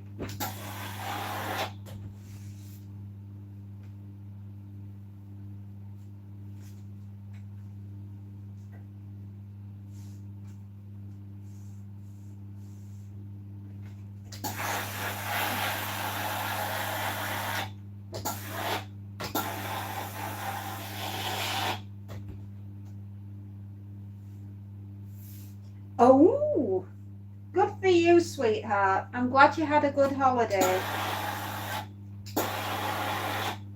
Back to it, minds, which is a bit of a pain, but allergy season hasn't been pleasant, has it? Why did you have a nosebleed? I know. Do you suffer with them a lot, sweet pea?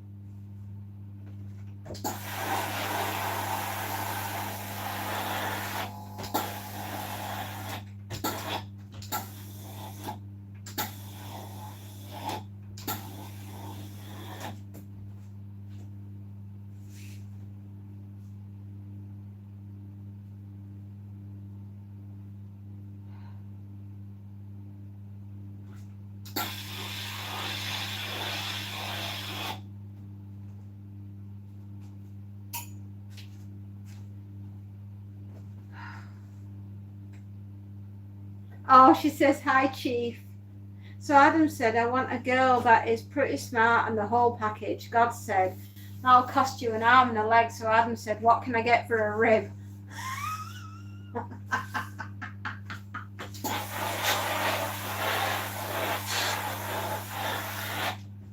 Listen, we women are we're worth more than a rib, surely.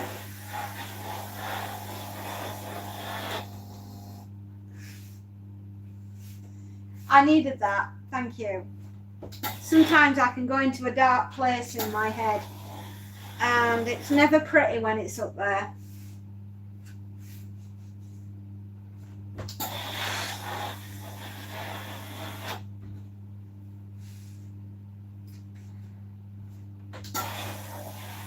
Oh, laughing my backside off.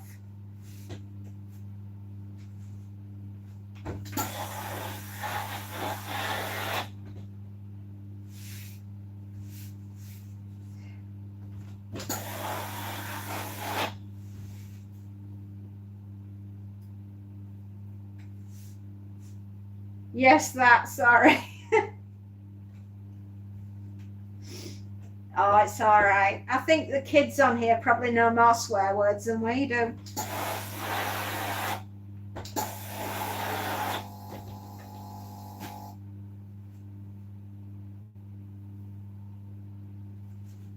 I'm really glad that you've had the best holiday. Honestly, Lake, you deserved it. You've had a hell of a year, girl. Here's hoping that everything goes A-okay.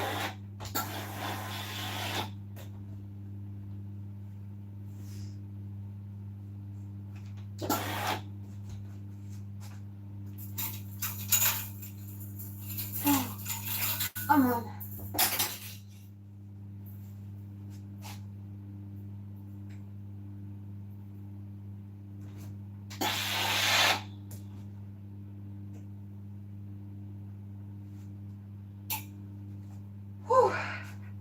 What was that? Back to work now. Absolutely. Head down, backside up. Get on with it.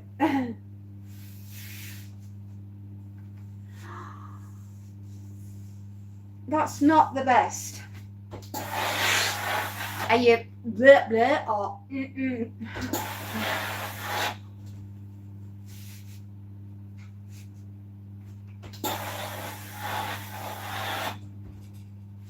Oh, well, we can stick a cork up one end, but I don't think you want one in here. Oh, you're joking.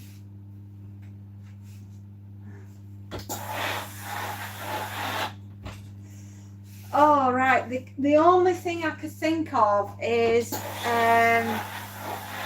the poo stoppers. Oh, what they're called? Diacam.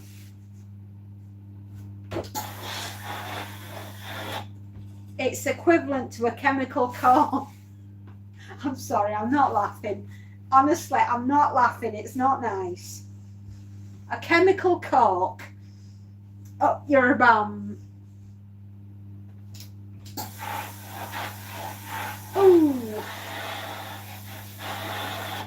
So, am I right in suggesting, ladies, that we're going to have corks all around?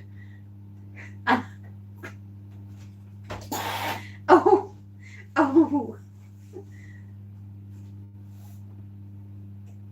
I lactose. Oh dear God, you guys are what I needed. Next time, use the over-the-counter medication, see if that helps. Cheaper than the doctors. We can be the cork crew.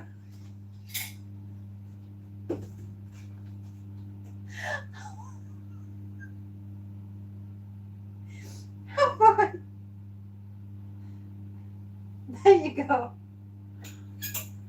Schlep, I think we've got your business plan.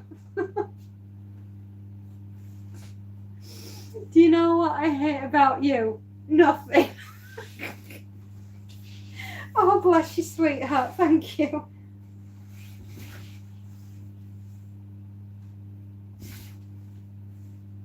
Right, that's the bottom. This is the top then. Mary, you need a post office box so we can send you things and share culture. Okay, I suggest, right, 1, 2, 3, 4. We've got your business plan written. You're going to sell corks of all sizes for poly bottoms. That's what you're going to do.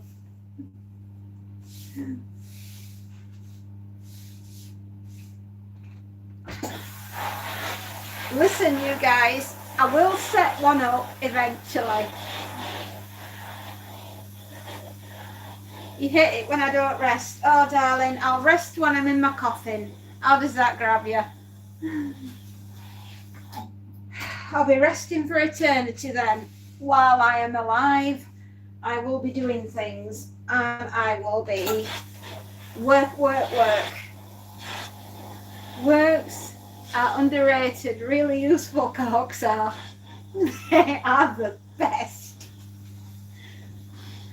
But you can't have one size that fits all, because there are some real things.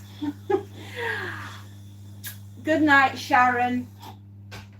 God bless. Sleep tight. And don't let the bed bugs bite. But if they do, you've got to hit them with a shoe. A really big one.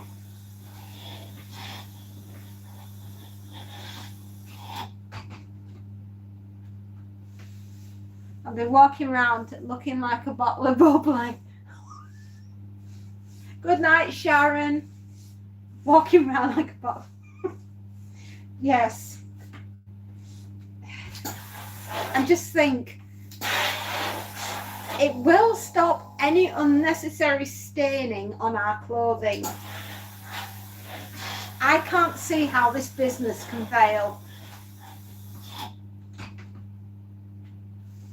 It's 7:17. Bye, Mafia bosses. Good night, Sharon. I'll see you tomorrow, my darling. When we're ironing again.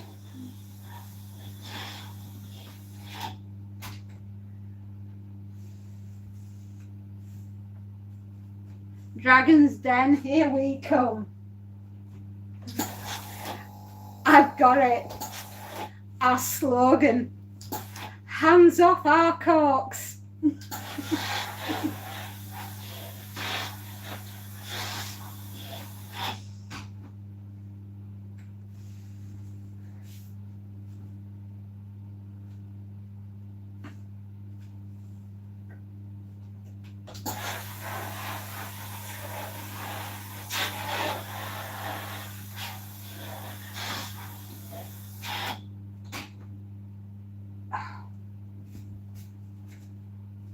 If the cork fits. I can't answer the last bit because it's going to be a bit blue. Then you can't have the...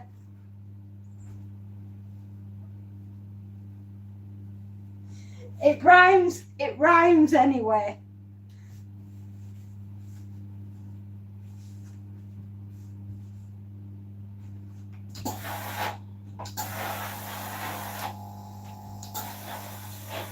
Shall I say the clean version? Isn't that what sanitary pads and tampons are?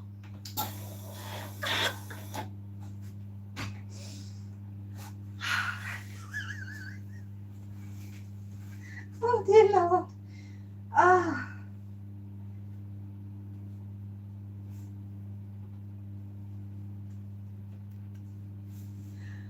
Oh man.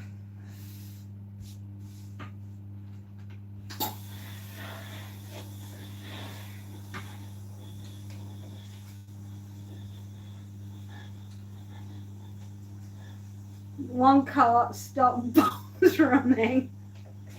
No, those are gunshots. Actually, they are, and believe me, I know because they work. Yes, when you want to put a hole in one, make sure you've got a tampon. Absolutely.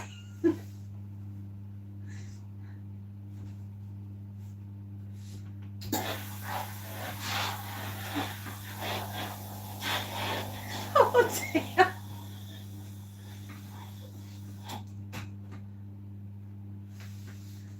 Oh dear goodness me. If anybody's tuned in right now, they're going to think we're a bit weird. Yeah. Well, you carry them anyway. Oh yes. Yeah, men and women. They're the most brilliant thing. Not so good when your legs get blown off, because that's not so good. But then we have Israeli bandages for those things. And believe me, an Israeli bandage is probably one of the greatest inventions that was ever done for battlefield injuries. IBS flare gets stuffed with our corks. Absolutely.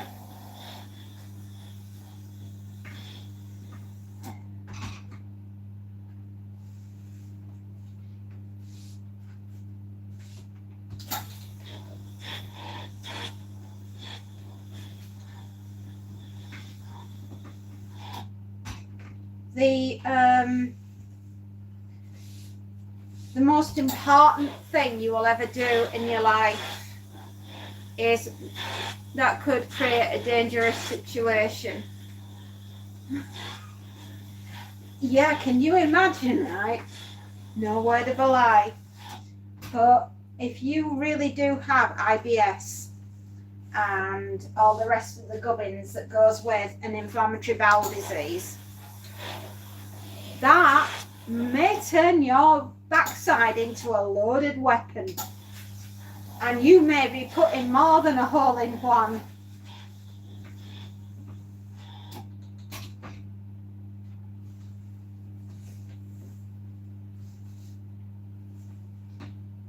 Well, what do they say? When it hits the fan, it might not get spread evenly.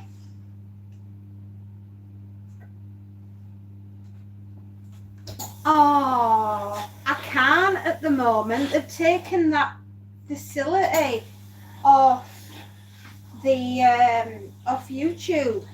You know, the AI button. They've taken the AI button off.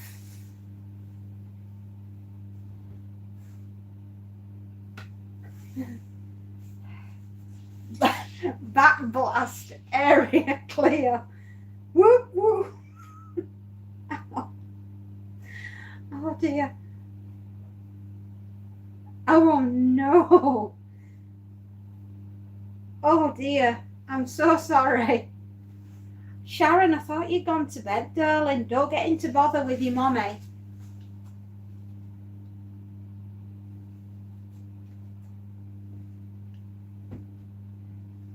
Was it like a night raid by the RAF? Is that what your bathroom were like? No, you're all right. I just don't want Machine Gun Lakey, not Machine Gun Kelly. Sharon, it's okay, but just don't get into bother with your mommy. If she says it's bedtime, it's bedtime. I don't want you getting busted. I don't want you in trouble. I don't want to be in trouble with your mom. Like, you know, Nagamese. Nagamese. Is that a language, my darling?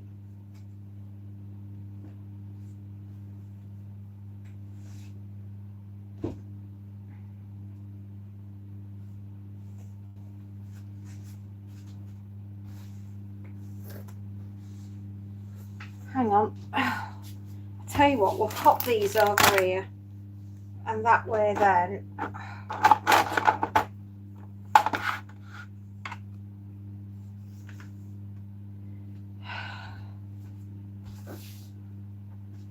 It's a language.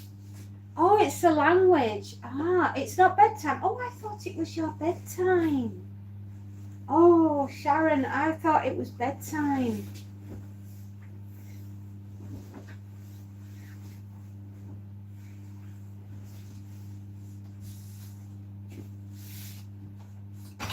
Oh.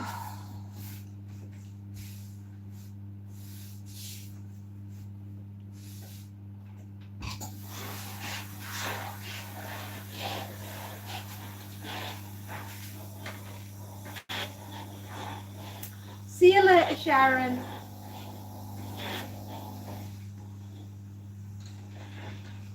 Oh, I don't know, like how you survived last night. You must feel really tired. After I've had an attack, I feel really washed out and really drained. Hello, Leanne. Hello, lovely. It can leave me feeling really exhausted and I just want to go to sleep. I can't handle it. I was on a dog walk and looked up into the tree to notice parakeets. I've been sleeping all day. I'll bet you have. Listen, if you don't feel well enough, please don't go to work. The worst thing you can do is pass whatever it is on to somebody else. Well, I got to go hit the hay, fairy. Have a wonderful day. Spacey, I'm coming for that #1 spot chat. Have a nice one. Good night, Schlep. Hit the hay. Magic sparkles. Fairy wishes dreams. Give Schlep Rock a peaceful dream.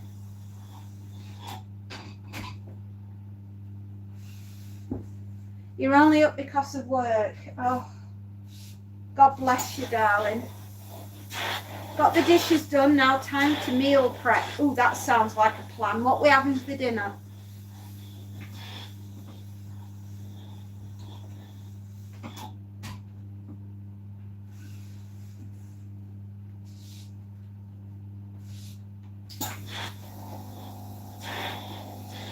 No, I know, spoke to my boss, but I think it's because I had a little cheese on my pasta bake. Oh no.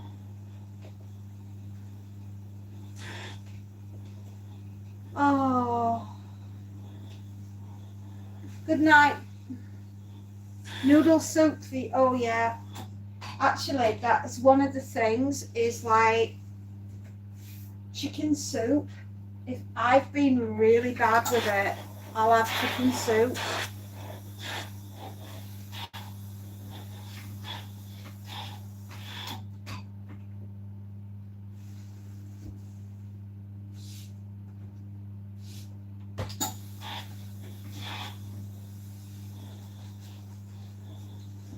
Slow cooker pulled pork barbecue sandwich. Oh, wow.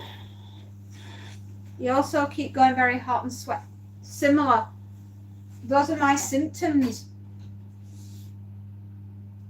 It is horrific. I get a hot and cold sweat. It's awful.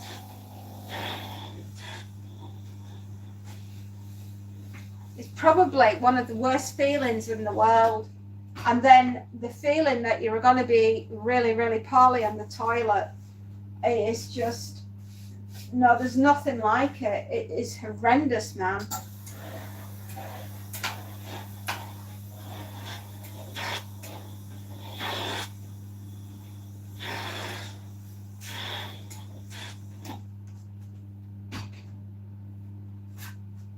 I only started a few years back. Sometimes I end up in hospital for a few days and poisoning shows up on blood. Oh, oh my darling. The only thing sometimes that helps is going on the drip. Oh, it's like the pair of us have got leaky gut syndrome.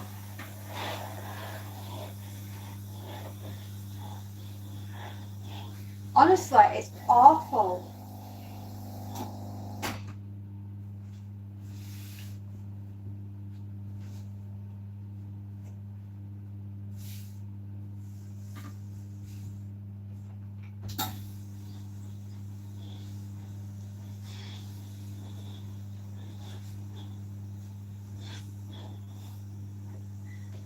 We must be.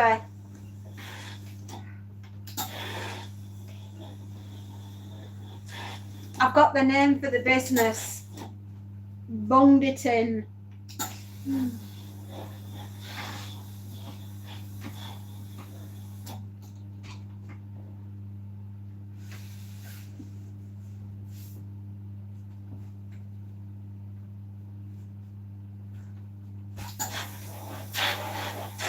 Yeah, the horrendous GI issues are the worst.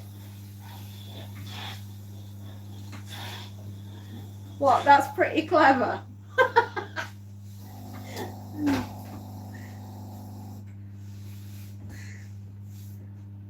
Oh, you know me. I missed my calling in life. I should have been a slogan writer. Maybe autoimmune response. It is, it's horrid.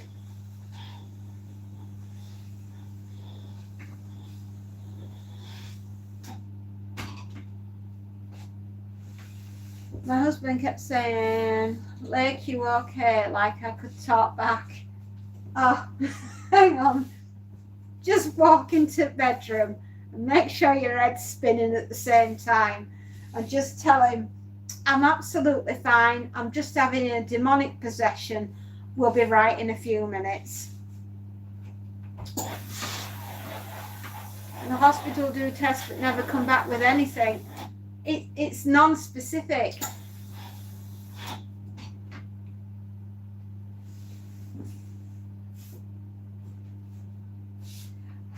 Hang on. Holy water time. The power of Christ compels you.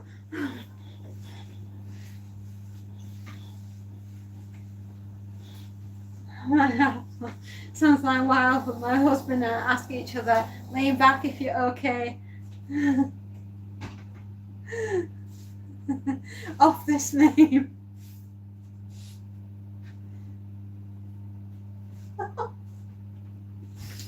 This our court will make us millions. It will. I can see it now. I'm trying to write you a slogan. If the cork fits, like Schlepp said, then you can't have the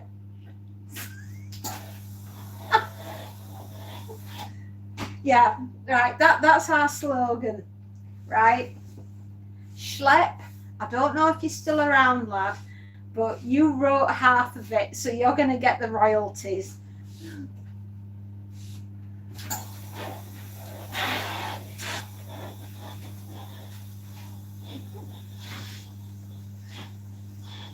So there you go.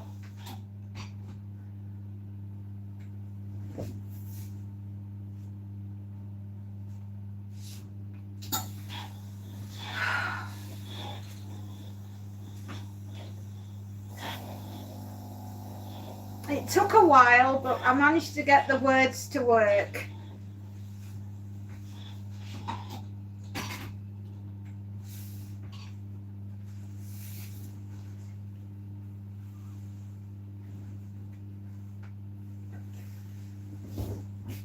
Oh, man alive. Will I be glad? Will I be so glad to get this lot done? You bet your ass I will. Speaking of backsides, mine hasn't been too good today. I could have done with a flipping cork.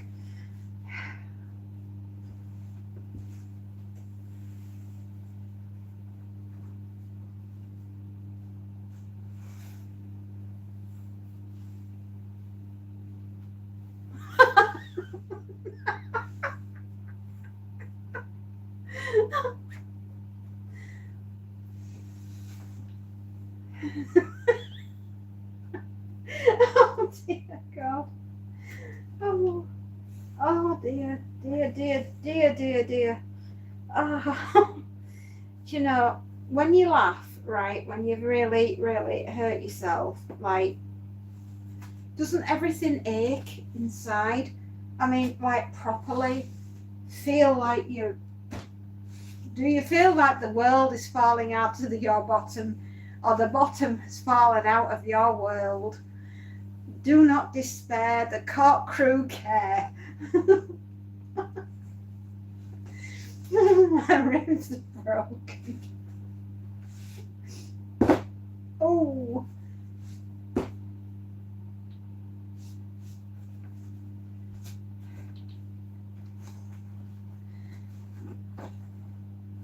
Babe, I am so sorry you're going through that.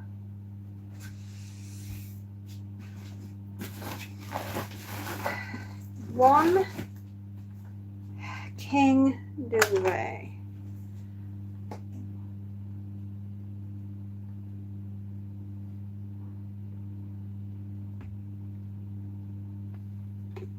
Okay.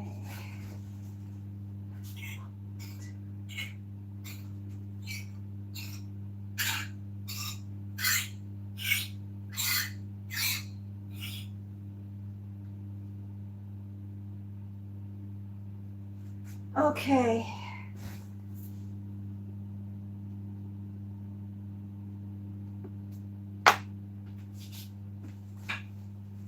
I was like my cat. I get scared. Oh, and you know what's? I've got to say, when you end up with wind afterwards, I'm not joking, right? You think we're joking about this, but I'm not.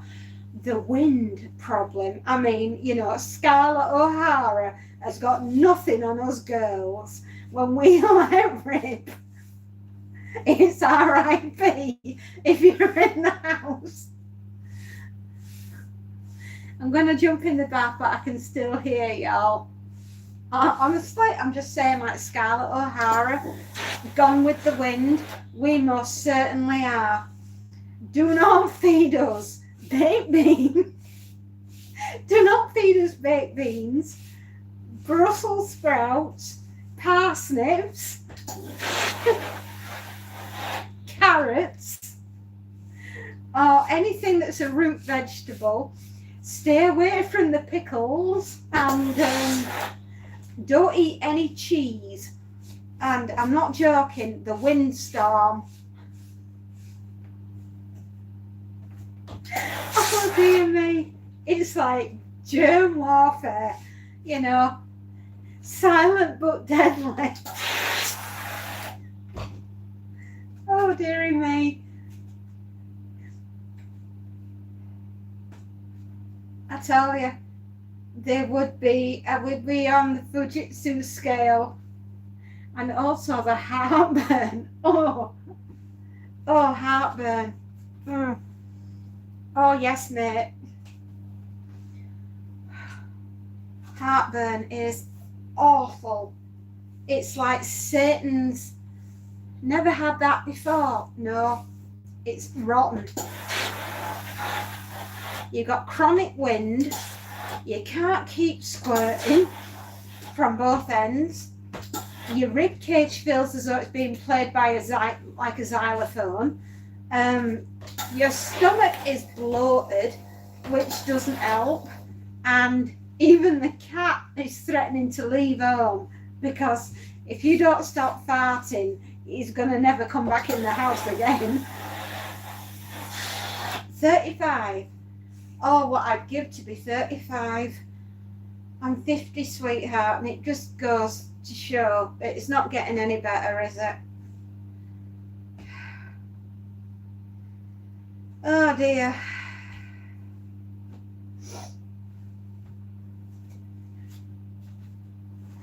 Well, it's a good job, right, that our husbands love us, because there isn't anyone else that'd be able to put up with us. Hey, you want to look like me at 50? Oh, I hope you feel a lot better than I do.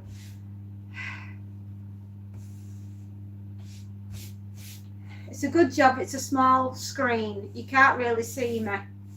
You should look at my close-up. Oh man, have I got crow's feet?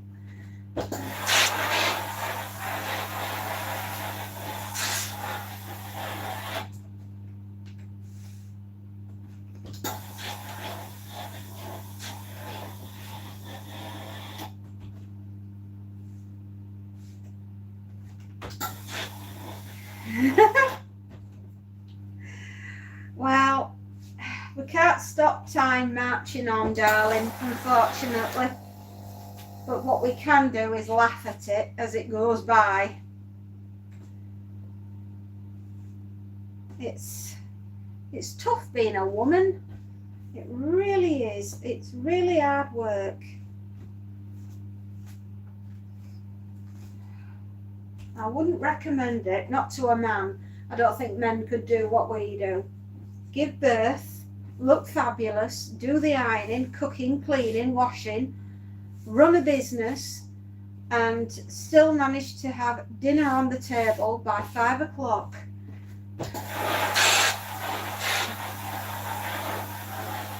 Did the farmers win Britain? I don't know. I knew that they were taking part, but I don't know if they won. I do hope so.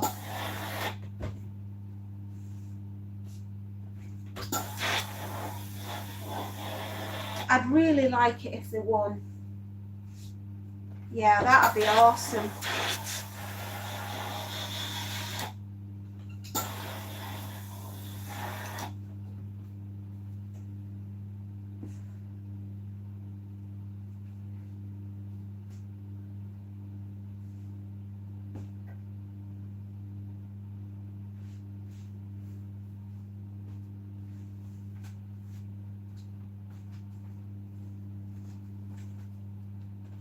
I hope so too. I hear that, am I right in understanding that Jeremy Clarkson has supported him and like paid for him to get there? I'll be back, but with less wind.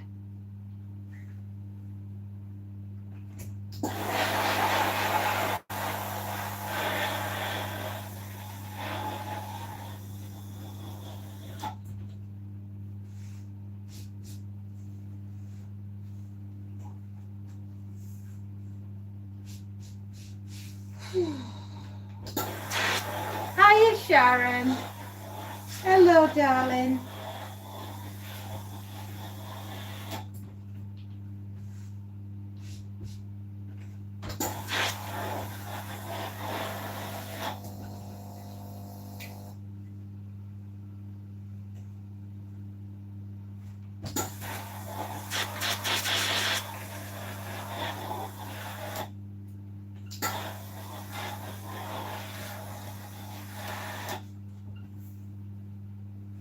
Tomorrow is literary day.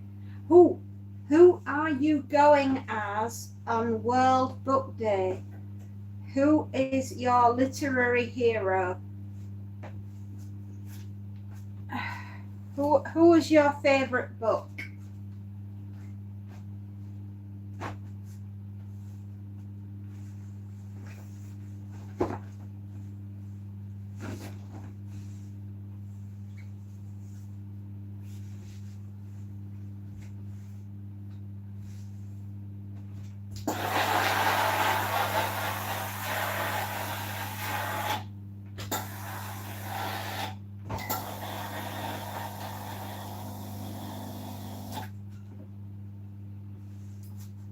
Yes, they won. Oh, wow, really? That's wonderful. They were so good.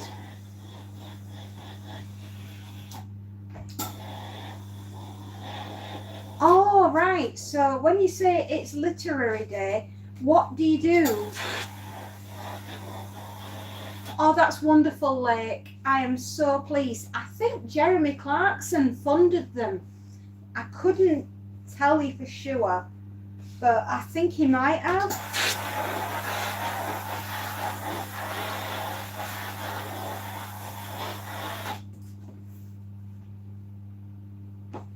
Oh, you do some activities. Oh, I'm so sorry. It's not about books then. Oh, I thought when you said literary, I thought you meant like stories and what they were singing. It's a choir that has been on Britain's Got Talent, and oh my goodness me, they were good. I think they might be up on YouTube. But they're well worth a listen to because they've got such an amazing voice. And I didn't know if they'd won. Yeah, he hosted a party at his put to celebrate as well. Oh, so I was right then. Jeremy Clarkson has bankrolled the choir, the Farmers Choir. Michael, hello. I'm all right, darling. I'm here, I'm present, I'm ironing, I'm upright, I'm facing forwards. Today's a good day. Win-win. Oh, absolutely. I can't say that enough. Without a farmer, you've got a lot of problems. Because if you ain't eating anything, because they haven't had a chance to grow it, I think the farmers in our country have been treated appallingly. Absolutely horrendous. They have been treated appalling.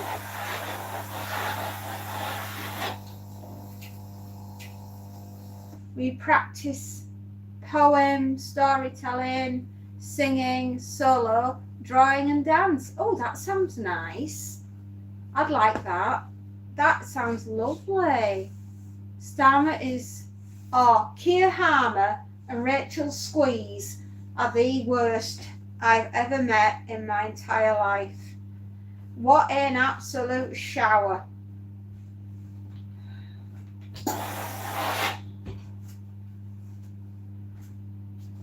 They're not even fit to be used for muck spreading.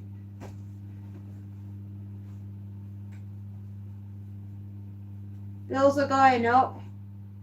What we pay going down makes no sense. Oh, tell me about it. And now with everything that's kicking off, it's just a recipe for a disaster. They did? Oh. What, the Farmers Choir? or Keir Harmer and Rachel Squeeze, do they get like a mention?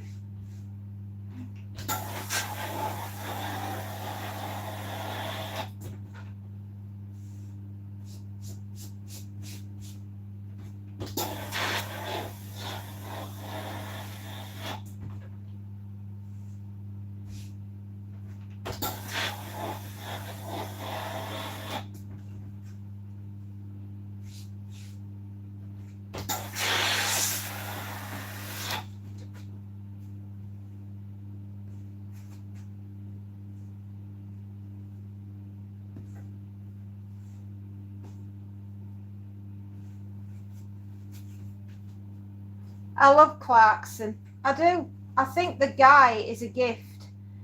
He says what everybody else is frightened to, and I love him for it.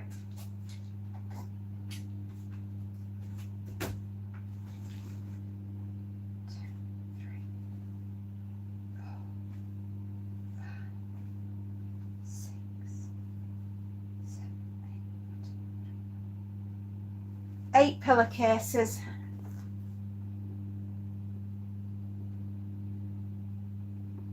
Right, I've turned that off. That's going in there. That's going down here. I'm going to go get the other board and then we're going to bag and tag.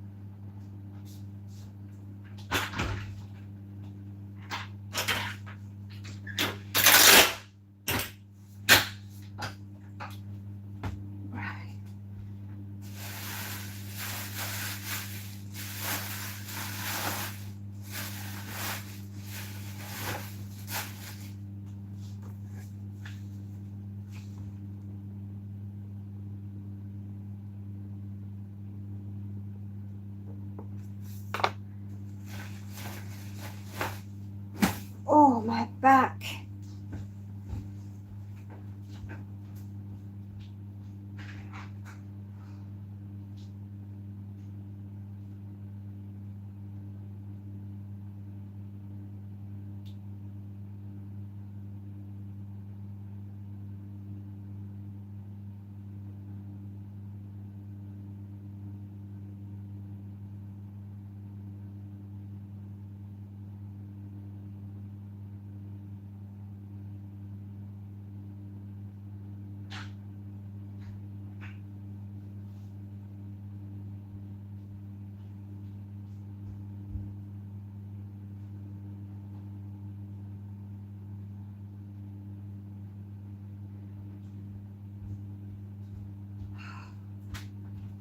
Sorry guys, I'm just tagging and bagging like a Vietnam flashback.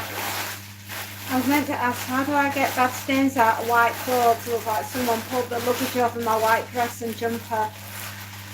Oh, Dr. Beckman's lubricant and oil remover. It's a stain remover by Dr. Beckman's. It's about £5 and you get a full bottle, and it's an oil and lubricant remover, and that should get whatever it is that's in them out. That really does work.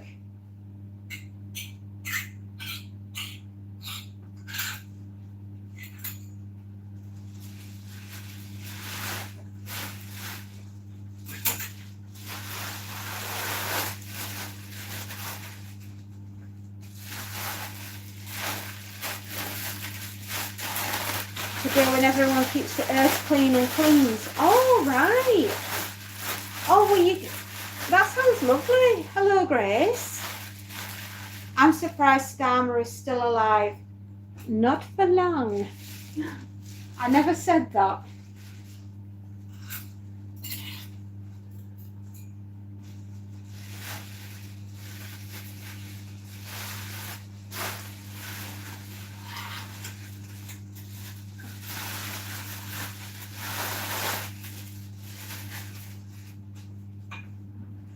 Hello. Oh, right. Down. Okay.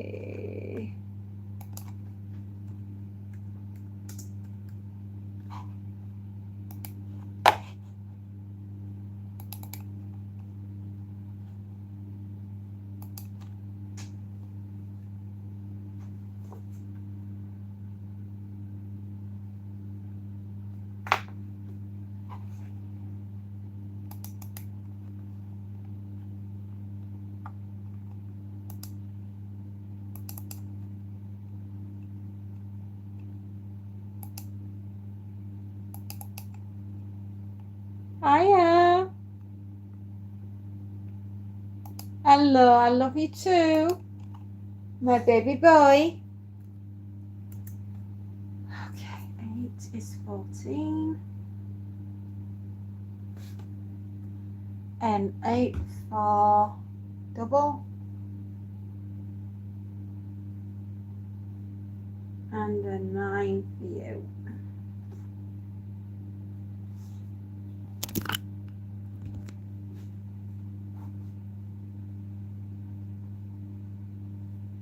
I love you, Monty.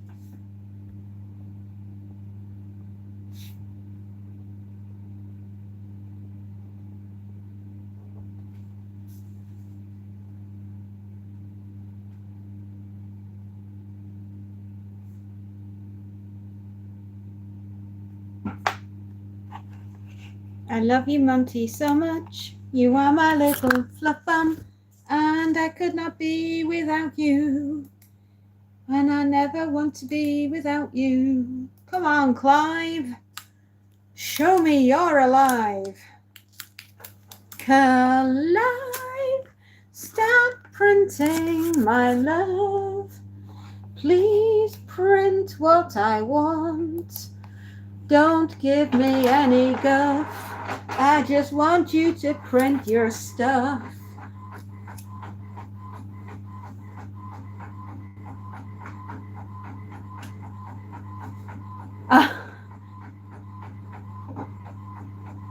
No, I don't think I do know that one.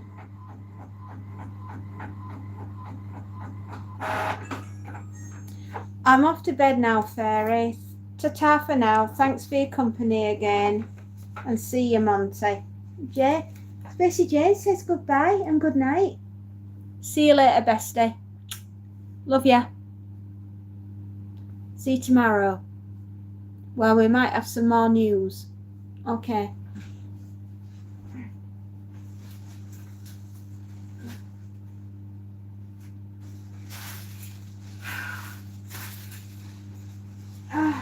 Right. Okay, that is you. Should we go upstairs and let you out? Is that what you're after? Well, let me go put these in here first.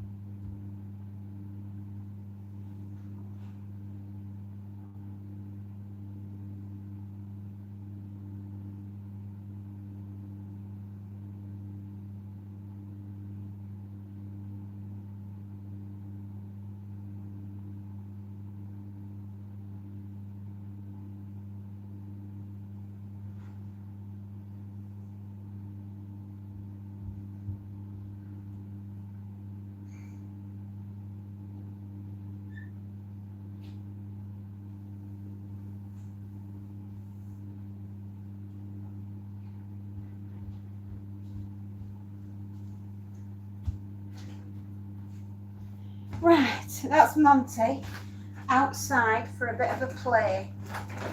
God bless that boy. He does a lot.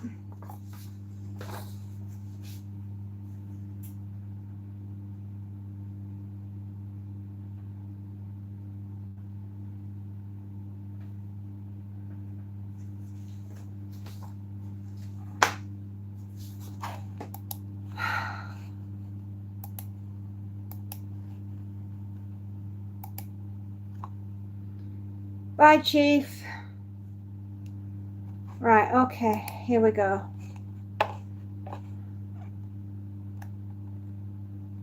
Hello, Grace.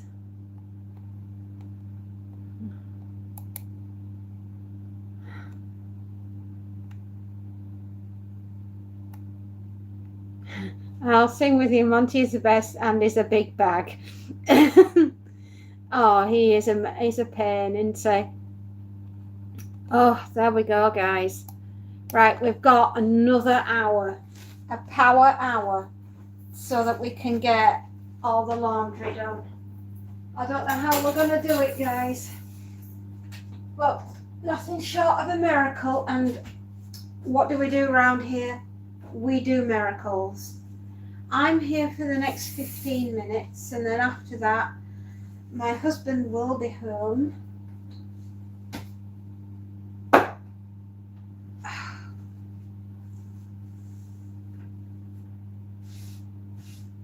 I don't know how we manage it. I really don't.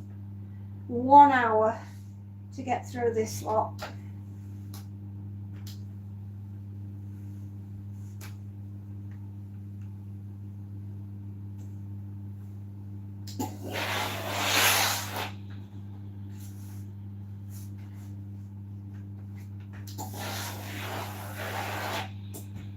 Yeah, we've got to crack it on.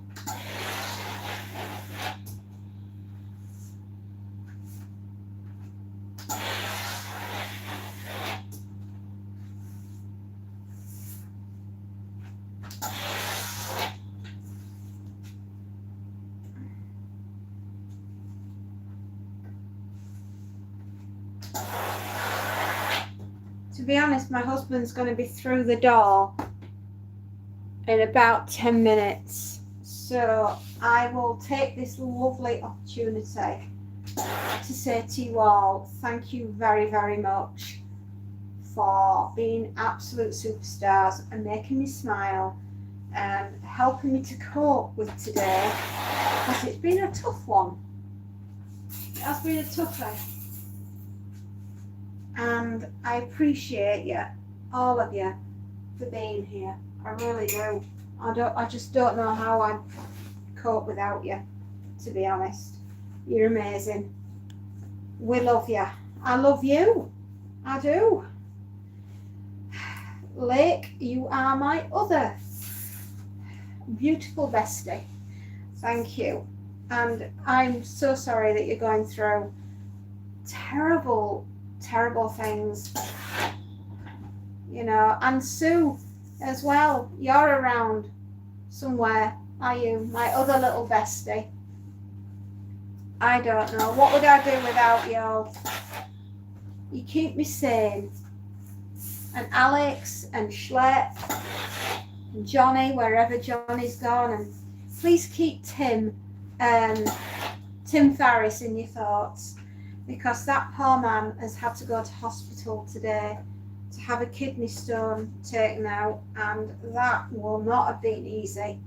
In fact, I think that would be hell on earth. My poor lovely boy.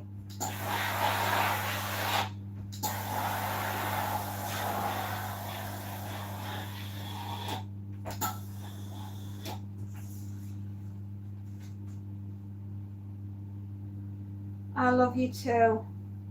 Oh, you've helped me in ways that you will never know. You've kept me sane when all around me has felt as though it was falling apart.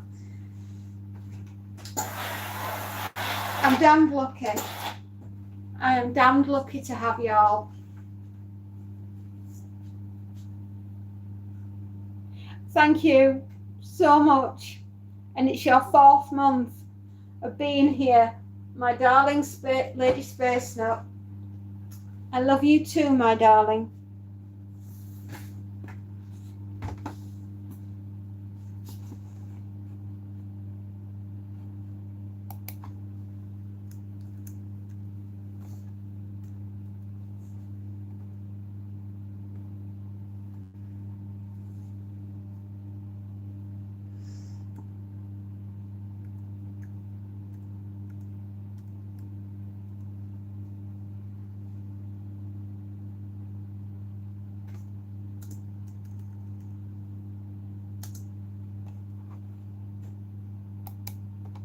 I'm one of a kind.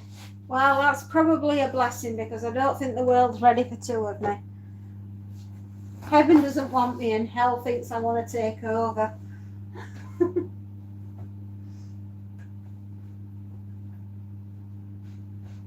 No, it's been a real pleasure to chat with you all today. It really has. And I love you all very dearly. And Alan, if you're out there and you're watching, good night, my darling. Good luck with the ghost tour tonight, in the Fading Light ghost tour. If anybody is interested in going on it, they meet at St. Paul's Underground Station and they get going. They meet at 7:30 and they get going for 8 o'clock. And if you want to be on the ghost tour, just tell them the fairy sent him. Yeah, the fairy sent you.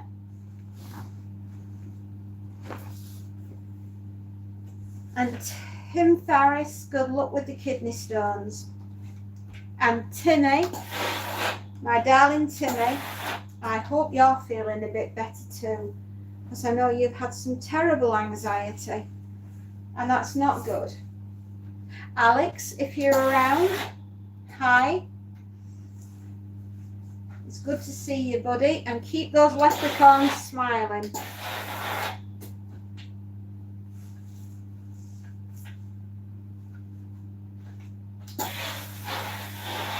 And GT, I know you're about somewhere, and be busy.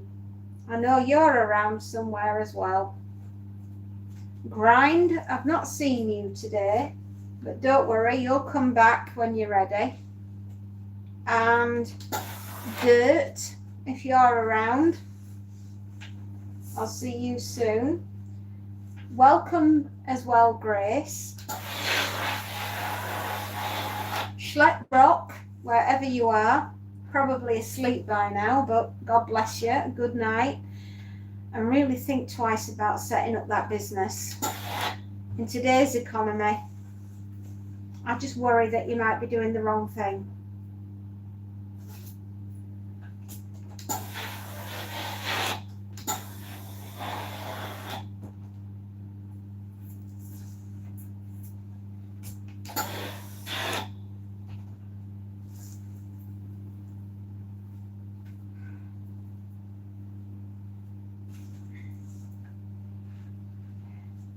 And if Sizzle Moon Song is around, I hope everything's going all right, buddy. Sue Starling, I don't know if I mentioned you, but I should have done. I hope you're doing all right, my lovely. Where's Johnny? Is he around? He might have gone off filming. I hope you're okay. Julian, I know you're out there, and Brad, I know you're out there as well, my darlings. I love you and I hope you have a beautiful evening. And John Hooker, are you around, my lovely? I know you were on earlier. I send my love to you too, my darling, and I hope you have a beautiful, beautiful day. And Michael Holiday, I think you're around too, aren't you, my darling?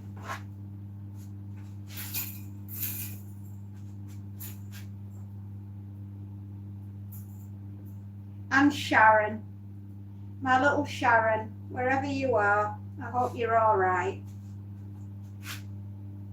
Oh.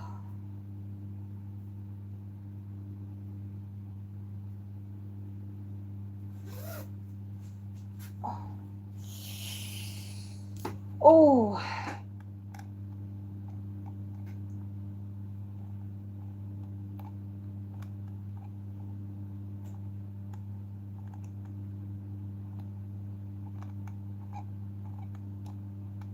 enjoy life. You take care of yourself too, darling.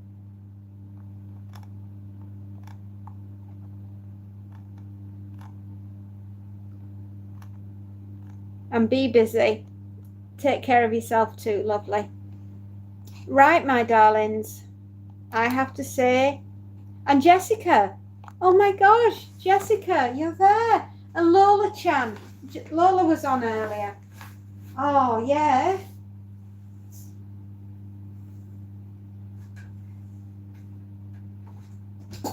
And Dorothy was on.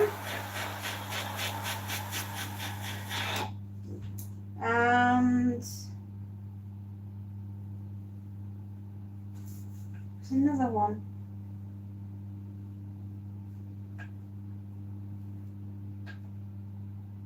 Leanne Tollen. Leanne Tollen, you were on earlier too, darling.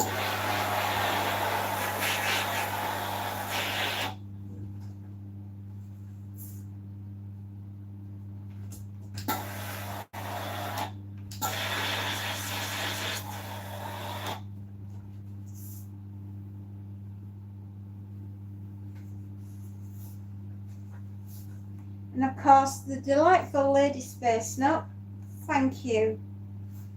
Thank you so much for sticking with us.